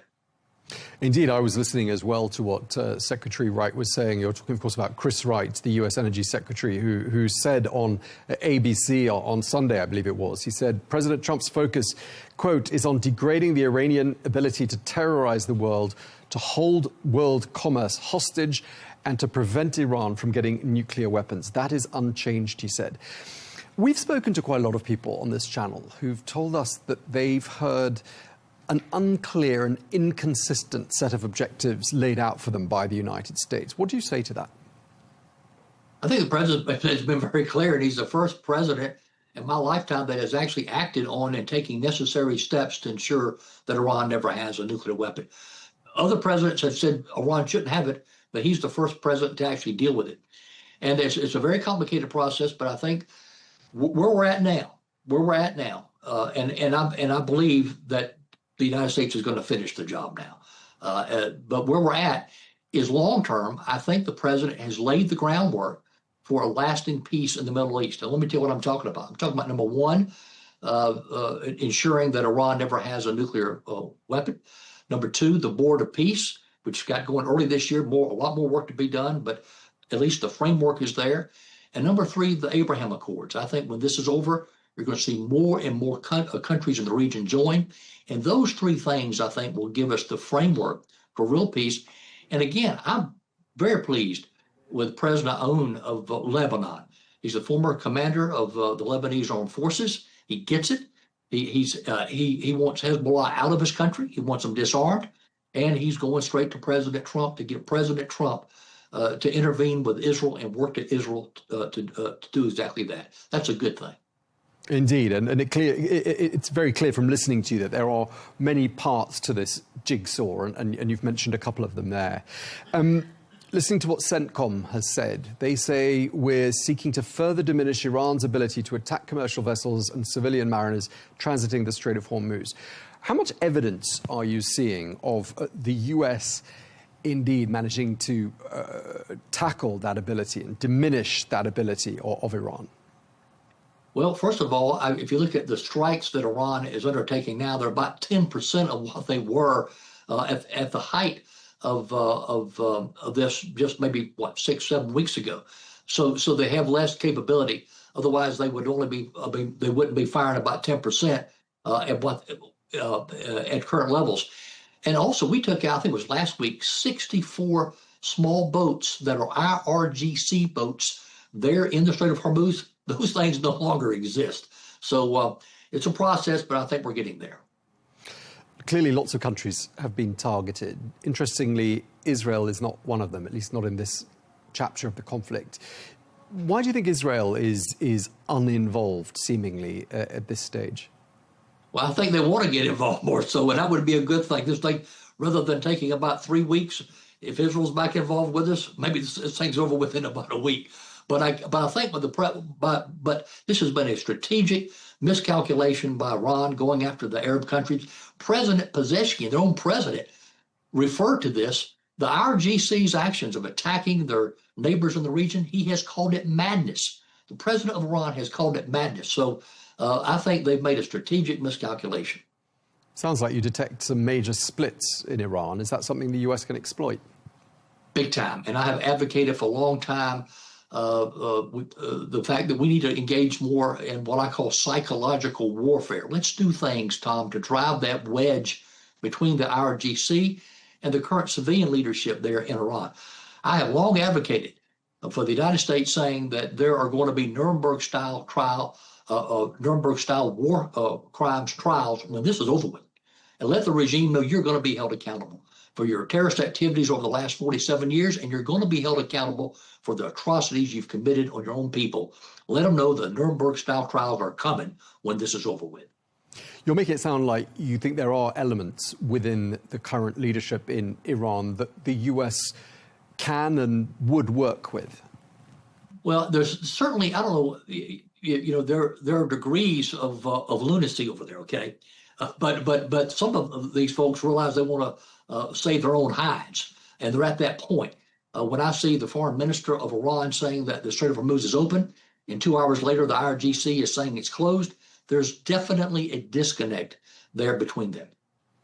Let's talk a bit more about other countries' involvement in this conflict. We heard an appeal by Secretary of State Rubio, again, during the course of the weekend, calling on countries to step up to the plate, to provide hardware and to provide financing for this conflict. Who's that message aimed at, do you think? I think that's aimed largely at probably NATO and some of the NATO allies there, because I think the Arab countries are stepping up. And so now is the time to stand for the cause of freedom and for the cause of Iran never having a nuclear weapon. And quite frankly, it is Europe that is most in danger of the prospect of Iran having a nuclear weapon because of their ballistic missile capability. They are in the range right now of Iran's ballistic missile capability. Why do you think the Iranians decided to carry out attacks on Syria? Because that's a country that, it hasn't been attacked in a major way up until this point. And yet, during the course of the last 48 hours or so, Syria, the region of Al-Tanf, has been struck by Iran. Do you read anything into that? Well, I read into the probably President Pezeshkian is right. It's madness.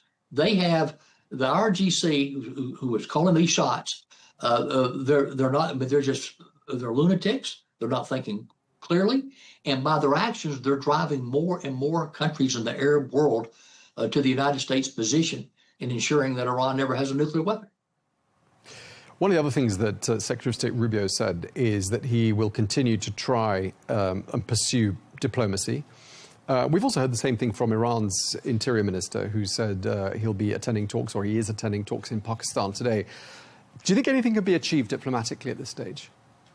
No, I think what Secretary Rubio is saying, look, the United States is always willing to listen. Our door is always open. But we know what we're dealing with here. We know what we're dealing with here. They've had the opportunity. I'm one who believes yet that you're at the point now where you cannot let the bums up for air. We need to finish the job. And I think these next 2 to 3 weeks are critical. You're speaking to us from the United States, a country that, of course, is poised to enter election mode in not very long from now. It sort of already has done, and you've got less than 4 months, or 3.5 months until the midterms. Brent crude is back above the $90 a barrel mark. Well, it has been at various stages in the last day or so. Petrol, or gasoline as you call it, is around the $4 a gallon mark. That's pain for US financial households. And I think a lot of people think Iran is counting on that pain threshold to somehow get President Trump to relent on this. Do you think that's a flawed assumption by the Iranians?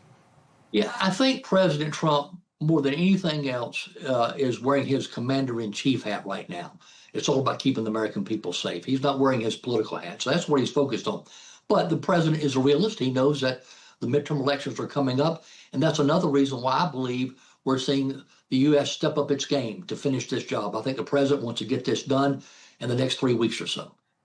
So it will be off the table during the midterms. I mean, midterms tend to be lost by the ruling party anyway. That's at least been the case in many rounds of midterms. Do you think the president has decided to say the midterms are going to be lost because that's what quite often happens and it looks like being very tight? Let's prioritize Iran and put politics to one side. Do you think that's a calculation he's made? Well, I think he's wearing the commander-in-chief hat. I think this president, more than anything else, views that as his primary responsibility. Interestingly, though, there is a poll out this week, and I think it was the Washington Post, which showed the Republicans closing the gap significantly, maintaining the House. And there are a couple of Senate races, particularly in Michigan, and this would be a Republican pickup, where the Republican candidate, Mike Rogers, former chairman of the Senate of the House Intelligence Committee, is leading all Democrat candidates in the polls. So that would be a pickup. So I think it's going to be much tougher for the Democrats to take control of the Senate. But on the House, Republicans have closed the gap in recent weeks. Let's talk a bit more about the Senate, and we're going off on a slight tangent here, but you'll understand why. You are, of course, the former chairman of the South Carolina Republican Party.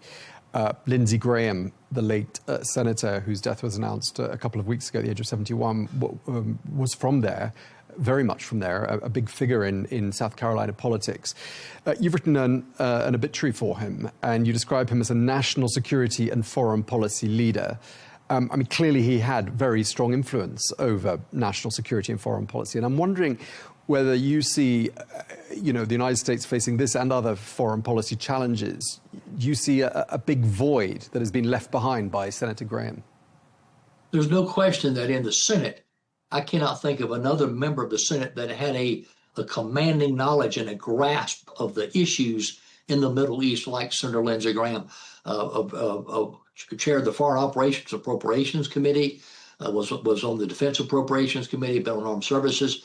Many people forget he was a colonel in the Air Force and deployed to the region many, many times, and was in the Air Force, the Air National Guard, and in the Air Force Reserves, retired as a colonel, had a very strong command. And in that piece, Tom, I say that there were two things that really shaped, it's important to understand what shaped that relationship between President Trump and Senator Graham. And I believe it was two things. Number one, their view of the role of the federal government in America. And number two, their view of the role of the presidency. And they both believe that the reason we even have a federal government, this is going back to the founding of this country, and the reason the states came together was to provide for the common defense of the American people. And the number one responsibility of the president is as commander-in-chief, keeping the American people safe. They both shared that philosophy. And these guys, let me tell you, they were bitter adversaries in 2015 and 2016. But over the years, they became very close friends, I think, because of that shared philosophy. And if you look at what Senator Graham did, he was all about providing for that common defense and keeping the American people safe, and was a trusted advisor of the president's. And you, of course, knew Senator Graham for 30 years. And as I said, you wrote that very touching obituary for him. What would you imagine Senator Graham would be telling President Trump, were he alive today, with regards to how he should proceed at this particular juncture? Finish the job. Finish the job. I think he would be pleased with what's happening. And I think he would be pleased what President Trump did this weekend, calling on Congress to add Iran to the Russian sanctions bill. And what this does is this goes after those who are buying products and technology from Iran, just like the sanctions bill, but strong bipartisan support is going to do now for Russia. But add Iran to that and name it after Senator Graham. There's strong bipartisan support for that. But I do believe the president is 110% right. We need to add Iran to the Russian sanctions bill. Okay, we're going to have to leave it there. Really appreciate you taking the time to speak to us. Always a pleasure having you. Thank you very much indeed. Van Hip. Thank you. Thank you, sir.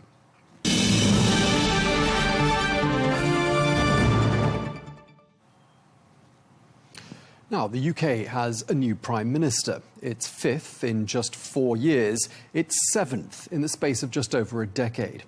Well, Labour's Andy Burnham has walked through the famous black door of 10 Downing Street, taking charge as Britain's new leader.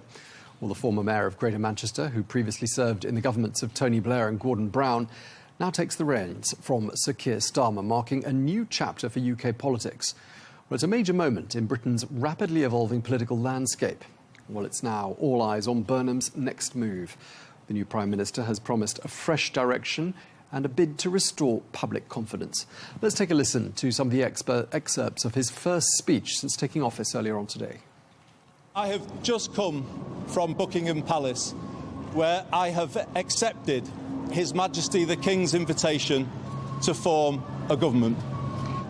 I am acutely conscious that I am the 6th person in the last 10 years to walk up this street, the 7th Prime Minister since 2016, making this a moment for reflection and new resolution.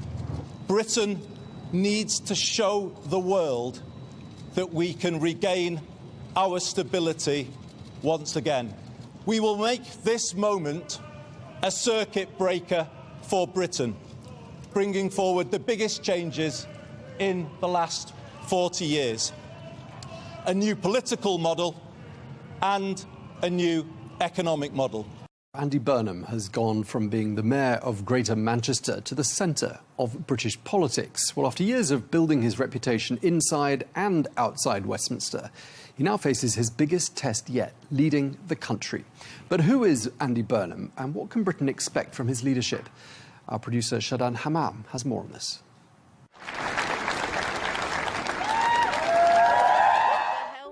The charismatic mayor of Manchester. That was the name once given to Andy Burnham. Today, he is no longer just a regional leader with national ambitions. He is Britain's new Prime Minister. After Keir Starmer stepped down, attention quickly turned to Burnham as the man who could take Labour forward. So, who is Andy Burnham? Liverpool-born and a lifelong football fan, Burnham entered politics early, winning a seat in the House of Commons at 31 as a Labour MP under Tony Blair. He later served as Health Secretary and Culture Secretary under Gordon Brown, building a reputation as a politician with strong links to Labour's traditional heartlands. A defining moment in his public image came during the 20th anniversary memorial service for the Hillsborough disaster, the 1989 stadium tragedy that killed 97 Liverpool fans. After initially facing criticism, Burnham's emotional call for a new inquiry earned him widespread respect.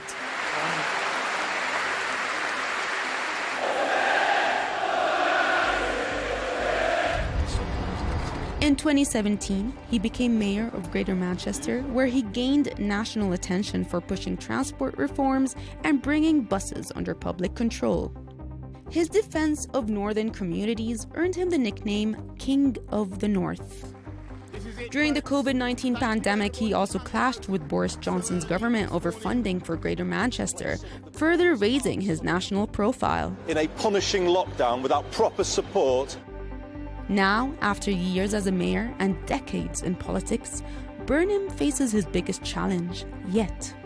Supporters say he understands communities outside London, while critics will judge whether he can deliver on his promises.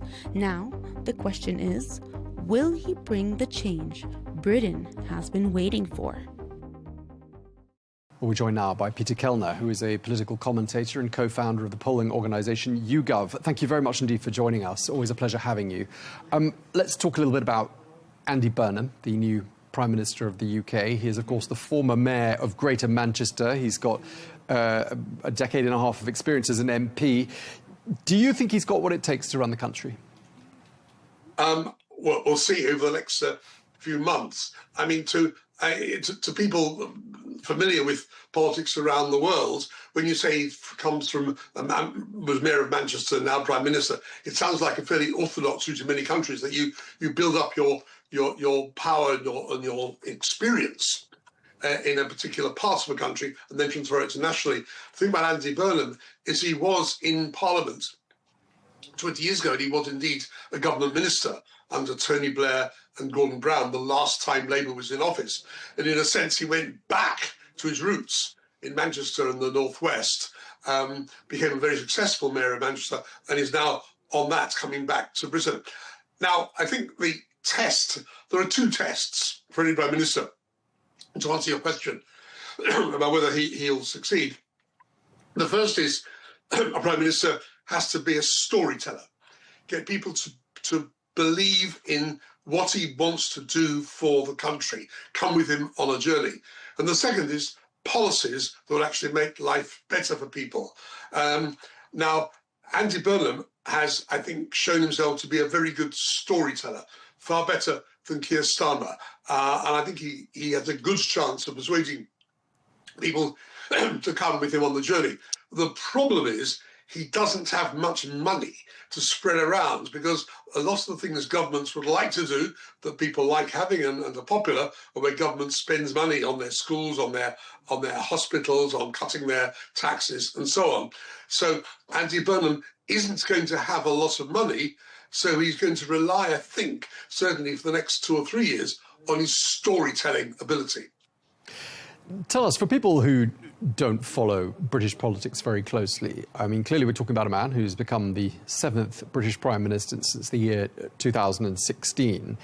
Where would you say he sits on the political spectrum? Is he at the far left or is he somewhere towards the centre? He's on the left in the sense that anybody from the Labour Party is to the left, as the Conservatives or Reform. But where within the Labour Party spectrum, he's been either praised or accused at different times of being a Labour moderate, Labour soft left, Labour hard left. I'm not sure any of those categories exactly apply. I think he's a radical in the sense that he wants things to change, but he's not ideological in the sense of wanting the state to do a great deal more and the private sector a great deal less. One of the things he did in Manchester was work very well with regional and local businesses. And he describes himself sometimes as a pro-business socialist. So straddling the ideological divide between the free market and state's control.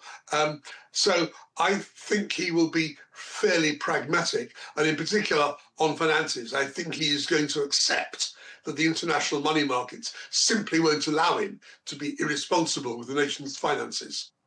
Yeah, he's got a tough job there, and we've already touched on the fact that he hasn't got an awful lot of money to play with, really. And just looking at the growth figures for British GDP, growth to the tune of 0.1% in May, a contraction of the same amount in April. How does he restore growth to the British economy? That's the question not only for Andy Burnham, but for every significant politician and political party in Britain, and if I may say so, many other countries as well. I think the honest answer, it's a long, slow business. The things that will make a nation successful in the long run are to do with education, are to do with infrastructure, are to do with long-term investment. And these things cost money up front, and you get the benefits after a political career is over. And that's why I said I think he's got to be a storyteller. He's got to show he's doing the things that will eventually lead to bigger growth. And of course, faster growth is what every country wants. And I think it will be to con the electorate to say it'll be quick and easy. It'll be slow and it'll be difficult. That's why he's got to be a storyteller par excellence. One thing that earned Sir Keir Starmer some criticism from the other side of the Atlantic was his reluctance to review a ban on North Sea oil and gas exploration. That would, of course, were it to be successful, bring in revenue. Do you see Andy Burnham revisiting that at all? Well, he's indicated a small revision in a slight extension to the current permissions on oil fields. I don't know. I'm not at all sure whether he will go very much further. The last Labour manifesto ruled out going very much further. But it would not surprise me totally if he did allow a significant expansion, because Britain, like other countries, has to go through a period of transition towards net zero or anything like it. And my personal view is, in the end, the world will move to clean energy when as it's gradually doing now, because the economics of energy production go for clean energy rather than fossil fuels. So I'm not entirely sure that he'll stop oil companies and gas companies seeking more oil and gas, but they will have to take the risk, because it may be that in 5 or 10 years' time it's simply uneconomic. So on balance, he probably won't expand oil and gas drilling, but I'm not certain he won't.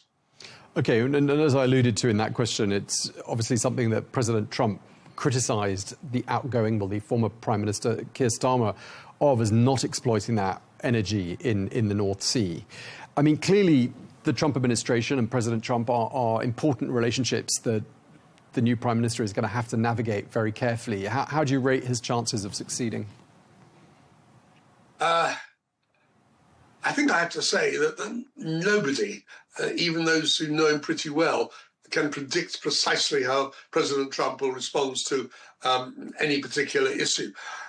Andy Burnham will not go out of his way to pick a fight with Donald Trump.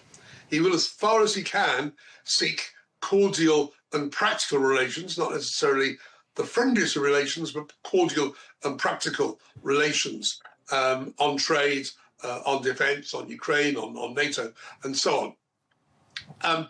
But whether he'll succeed, Keir Starmer had a very bumpy ride with Donald Trump.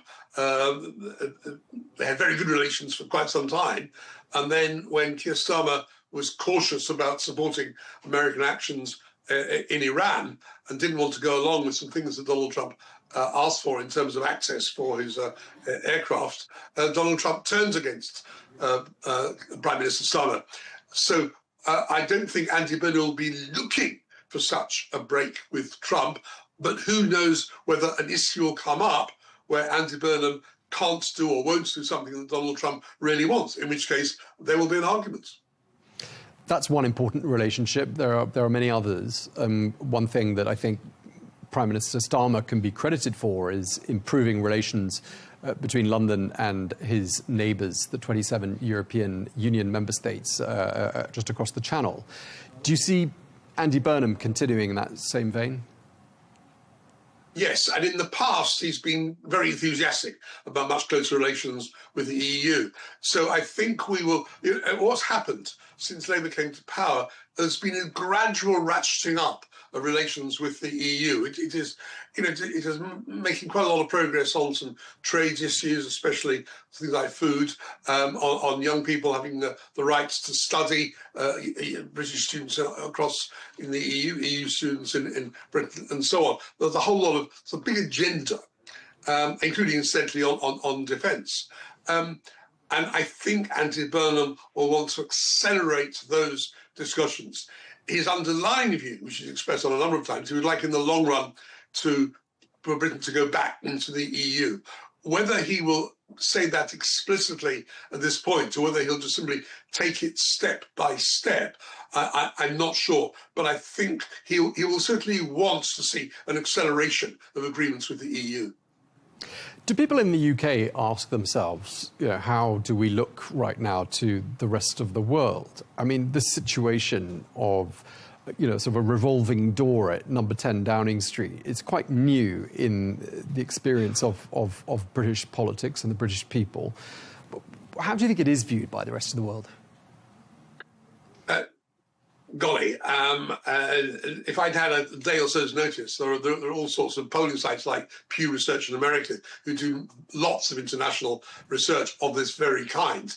And what I would say to our friends abroad is be cautious about over-interpreting the large number of prime ministers we've had. Andy Burnham is the seventh in just over 10 years. And that's unprecedented in modern British history. And obviously it looks pretty odd. But, British politics has been turbulent ever since the Brexit referendum, and some of the aftermath of the Brexit referendum caused all sorts of problems with successive Conservative leaders. So I don't think it's the case that Britain is becoming like 1950s Italy, where the revolving door of prime ministers was a matter of course. I think there are particular reasons why it's happened for the last 10 years. And I would expect some degree of stability. I would expect Andy Burnham now to remain Prime Minister for the 3 years up to the next election, as long as he, assuming he goes the full length. I don't know whether he'll win or not.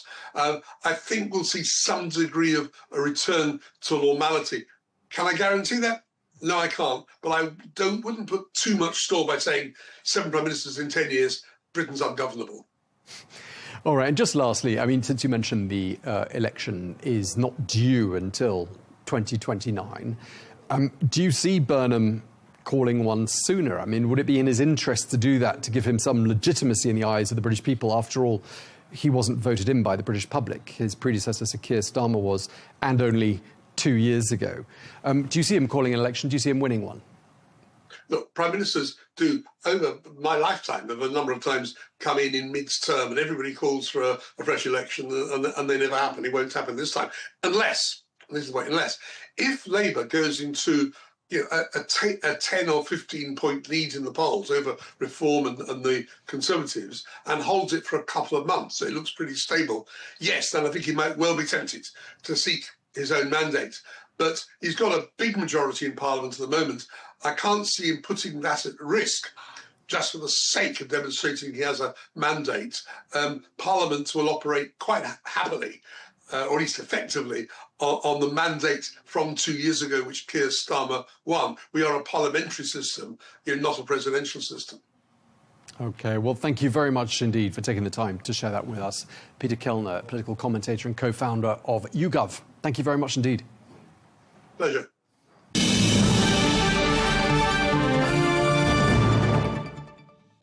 That's all we've got time for on Global News today. Thank you very much indeed for watching. Do join us again tomorrow, and we'll have some more exclusive interviews for you then. Until then, bye-bye.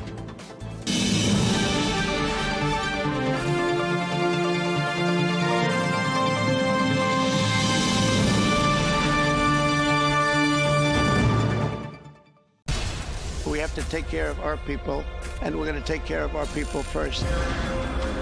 For in-depth analysis and all the latest developments across the globe, make sure you join us every weekday. President Trump is trying to negotiate a ceasefire. With so much happening, so much information, and so much noise, International law will have no part in his administration. it can be hard to keep track. Tariffs will just fuel inflation. We're going to fight these tariffs. But you can count on us to tell you what you need to know. We stand by your side.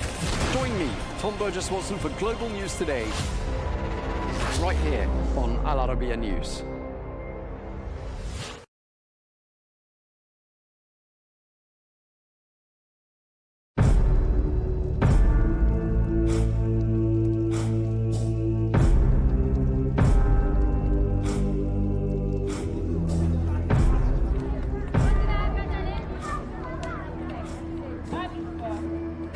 The people of Milana are distinguished by their light brown hair and eyes. Their noses are long. Their skin is wheat-colored. They resemble the inhabitants of the Mediterranean basin more than those who live in Himachal. The unique democratic system practiced in Milana is considered one of the oldest in the world. It closely resembles the model of ancient Greece. It consists of 2 councils, a lower and an upper house, where matters are discussed carefully.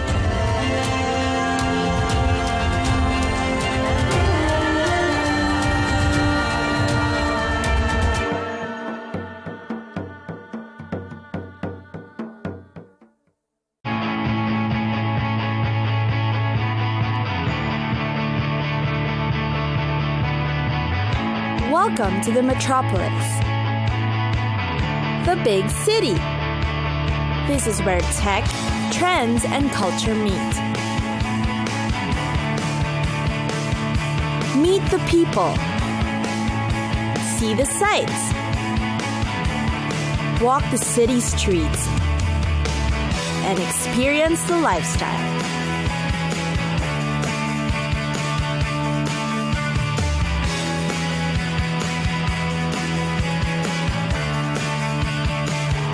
This is your first-class ticket to the cities of the world.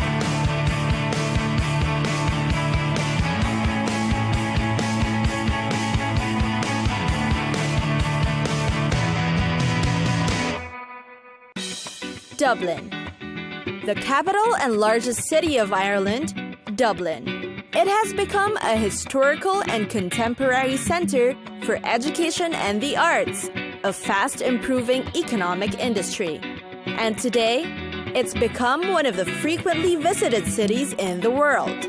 Dublin's unique charms is its string of attractions that offers a bit of everything for everyone. The Guinness Storehouse is one, being one of Ireland's top visitor attractions. It is a massive 7-story building that once served as a Guinness fermentation plant. Now it has been remodeled into a shape of a giant pint of Guinness. The storehouse teaches guests how to make the world-famous beer. The gravity bar inside is a favorite, where they get to enjoy drinks while enjoying breathtaking 360-degree views of the city. The Dublin Zoo is a highlight too. See many rare and exotic animals in their natural habitats. There's a gaze of giraffes, zebras, scimitar oryx, and ostrich. There's also the Kaziranga Forest, where you'll see a herd of ancient elephants. One of the most innovative water parks in Europe is the National Aquatic Center.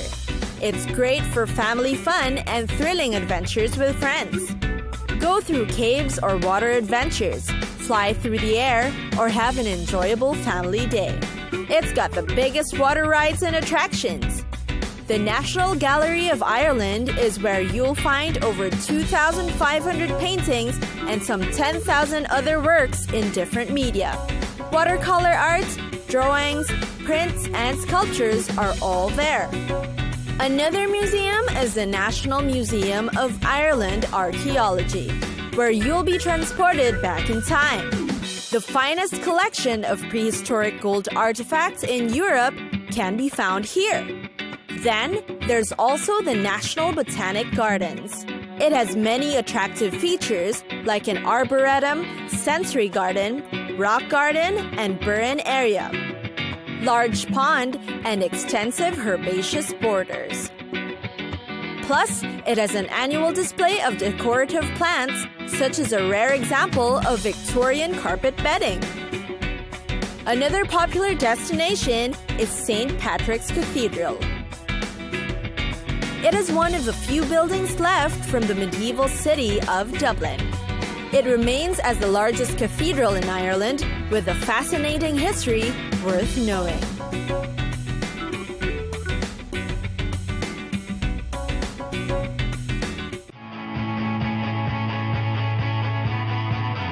It's time for us to go.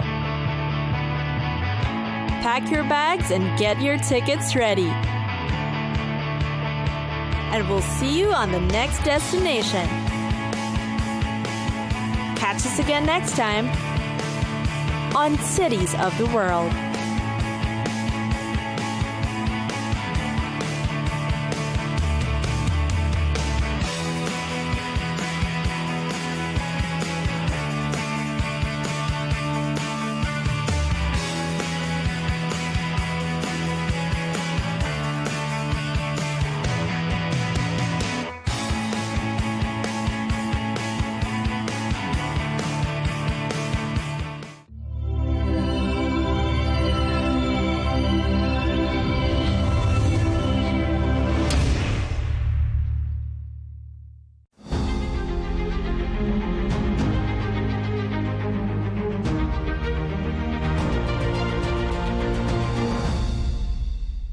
Sigrid Kaag, co-chair of the United Nations Foundation, former Deputy Prime Minister of the Netherlands and currently advisor to the Gaza Executive Board.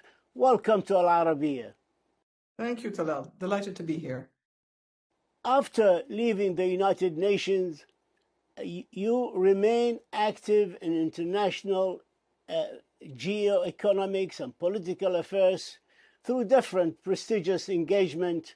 But can you explain to the tens of millions of our viewers in the region and around the world your role in the Gaza Executive Board that advises the Board of Peace presided over by President Donald Trump? Yes. It's an independent role. It's also unpaid, as it should be, as it serves a purpose to provide, hopefully, the building blocks of peace and security between Israelis and Palestinians. Now, the remit of Security Council Resolution 2803, which established a number of the institutions, including the Gaza Advisory Executive Board, obviously has its limitations. A practical one is, in the entire era and recent developments of recent months, the board has yet to meet, the Gaza Executive Board. So, in earnest, I can't tell you very much. Individual members, including myself, have spoken to one another. We're trying to support and shore up the political, policy and financial support to the National Committee of the Palestinians, which to my mind is the centerpiece from a viewpoint of legitimacy, political credibility, as well as the connect that is essential between Gaza and the West Bank. Ultimately, this is not only about the alleviation of immense human suffering by Palestinians in the Gaza Strip, but also about the future of a Palestinian state alongside a safe and secure Israel. So it remains a lot of work. If you look at the facts on the ground, I think nobody could suggest significant progress has been made. Fortunately, the living hostages and the bodies of the deceased have been returned in the first phase. The negotiations on the disarmament by Hamas, as well as the withdrawal by the IDF. I cannot speak to this in public. I'm not privy to that level of information.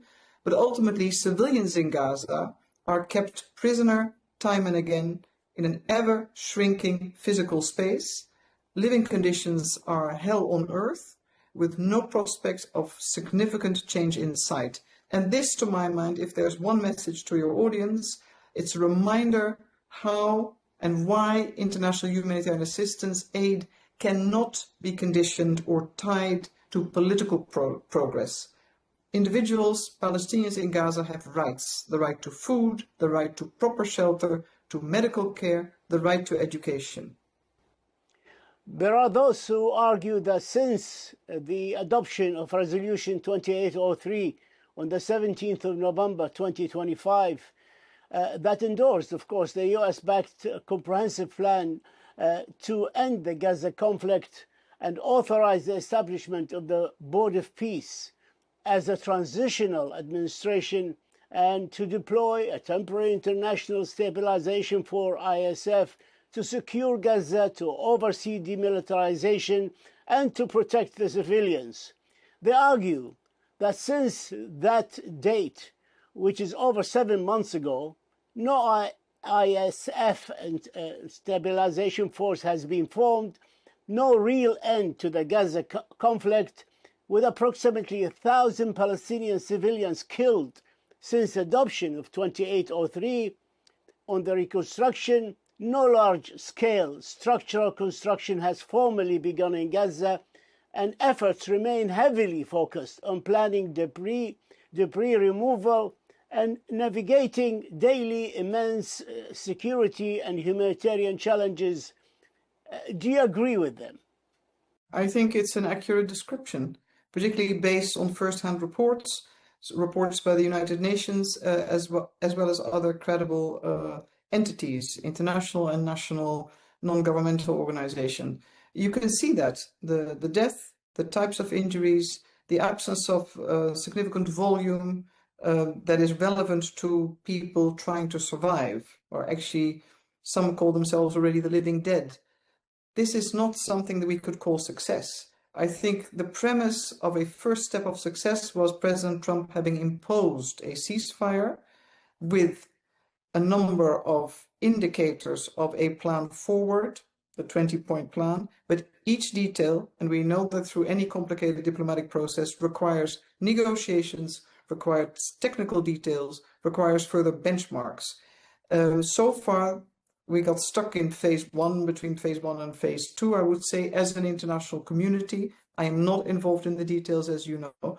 And I would say the serious concern, and rightfully so, is that Palestinians in Gaza risk being forgotten. Since the Israel-United States attack on Iran, Iranian response, and what is now called the Iran war, political attention, economic attention and focus has immediately shifted, rendering Security Council Resolution 2803 and the full implementation of that resolution, rendering it a significantly lesser priority. Sigrid Kaag, what would you say should happen now to improve the lives of the Gazan people? Well, it's a response that you can hear from any NGO representative, or I believe a UN official, or most other countries. Massive influx of aid, unconditional, not dependent on whether the negotiations proceed well or less well when it comes to the disarmament by Hamas and the withdrawal by the IDF. The encroachment by the IDF into further shrinking the space Palestinians are permitted to live in That needs to be altered straight away. And of course, the death toll, it keeps rising. That's one. Second part is early recovery materials need to be allowed in. The amendment of the existing dual-use list risks impacting second and third tertiary negative consequences for all civilians from a health perspective, education, pure survival when it comes to the absence of forms of decent shelter. I could go on and on. The Economist a few weeks ago had a very sad but very telling title. In Gaza, only rats are allowed to roam free. Just picture that for a second, and then you can imagine what it is like to be a Palestinian civilian trying to survive one day more in Gaza without any prospects of serious change, let alone improvement in sight. Last but not least, medical evacuation. Some countries in the region have performed miracles to allow patients in, to have them treated free of charge, to bring their relatives. The list of seriously injured Palestinians in Gaza, I believe, is now around 140,000, but correct me if it is less. It's a serious number. Each one has a name, a life, had hopes, and they need to be treated. We cannot look away. I'd like to move to Iran, which is a place you visited in February of 2018 as a Dutch foreign minister and met with President Rouhani in Tehran at the time. And you, at the time also you expressed the EU continued commitment to the JCPOA. What is your take on the latest development in the Gulf and on the Switzerland diplomacy, and where and when did we, or diplomacy, failed us in case of this conflict? Well, I think 2018, and since the withdrawal by the Trump administration, the first Trump administration of the JCPOA, we've seen, of course, a rapidly changed environment. But I think we also have to look at where we are now, or since the terror of 7th of October, the onslaught on Gaza, and the continued suffering, as well as all the reactions, counter-reactions, the military hegemony established by Israel versus an Iran and a regime that is fighting for its survival. All these are aspects to take into account. Where we are now, I believe that we have seen once again that a war without proper strategy and strategic objectives, let alone a political strategy, definitely runs into a serious set of issues. That's one. We've also seen that asymmetry is weaponized, be it geographically or otherwise, by use of proxies. The third part is that there is a return, and by necessity, to diplomacy, from coercive diplomacy to actually proper diplomacy, which means you need to sit down with your adversary. You need to figure out where compromise lies, how it can be legitimate, not only against international law or treaties, but also how it can be legitimate in the eyes of the different populations. So you have a chance to build a path forward. On Lebanon, you served from 2015-2017 as the UN Special Coordinator for Lebanon, during which, of course, a period of constitutional paralysis. Lebanon's situation, of course, today is different, with the election of a new president, the formation of a new government headed by our previously judge and ambassador here to the UN, Nawaf Salam, entirely different from the one you experienced. But how do you read the current developments in Lebanon and the way forward? First of all, I think the government of President Aoun and Prime Minister Nawaf Salam have made a few bold moves. In the interest of the country, in the interest of the state, and reinforcing statehood, including the very difficult one, already covered under Security Council Resolution 1701, the need to have the monopoly of state established over all arms and armaments. That, of course, is domestically a tough one, given the fact that regional allies, Iran and Hezbollah, and domestic equations do not necessarily match up, certainly in the last 2 years, and this is a difficult one. So I don't think the question is how to read, the question is more what and how the international community could support and where they need to focus. And you need to be mindful of the complexities and the sensitivities and the history of Lebanon. I'd like to move to Syria. You know it very well. You led the OPCW United Nations Joint Mission in Syria in 2013 and 2014 with a team of 100 experts that successfully oversaw the removal of Syria's declared chemical weapons under active wartime conditions. That mission, of course, I remember interviewing you on the last day from Cyprus, on the last day of the removal of the last remnants of the chemical weapon, declared chemical weapons from Syria. And of course, we know what happened afterwards. That mission met its stated objectives, but however, Syria subsequently used chemical weapons again against its people.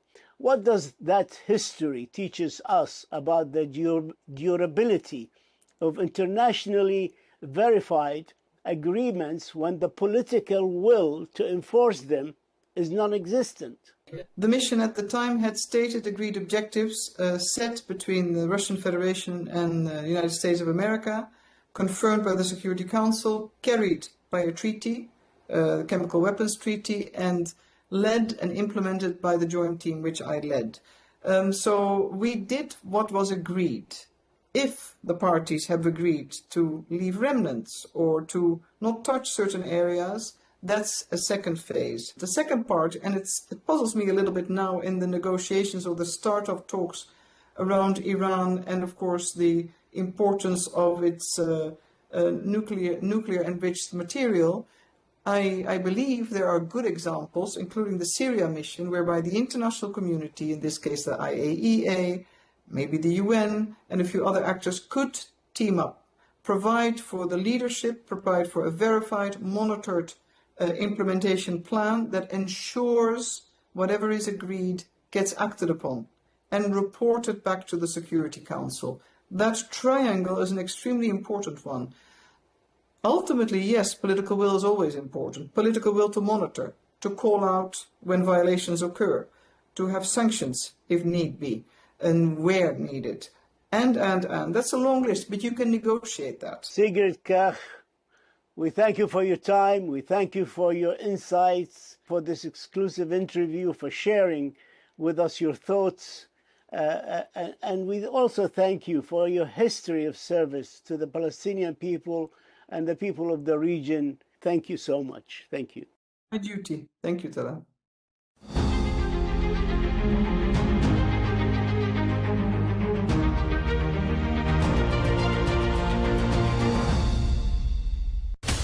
From the White House to Gaza, Kiev to Beijing, elections, economics and the environment compete with conflicts and other complex issues for our attention. In an age of fake news, deepfake and artificial intelligence, they've got to have a vote and a say. It's important to look beyond the loudest voice to understand the truth. From newsmakers to groundbreakers, my campaign is going very well. Presidents, prime ministers, princes and peacemakers, and cultural tastemakers. As Arabs, as Middle Eastern, we're too emotional. Join me on The Riz Khan Show for empowering conversation. Welcome to Arabiya English. My name's Greg Swenson. I'm the host of American Unfiltered, and I'm really thrilled to have as my first guest Beverly Turner, who's the host of GB News Late Show Live here in Washington, and an old friend, and originally media friend, but also social friend as well. And so it's great to have you, Bev. It's been a really amazing week in transatlantic news. First you had the big news in the UK, the fall of Keir Starmer and the rise of Andy Burnham. And then, of course, the timing is particularly good speaking with you today because you were at the White House yesterday and had a conversation with the president who, thanks to you, has got himself involved in UK politics, which we always love to see here in Washington, being the Anglo-American community that we are. And so So that was a big day. It was a big day. And, you know, you say another week in US-UK politics. It feels like, is there a week when the two countries are not in some way connected, colliding? Even we are looking in the UK here to America to see what things might be like if we had a different type of government. You know, as you say, a lot of change at the moment in the UK with Keir Starmer finally stepping down, stepping aside, and Andy Burnham, the new Prime Minister in waiting. And so yesterday, I got the opportunity to be in the Oval Office with President Trump. And I was so desperate, Greg, to ask him about Andy Burnham, because nobody has got that question out of him yet. And we are all dying to know how he feels, because we know how he felt about Keir Starmer. No love lost there. And so when I was able to say to him, you know, what do you know about him? He basically didn't know anything. It was great. He had no idea. It was classic President Trump, where he just said, I think he's the mayor of some town. It was great. Exactly. Now, meanwhile, we all know that Manchester is not just some town. You know, it's third biggest city in the UK. Third biggest city in the UK. It's kind of like almost like the Chicago of the United similar Kingdom. size. Yeah. And so that was a great moment. And you've had a few with the president, which is exciting. I have. GB News came over here in September of 25. And I'm thrilled to be here. And we were basically told, look, go over there, cover American news for our British audience, because they're very interested. GB News audience. We are a kind of right-leaning, politically exposed channel, although we do have to conform to Ofcom regulations, so we always have to provide left-right balance. You know, you've been on my show lots of times. We put you up against some socialist, Democrat, Labour lefty lunatic. You call a lefty lunatic. Yeah. And so the job for me out here is to observe the White House, to portray back to the British audience what's happening here. And there are so many areas politically that are comparable, that America's doing really well and we're doing really badly. So it's a pleasure and honour. It's a genuine privilege to be here. It's been great. I mean, even the launch party, the GB News launch party last September was just a fantastic event. It reminded me of the other Anglo-American party held in the inauguration weekend, that Friday of inauguration. Yep. And then, as I mentioned on your show, the next great one was the Garden Party here at the UK, or the British ambassador's residence here in Washington. So there's a really great Anglo-American community here in Washington, but also in London, as we both know. So. Yeah, despite the attempts of Prime Minister Starmer to destroy the relationship between the two countries, it feels like those people on the ground, like us, will always keep that connection going. You know, we are united through so much cultural similarity, and it's such a shame that has been threatened in the last 2 years since Starmer came into office. It's really amazing. I mean, he's done his best to try to wreck that relationship. I mean, I think the top of the list would be the Chagos Islands, and not only trying to give away the Chagos Islands and of course, importantly, the base, the Diego Garcia base, but also denying the president the use of that base during the launch, the attack on Iran. And he hasn't forgiven them. No. Trump hasn't forgiven the UK. That was what struck me yesterday when I mentioned to him about Andy Burnham. And he said, I don't know much about him. He's a liberal, he said. And then he went on to say, with some frustration and actually some emotion, that he'd warned Starmer he had to fix energy via using fossil fuels again and not being so wedded to net zero. And he has to fix immigration, both illegal and legal migration. And I think Trump he loves the UK. Yeah. He said it absolutely. repeatedly. He's a real Anglophile. His mother was Scottish. He will always tell you that. And I think his frustration stems from wanting what is right for the UK and our country. And when he said, I tried to tell Starmer, I told him he's going to lose his premiership, he stopped short of saying, and I was right. Right. But that was clearly his frustration. It is. It's frustrating for the president because, as you said, he's really fond of the UK. You know, he's got this connection that we lost during the Biden years. But Joe Biden was very, at the very least, he was indifferent to the UK. And he always favored the EU, always favored Ireland.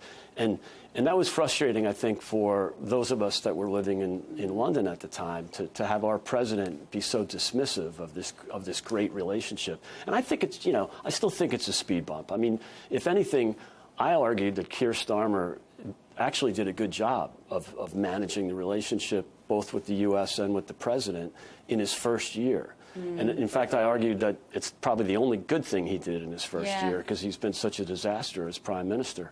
And so, you know, I think this was inevitable, that sort of break, because they are so different politically. And look what the president has done with the energy sector in the U.S. And now, you know, once again, we're the largest energy producer in the world. We're the largest exporter of natural gas. We're exporting oil as well. And we're mining again. You know, this is a totally different world. And I think one of the things I pointed out, and I'm sure, I hope you'll agree, is that the problems in the UK are fixable. And I think we heard that from our mutual friend, Sarah Rogers, yesterday, speaking at the ARC conference. And, you know, that these are not problems that can't be fixed. We would know, because we had the same problems 4 years ago with Joe Biden. It totally depends on whether we are prepared as a country to step away from genuinely the globalist agenda, the Agenda 2030, the UN Sustainable Goals. And we are tied into so many treaties and agreements now that I don't think we can backpedal. President Trump is preoccupied, I'm not going to say obsessed, he is a bit obsessed with us drilling oil in the North Sea. Every single time I've spoken to him, which is on multiple occasions now, he will talk about the windmills. The windmills are ruining your country. You've got to start drilling, he says, in the North Sea. Now, we are committed to these climate goals. We're committed to Paris Agreement. Like, we can't backpedal without major international disagreement and potentially legal cases.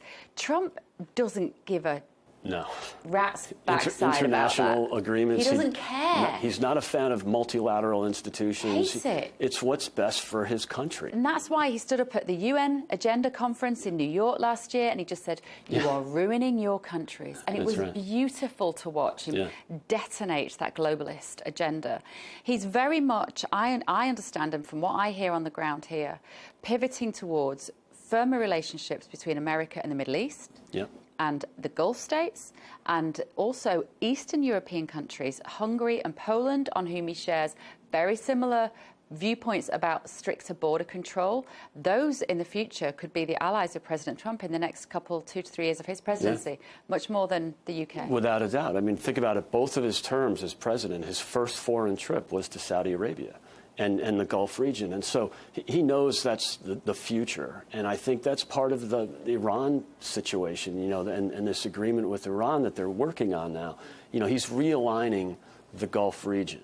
And that's really on the top of his agenda. And he knows that Europe just continues to fall behind. And then my argument with the UK is, do you want to be part of that managed decline in Western Europe, or come back to the United States and replicate, maybe take a few pages out of the president's playbook? I don't know that this government can possibly do that, because they'd be going against the cult of climate change, of net zero.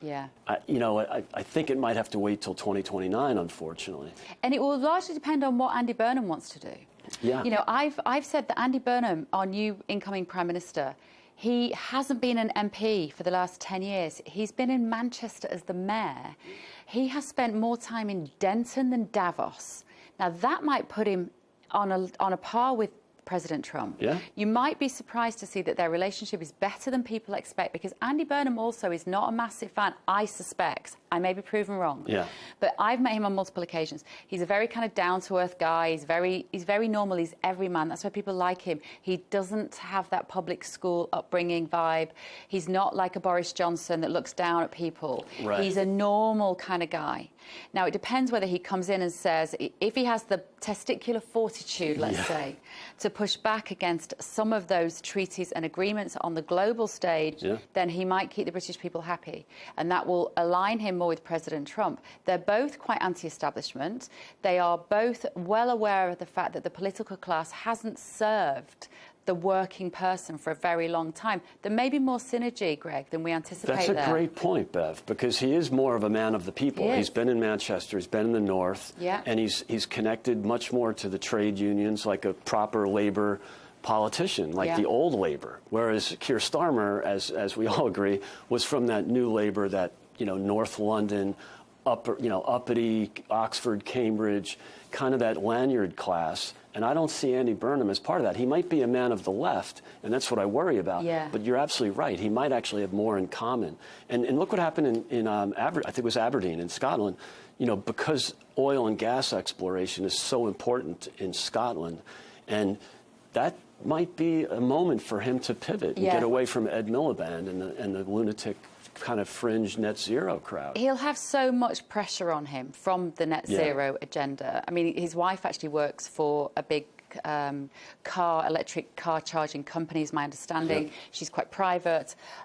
She's Dutch, I think. You know, there will be a lot of pressure on him to maintain that course towards the greener future, whatever we mean by that anymore, I'm not even sure, and not to get involved in any oil and gas drilling. It might be that we have to wait until potentially another government, if that does become, for instance, Nigel Farage next time round. And I think that, you know, surely that's in the cards in 2029. I mean, liberating the energy sector, and again, we've done it here, so we know it can work.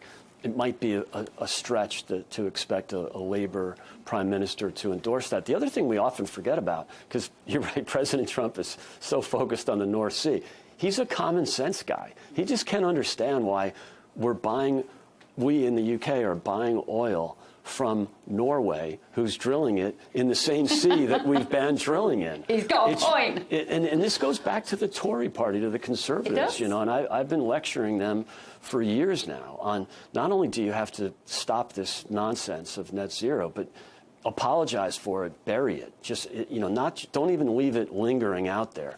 Just end it and drill for natural gas. It's not just the North Sea oil rigs.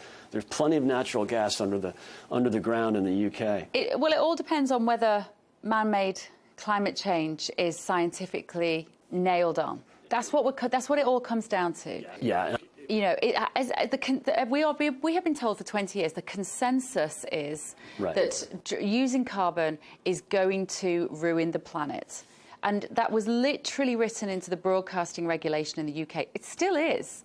We're not meant to, in the UK, say that that is anything other than 100% true. It's amazing. Because we could be fined by Ofcom for saying that. That's incredible. I didn't realize that, Bev. But I think that the tide is turning for sure. I mean, the public consensus is surely not behind it like it was 5 years ago. It never made the top 7 as an issue in the United States. And that's why when, you know, Al Gore started his lecturing 25 years ago, they bought into it in Western Europe and the UK, and the US never really did. No. In spite of that, Biden tried the Green New Deal, and he blew all this money on you know, wind and solar and the so-called Inflation Reduction Act, which was really the Green New Deal. And so, you know, he bought into it, or at least his advisors did, or his AutoPen did, but really the people in the U.S. never really did. And that's why they never really were able to get momentum. He almost went against, President Biden went against what the people wanted. And much like in the UK and especially in Ireland, the top issue right now is affordability and mass migration. And what did they get from their governments? Misinformation, policing misinformation, which you and I will just call censorship, and as well as net zero. So it's this total disconnect between that lanyard class, the Keir Starmers of the world. But I blame Theresa May and Boris and, you know, Rishi. 14 years of conservative rule that pushed through all of these policies that I think were the product of talking shops at these NGOs around the world. That's right. And not enough people in the room to stand up and go, hang on a minute, are we sure about this? Groupthink. Nobody being prepared to swim against the tide of popular opinion. And, Greg, money to be made. Let's be honest. What a cottage industry that was. What a cottage industry. When Biden lost the election, they had, you know, that 90-day transition, and they were shooting money out the door as fast as they possibly could to these NGOs that were just started the week before. That's right. You know, we're in the net zero education sector. Can you give us $500 million? And they did. It's crazy. So I'm a big fan, I have to say. I am a big fan of new homes in the UK being built in a way that can generate their own power. Sure. You know, so that we have solar panels and air source heat pumps and good insulation. Yeah. That makes sense to me. Common sense. Common sense. Because it also gives the homeowner an element of kind of autonomy away from the grid and away from the government. And away from deciding you've used your carbon credits. Yep. You know, I think that's something that, in terms of the environmental protections, go forward, build the right kind of houses. I'm totally on board with that. And God knows we need more housing in the UK, that's Don't for we? sure. Let's talk about Nigel Farage. He's a friend of both of ours.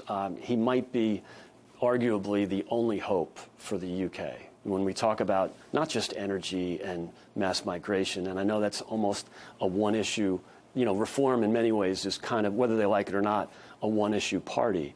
By some miracle of marketing, the Tory party is still leading in the polls when it comes to economic matters, which I think is something that Nigel has to, has to change that view. But do you think he can save the UK? I think they are as close as we're going to get to a small c Conservative government, if I'm completely honest. Nigel's appeal, a bit like I was saying about Andy Burnham, is the concept that he's every man. Man of the people. Man of the people. Interestingly, Nigel's one of these people who, and I think President Trump is similar, actually, they can slide up and down the social spectrum fairly seamlessly. So Nigel can be with the shooting class, the pheasant killers, you know, like with the kind of the hacking jacket crowd easily with a cigar, but he can also be with the man in the pub. Sure. And that's quite rare. Trump has that as well. It's amazing the similarities between the two. Yeah. They have got similar personalities. They're able to capture basically free media. Nigel's name recognition is off the charts in the UK, much like the president's was before he ever ran for office. Very divisive. Yeah. Some people love them. Some people hate them. Yeah. Marmite. And that's how you cut through, actually, I think, in politics. They have, I think, a very good chance of winning the next election. It largely depends on when that is, I would say.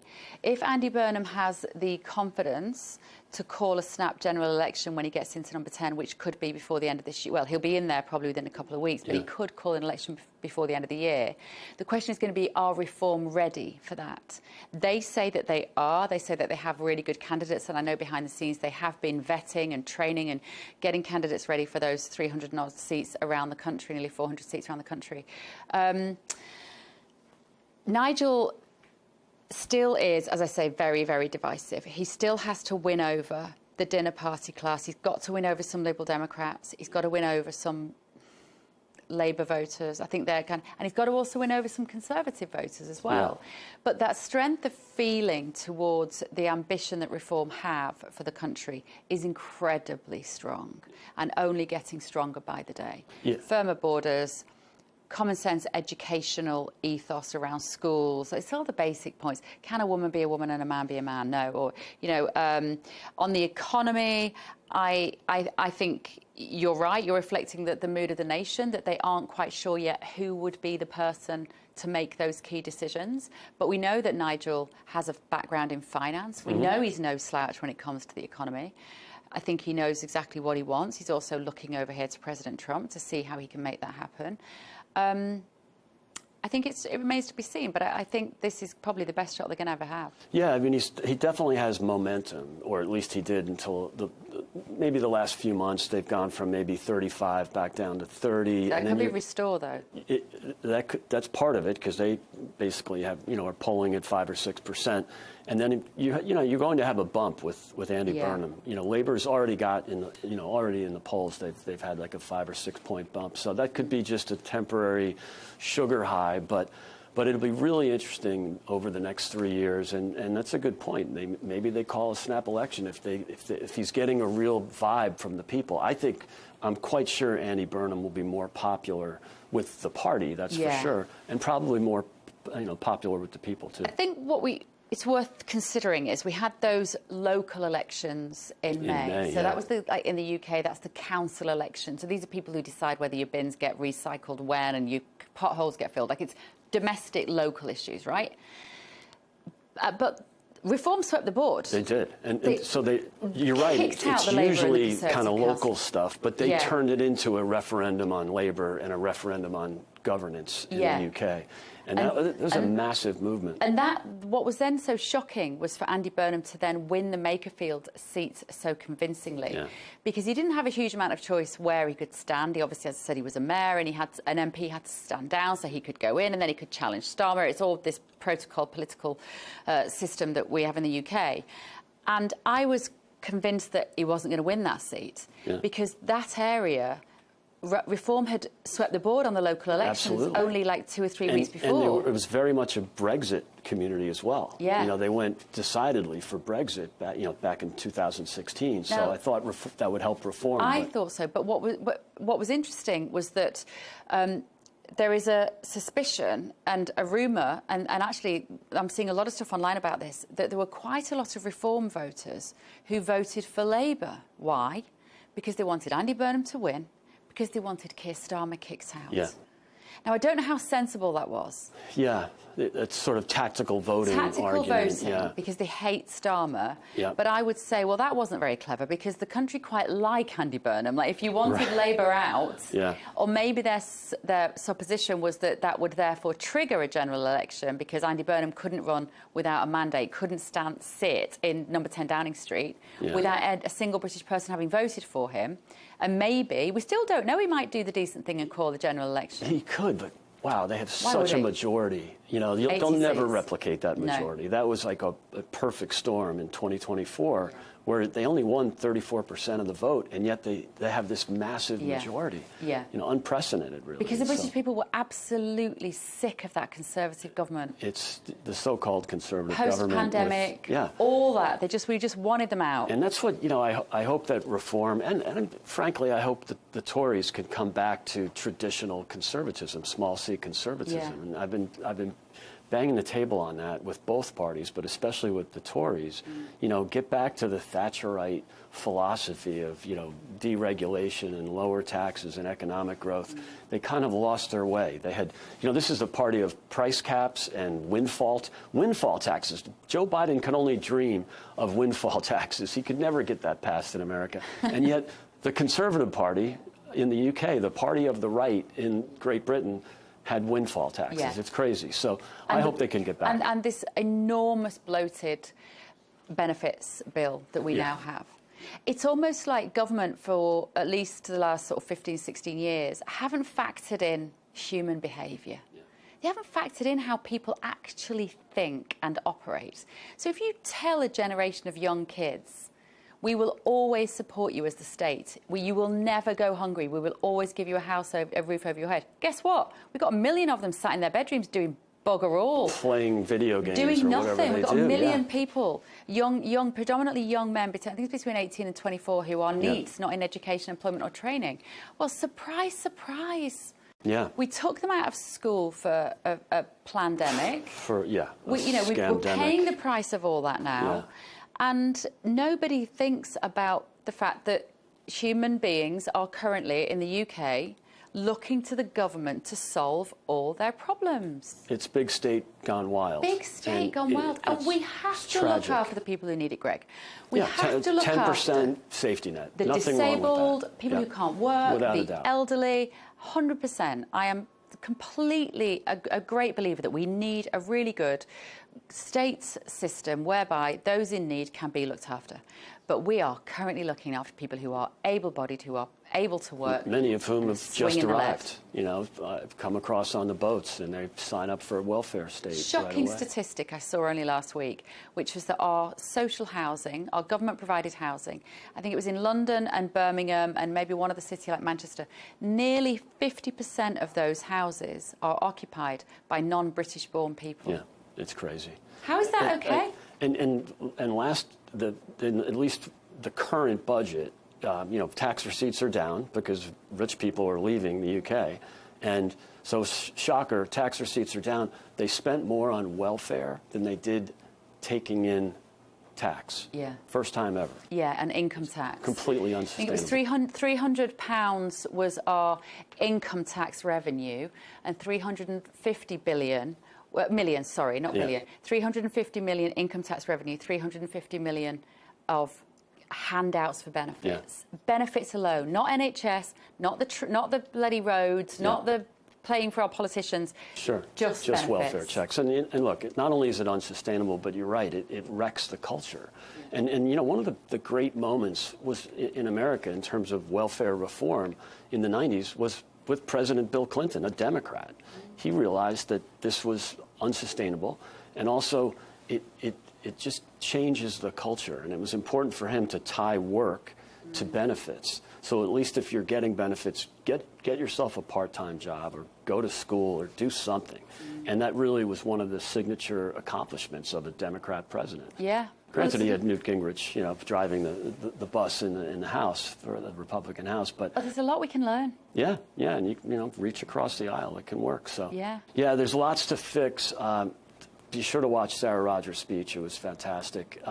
She really captured it, but in a very positive way. Yeah. So that was a great moment, I think, for U.S.-UK relationship and sort of you know, bringing it back. We're not just critical all the time. We can look at the great aspects of Great Britain, right? Yeah. And she highlighted the people, and America is really sort of a derivative of the UK. Yeah, and so, well, she's the Under Secretary of State for Diplomacy in the State Department, and she's a remarkable person. Yeah. I'm thrilled to call her one of my friends here in Washington, D.C. She's great. Sharp attack, intellectually phenomenal, and she and I share a great passion for freedom of expression and freedom of speech, which is being increasingly oppressed in the UK. It's really unfortunate, and again, she talked about it yesterday, but she's been talking about it quite a bit for the last year. She became almost a social media phenomenon in the UK because of her criticism of the overreach from big government. So, well, that's a lot of bad news. Let's talk about some good news. It's been an exciting year for you, not quite a year, but an exciting for you and GB News. Let's talk about the relationship in the media between GB, and so far so good. Really good. GB News is only 5 years old, just had our 5th birthday. It was born out of, I think, a frustration with the British media landscape being predominantly left-leaning, very anti-Brexit. It was born just after the Brexit referendum, and our ambition, I think, of the channel, I wasn't there right in the beginning, though, was to portray Brexit in the way that we hoped it would be a positive outcome. Pandemic came hot on the heels, and so who knows what the benefits of Brexit would have been. We never kind of got to see that, I don't think.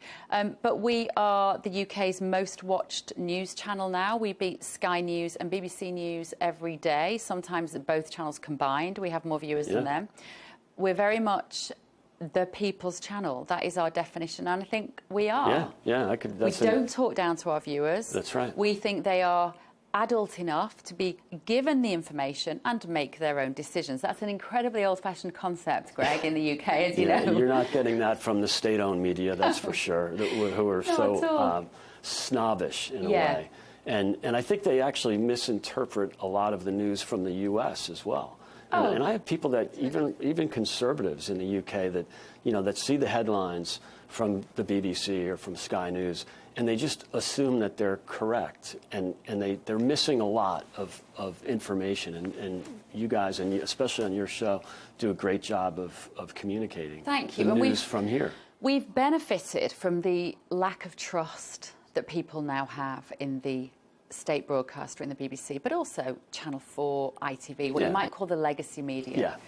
The trust in those organisations was utterly obliterated during 2020 onwards, when the COVID situation happened and everybody was being told to not believe their eyes, not believe what they saw, when they were being convinced that bodies must be piling up in the street, and everyone was going, I don't know anybody that's actually died of this thing you call COVID.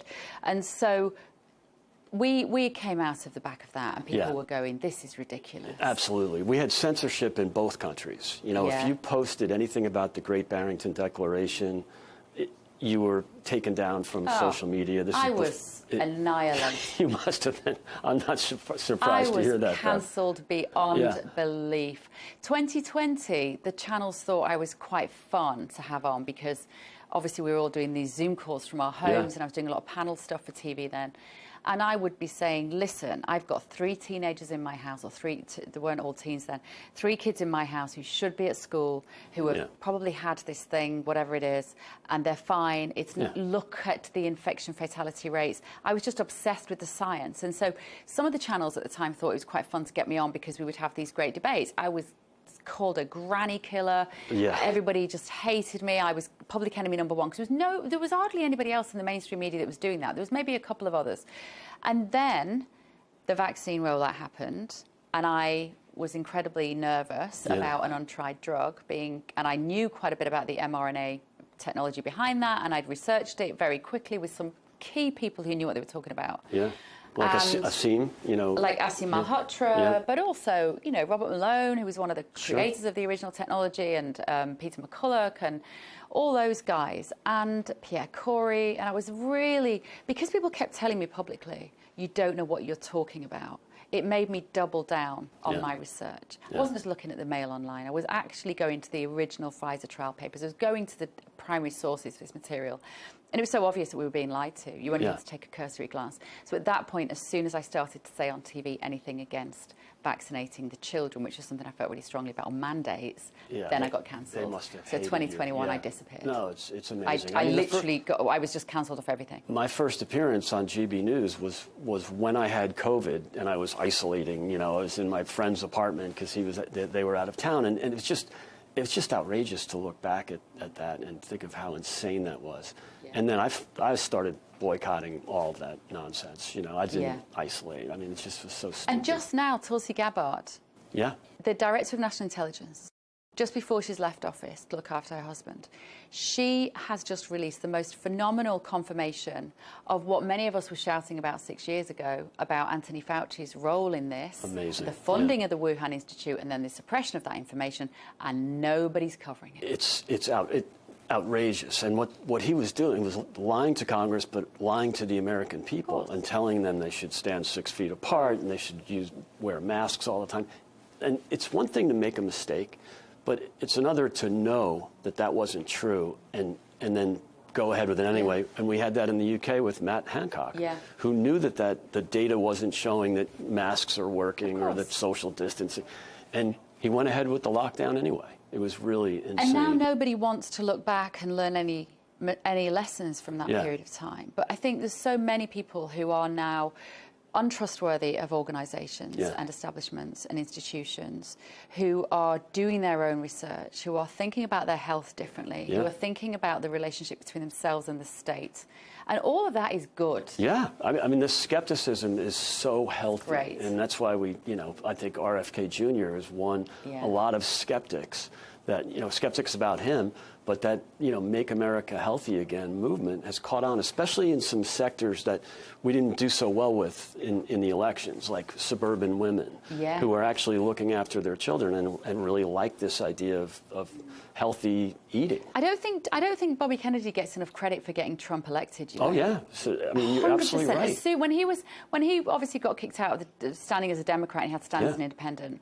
And I, for one, was watching very carefully then. I didn't used to be a massive President Trump fan, by the way. I certainly wasn't in the first term. I've been on a bit of a journey on that. But when he brought Bobby Kennedy over, I was like, that's it, bingo, he's got it. He's got it. Yeah, because in close elections, and it was close, he won the swing states, but, popular vote by 1.5 points, and Bobby Kennedy was probably like any third-party candidate, they're not going to move the needle dramatically, but all you need is 2 or 3 points. And then with the suburban women, and that's right. It was really brilliant that the president embraced him. Mothers who might not have liked Trump because of some of the stuff first time around, they love Bobby Kennedy, and they love everything he's been trying to do, getting chemicals out of food, clamping down on the food companies, not on the food in your trolley, not telling people you can and can't eat this, but actually let's go after the guys who are making this stuff. And I just think it's wonderful. It's been very well received here in the U.S. because we all grew up here on chemicals in Yeah. our food. It's really Still you, all right. You're about 7'2". I'm surprised I'm still here to talk about it. So back to UK-US relations. Yeah. The World Cup, I don't think you could argue there's ever been more excitement about a sporting event. I mean, it's really phenomenal. Yeah. And it's really done wonders for not just the U.S. relationship with the world, but especially with the UK. All these Scots and English people, the Scottish and the English are here, and they're having an absolute ball. And the bit that I didn't see coming was all this social media footage of all these fans going, America's amazing. They have like air conditioning everywhere, and you walk into a shop and they have, the shelves are full and you can park your car without getting a ticket, and there isn't a camera on every pavement trying to catch you out, and you feel safe walking down the street and things work. I felt like that since I arrived in America, compared to what Britain just feels broken and depressed. And there is a sense here, and I know that Trump isn't popular with everybody, but there is a sense of opportunity here. And there is a sense that things work and expectations are high. You literally walk into a shop in the UK now, you don't always expect to be able to buy the product that you want because there isn't on the shelf. You know, you go to get on the train, you don't think the train's going to run on time, or the bus is going to break down, or the traffic jam, the roads are going to be... You leave your house in the UK and you do not know with any certainty that your day is going to not be beset with challenge. That is so different to here. It really is the land of prosperity and abundance, even in blue states. I mean, I talk a lot about the red state, blue state divide. There's more in the red states. You go to Texas, it just oozes optimism. And I think the English really got that. They spent, you know, the first two games they had were in Dallas, and they just had a ball. And everything is just bigger there. But even, you know, here in blue city, Washington, and I spend a lot of time in Chicago. I spend a lot of time in the UK, in sort of left-leaning areas. It's still, there's still abundance in the blue states. And look at the Scottish up in Massachusetts, a very left-leaning state, but they have welcomed the Scots. The Scots have embraced it. They've absolutely charmed the people of New England. And I've always found Boston's not the most inviting place. It's got a bit of snobbery to it. They're, you know, it's very Puritan. You know, they still have that sort of a little bit of segregation. I don't mean black and white, but just, you know, the Irish are over here and the WASPs are over there. It's amazing. The Scottish, there's a great meme that went around that Boston 2032, and it's a picture of a school with a bunch of redheads because they're having so much fun up there. And they've been welcomed. They kind of remind me of like American GIs in Paris after the war. It's just this charm. It's just oozing. And the game, because you know what? Because Americans are generally really friendly. I am amazed. Genuinely, I mean, I spent time in America over the years. I used to host the NBA for British television 25 years ago. So I've spent time in the US, but there's something about a warm friendliness. There's like a confidence about people that I meet here now. People are approachable. There isn't nice. that, you know, there's that unspoken law in the UK. You shouldn't speak on the tube, on the subway. Well, London. You know, Americans... Manchester's different where I'm from. And yes, that's true. But I know from living in London for 10 years, you know, all the Americans knew each other. Like you'd say hi across the street. You know, everybody knew each other's dogs. It's very, you know, we're very friendly. And I think, you know, the visitors to the country for the World Cup are getting the true version of America, not what they read in the BBC. That we're the, you know, we're shooting each other and everybody's got a gun and everybody's got a Confederate flag on their pickup truck. It's just not true. And so they're actually sifting through that. I mean, they don't get that from GB News, but they surely get it from the legacy media. Oh, without a shadow of a doubt. So, and then on the other hand, it's an opportunity for us to embrace the visitors. My brother went to the game in Los Angeles. He said it's the best sporting event he's ever been to. It was like Mexico versus another Latin American team. And he just loved it. And the Mexican fans were, I mean, obviously it's Southern California, so there are plenty of Mexican football fans. But, you know, good for America for embracing our visitors, but good for the visitors for really telling the truth about how great America is. It's but if you look at some of the coverage in the UK, like you say, with the BBC and Channel 4, whatever, Sky, they're so sneery about President Trump that they're even describing the World Cup as his vanity project, even though it was decided long before he got into office. He's going to be giving out the trophy at the final, we heard yesterday in the Oval Office. He confirmed that. He will be so criticised for that. Right, which is crazy because he is the president of the country. You want the president at the games. I mean, it's fantastic that he went to the Knicks game. It's actually, unfortunately, it's the one they lost. Yeah, it is New York, right? Well, this is the thing. People were. I think you might have been on the show actually that day on my show, Greg, when we were watching a bit of that because the crowd was booing him, and I had one of my left-wing Democrat panelists who was saying, "Well, you know, what was their logic? He just wants the attention." Yeah. I said, "They're booing him. That's not the kind of attention he wants." Yeah. And they were saying, "Oh, well, you know, he just loves this." I was like, the suggestion was he will only go somewhere where he's going to be adored by the crowd. I was like, clearly not. They're booing him. Yeah. But that's because he's not popular in New York. That's right. I mean, it is a very Democrat town. It's 5-1 at least, and Democrats are Republican. And so he's not afraid to go into hostile territory. Now, granted, when he goes to any college football game, he gets unbelievable amount of cheers and attention. He's very popular with, much like Andy Burnham and Nigel Farage. Yeah. You know, he does well with the people who maybe they're not going to tennis matches, but they're going to UFC fights like we had here in Washington, and any NASCAR auto races. You know, the sort of working class people that embrace those sports. A kind of blue collar. It's hard to find the language, isn't it? Yeah. But you're right. The working person, the alarm clock the alarm clock. I think that's what Nigel Farage calls them, isn't it? The alarm clock class. Yeah. You know, that wake up in the morning and have to go to work. Yeah. You know, I thought the UFC at the White House was incredible. It was amazing. I don't like that sport. No, I mean, I do not like that. But it was the spectacle of it. You know, it was just so exciting, and the big tent, and it was a fantastic moment here in Washington, and we're going to see a lot more of that in the next few weeks with the 250 celebration. So I'm thrilled about the World Cup. I hope England makes it, and I hope it would be great to see a U.S.-England game. Unfortunately, the Scots are out now. So we won't see the Scottish charming Boston or Miami like we've seen.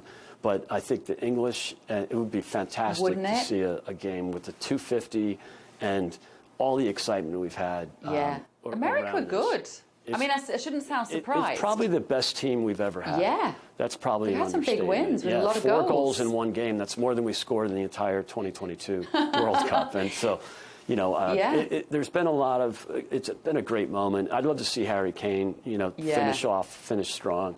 With England, and it's a really great time, and thrilled to have you. We've been doing this for a long time. I think I was on your show first time in 2022. 2022, I guess. My guess, yeah. But this is quite nice. This is just a role reversal, Greg. Yeah, it's I like fun. you interviewing me for a change. I can get used to this. This is easy. And also, we don't have Ofcom regulating us, so we can actually speak freely and not have to have a Democrat joining us.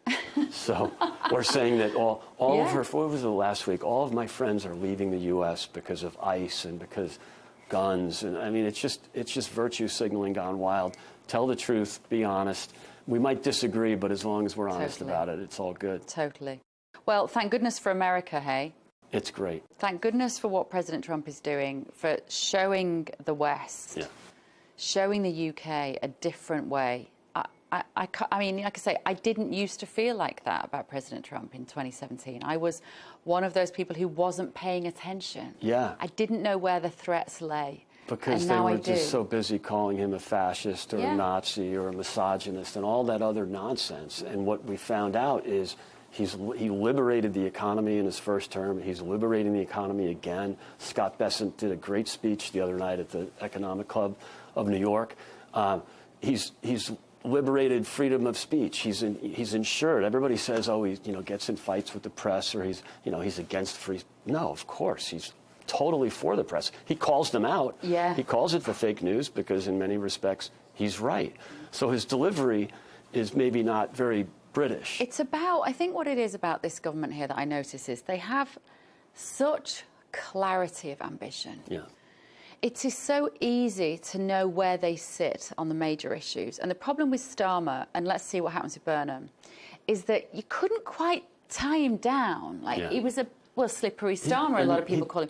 You couldn't quite work out on the big issues. Who is he trying to keep happy? You often felt like somebody's pulling his strings. He can't really think the stuff that he's coming out and saying, digital ID is a classic example. Yeah. He came out behind the lectern and said, we're going to have a mandatory digital ID centralised system in the UK. And I sort of wanted to look over his shoulder, think, who's telling you, who's got a gun to your head? Because you don't even like believe it. Yeah, I never felt like he believed in anything. But because that comes down to, as I was saying about the big bureaucracy, what Trump would call the deep state. It comes down to the 600 or whatever it is NGOs around the world that are deciding policy, the UN, the World Health Organization, the World Economic Forum. It's all those unelected bureaucrats. And that is what Trump is trying to dismantle. People don't realize how much work he's doing behind the scenes on that. It is really disruptive. And look what happened just in Latin America in the last few weeks. We've had massive swing to the right. Now, that's part of the movement, and, you know, led by Javier Milei and the chainsaw, and, you know, he's done such great things in Argentina. I think other countries in the region have learned that. So I think the momentum was moving to the right anyway. But it doesn't hurt that the cuts to USAID, that Marco Rubio and Doge, they were funding leftist political campaigns all over the world. And that's completely disappeared. Yeah. So you're not going to, at least the elections will be fair. Yes. You won't have it kills me that U.S. taxpayer dollars were going to fund leftist campaigns. They shouldn't go to anybody's campaign, but especially not a leftist campaign. So, you know, I think the trend is great here in this hemisphere. I hope that the UK and Western Europe, I'm a little more skeptical of, but I hope they can take some pages out of the playbook because it's working here. When I interviewed Monica Crowley just recently, the wonderful Monica Crowley, Chief of Protocol for President Trump. She is the very glamorous, very beautiful, blonde lady, used to be a TV host, and she's often there, and she has a very important job. And she said to me in this interview, you know, it's the deep state that is trying to kill President Trump. Yeah, and that was why first term was really difficult for him. And you also had the media fabricating these stories, the Russia collusion hoax, the Charlottesville hoax. There was so much collusion between the mainstream media and the big state. It's really hard to defeat the bureaucracy when you have the media and the universities on their side. It's really tough. But he by winning in 2024, he's really been able to break through and set back the bureaucracy. So his team, though, Greg, his team of people. I've been in those cabinet meetings when you look around the table, and he's got Hegseth, impressive. Rubio, phenomenal. J.D. Vance, brilliant. Tulsi Gabbard, sadly, no longer there. Who else is there? They're just brilliant. Yeah, he surrounded himself with people that are really good. Scott, of course, or the Treasury Secretary. You know, Doug Burgum, was on Fox this morning talking about liberating not just the energy sector, but the mining sector. And again, it's all common sense. Why are we dependent on China for critical minerals? We've known this for 25 years, and nobody did anything about it. You know, Iran was about to get a nuclear weapon. Nobody did anything about it. 47 years. So I think the president is bold. I think he's even more bold this term than the first term. It's a massive bureaucracy to fight against, and they're doing their best to keep his agenda from really materializing. But so far, so good. And I think there's one myth that I would like to bust a little, which is this idea that the people around him are sycophants, and that his cabinet just don't really respect him. They're just telling you what he wants to hear. I hear this all the time, and I've been in those rooms. That could not be further from the truth. Yeah. You can't get people who are as independently minded as Tulsi Gabbard, Bobby Kennedy, former Democrats, Scott Bessent, former Marco Democrat. Rubio. Do you think you can get those people to somehow fake their feelings towards that man? Impossible.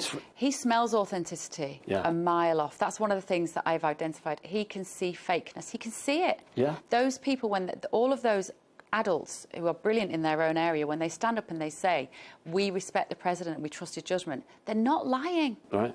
No, they mean it. You're they absolutely like right. him. Yeah. They respect him. He's funny. And I wish people would understand that and take away some of this mad derangement they have about him, because I know that his delivery can be problematic. Right. I know especially that if he just dialed it down a bit. Especially if it's snapshots, or it's you know, the clip on the mainstream media will be President Trump using an obscenity about something, and it'll just be that clip, and then you don't have the context around it. You've been on Air Force One a couple of times. Yeah. It's wonderful, and he's just surrounded by good people. There was who was it? Somebody died recently. I think it was one of the judges who was part of the lawfare cases against him. I can't remember the guy's name, and this guy had died, and Trump basically put on Truth, good riddance. Don't care, not shedding a tear. He is not one to respect traditional diplomatic and norms. He got in such trouble for that with people. Even some of his supporters were like, I think he went too far. I'm like, I love that honesty. He is so, for someone that they tried to say lied all the time, which wasn't true. He exaggerates a bit. Of course. But you know, hyperbole is one thing. But he is so unfiltered. It is the most transparent White House we've ever had, by far. When I said to him yesterday, would you like to be at the top of the list for Andy Burnham's visits around the world when he is Prime Minister? And he just went, no. I was like, oh, fair dues. Bigger fish to fry. No. He's like, no, not bothered. And I thought that was so amazing. The fact that he's not a politician, people think he's a politician. He's not a politician. He's a businessman. Absolutely. He's a deal maker. He's a property developer. He's a family man. He's a husband. He's a father. He's all those things. He is not a politician. When you start to judge him as a politician, you are going to be disappointed because you're judging him by a standard that he does not recognise. And he's also a founder, right? He founded his company. He's like Elon Musk in that way. There's a difference between a founder and a manager. Or a founder and an investor. Mitt Romney was an investor, you know, and there's nothing wrong with that. But it's nice to have a founder in the White House. He's got a different way of thinking, and he thinks big, and it's fantastic. I never would have expected. What surprised me when I've met him is how much of a listener he is. I did not expect that. Interesting. I've met enough of those kind of like silverback blokes to know that they're mainly on transmit. Right?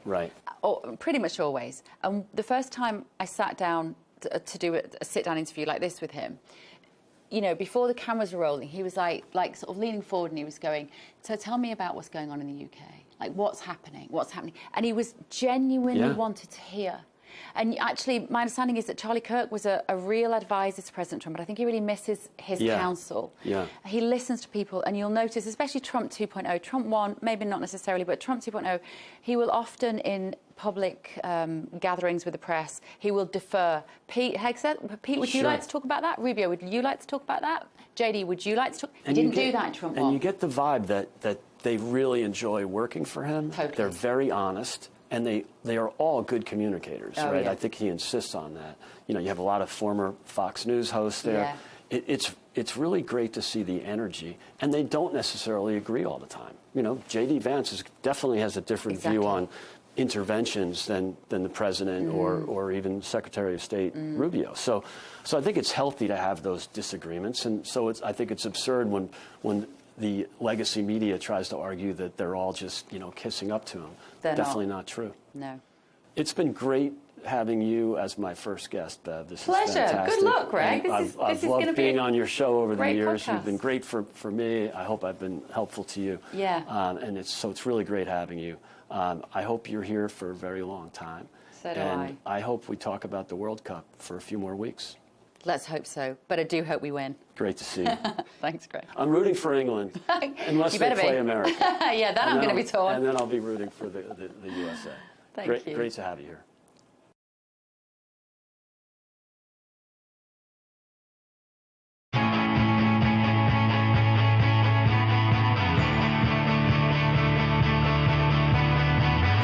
Welcome to the metropolis, the big city. This is where tech, trends, and culture meet. Meet the people. See the sights. Walk the city streets. And experience the lifestyle.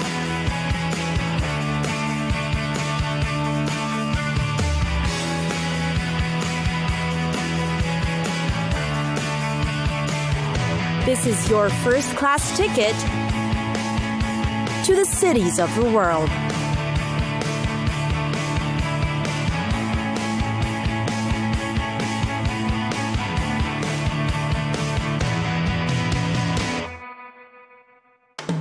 Tunis,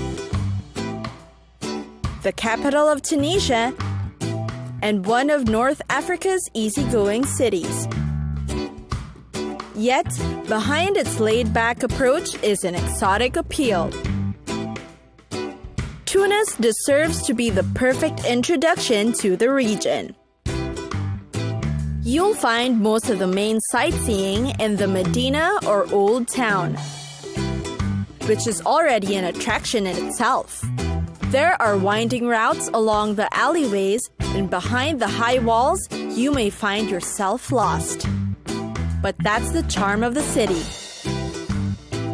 There's a fabulous mosaic collection of the world-famous Bardo Museum. And then there's the remnants of the once glorious Carthage that's a tourist highlight. Carthage, the fabled wealthy seafaring city of the Phoenicians, lies scattered across the Bay of Tunis. Its columns and pile of marble rubble are bordered by a panorama of the Mediterranean Sea. And who could resist such a view? The sea is actually vital to Tunis's prosperity. The Carthage was completely destroyed in the Third Punic War in 146 BC. And the surviving ruins is worth the visit. The view is yet amazing, especially with its seafront setting. Meanwhile, there's also the Medina district or Old Town. It is considered Tunis's historic heart and known as the Port de France during the colonial period. Because while the old town walls of the Hafsid period may have long ago disappeared, when you get inside the mosques, mausoleums, and the madrasas, or the Islamic schools for learning, you'll see opulent tile art and splendid Fatimid and Ottoman architecture decorating the streets. Get lost in the beauty of the district's monumental relics. Last but not least is, of course, the shopping. In Tunis, the Souk des Chechis is a place to be. Makers of Tunisia's traditional woolen hats will be found here and are even conducting workshops. Looking for furniture to bring home? You'll find them between Rue Gemma es Zaytuna and Rue Kasbah.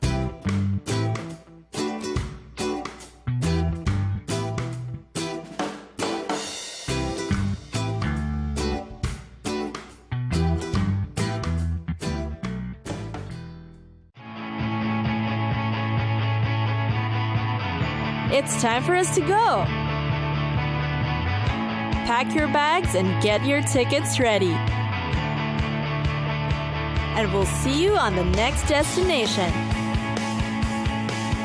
Catch us again next time on Cities of the World.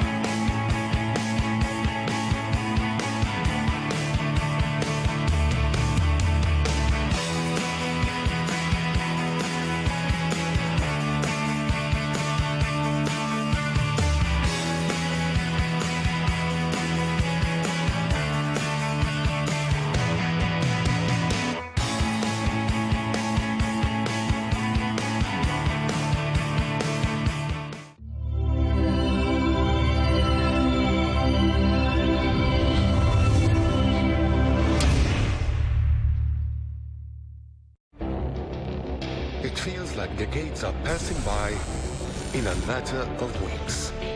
Seismic shifts in the world order.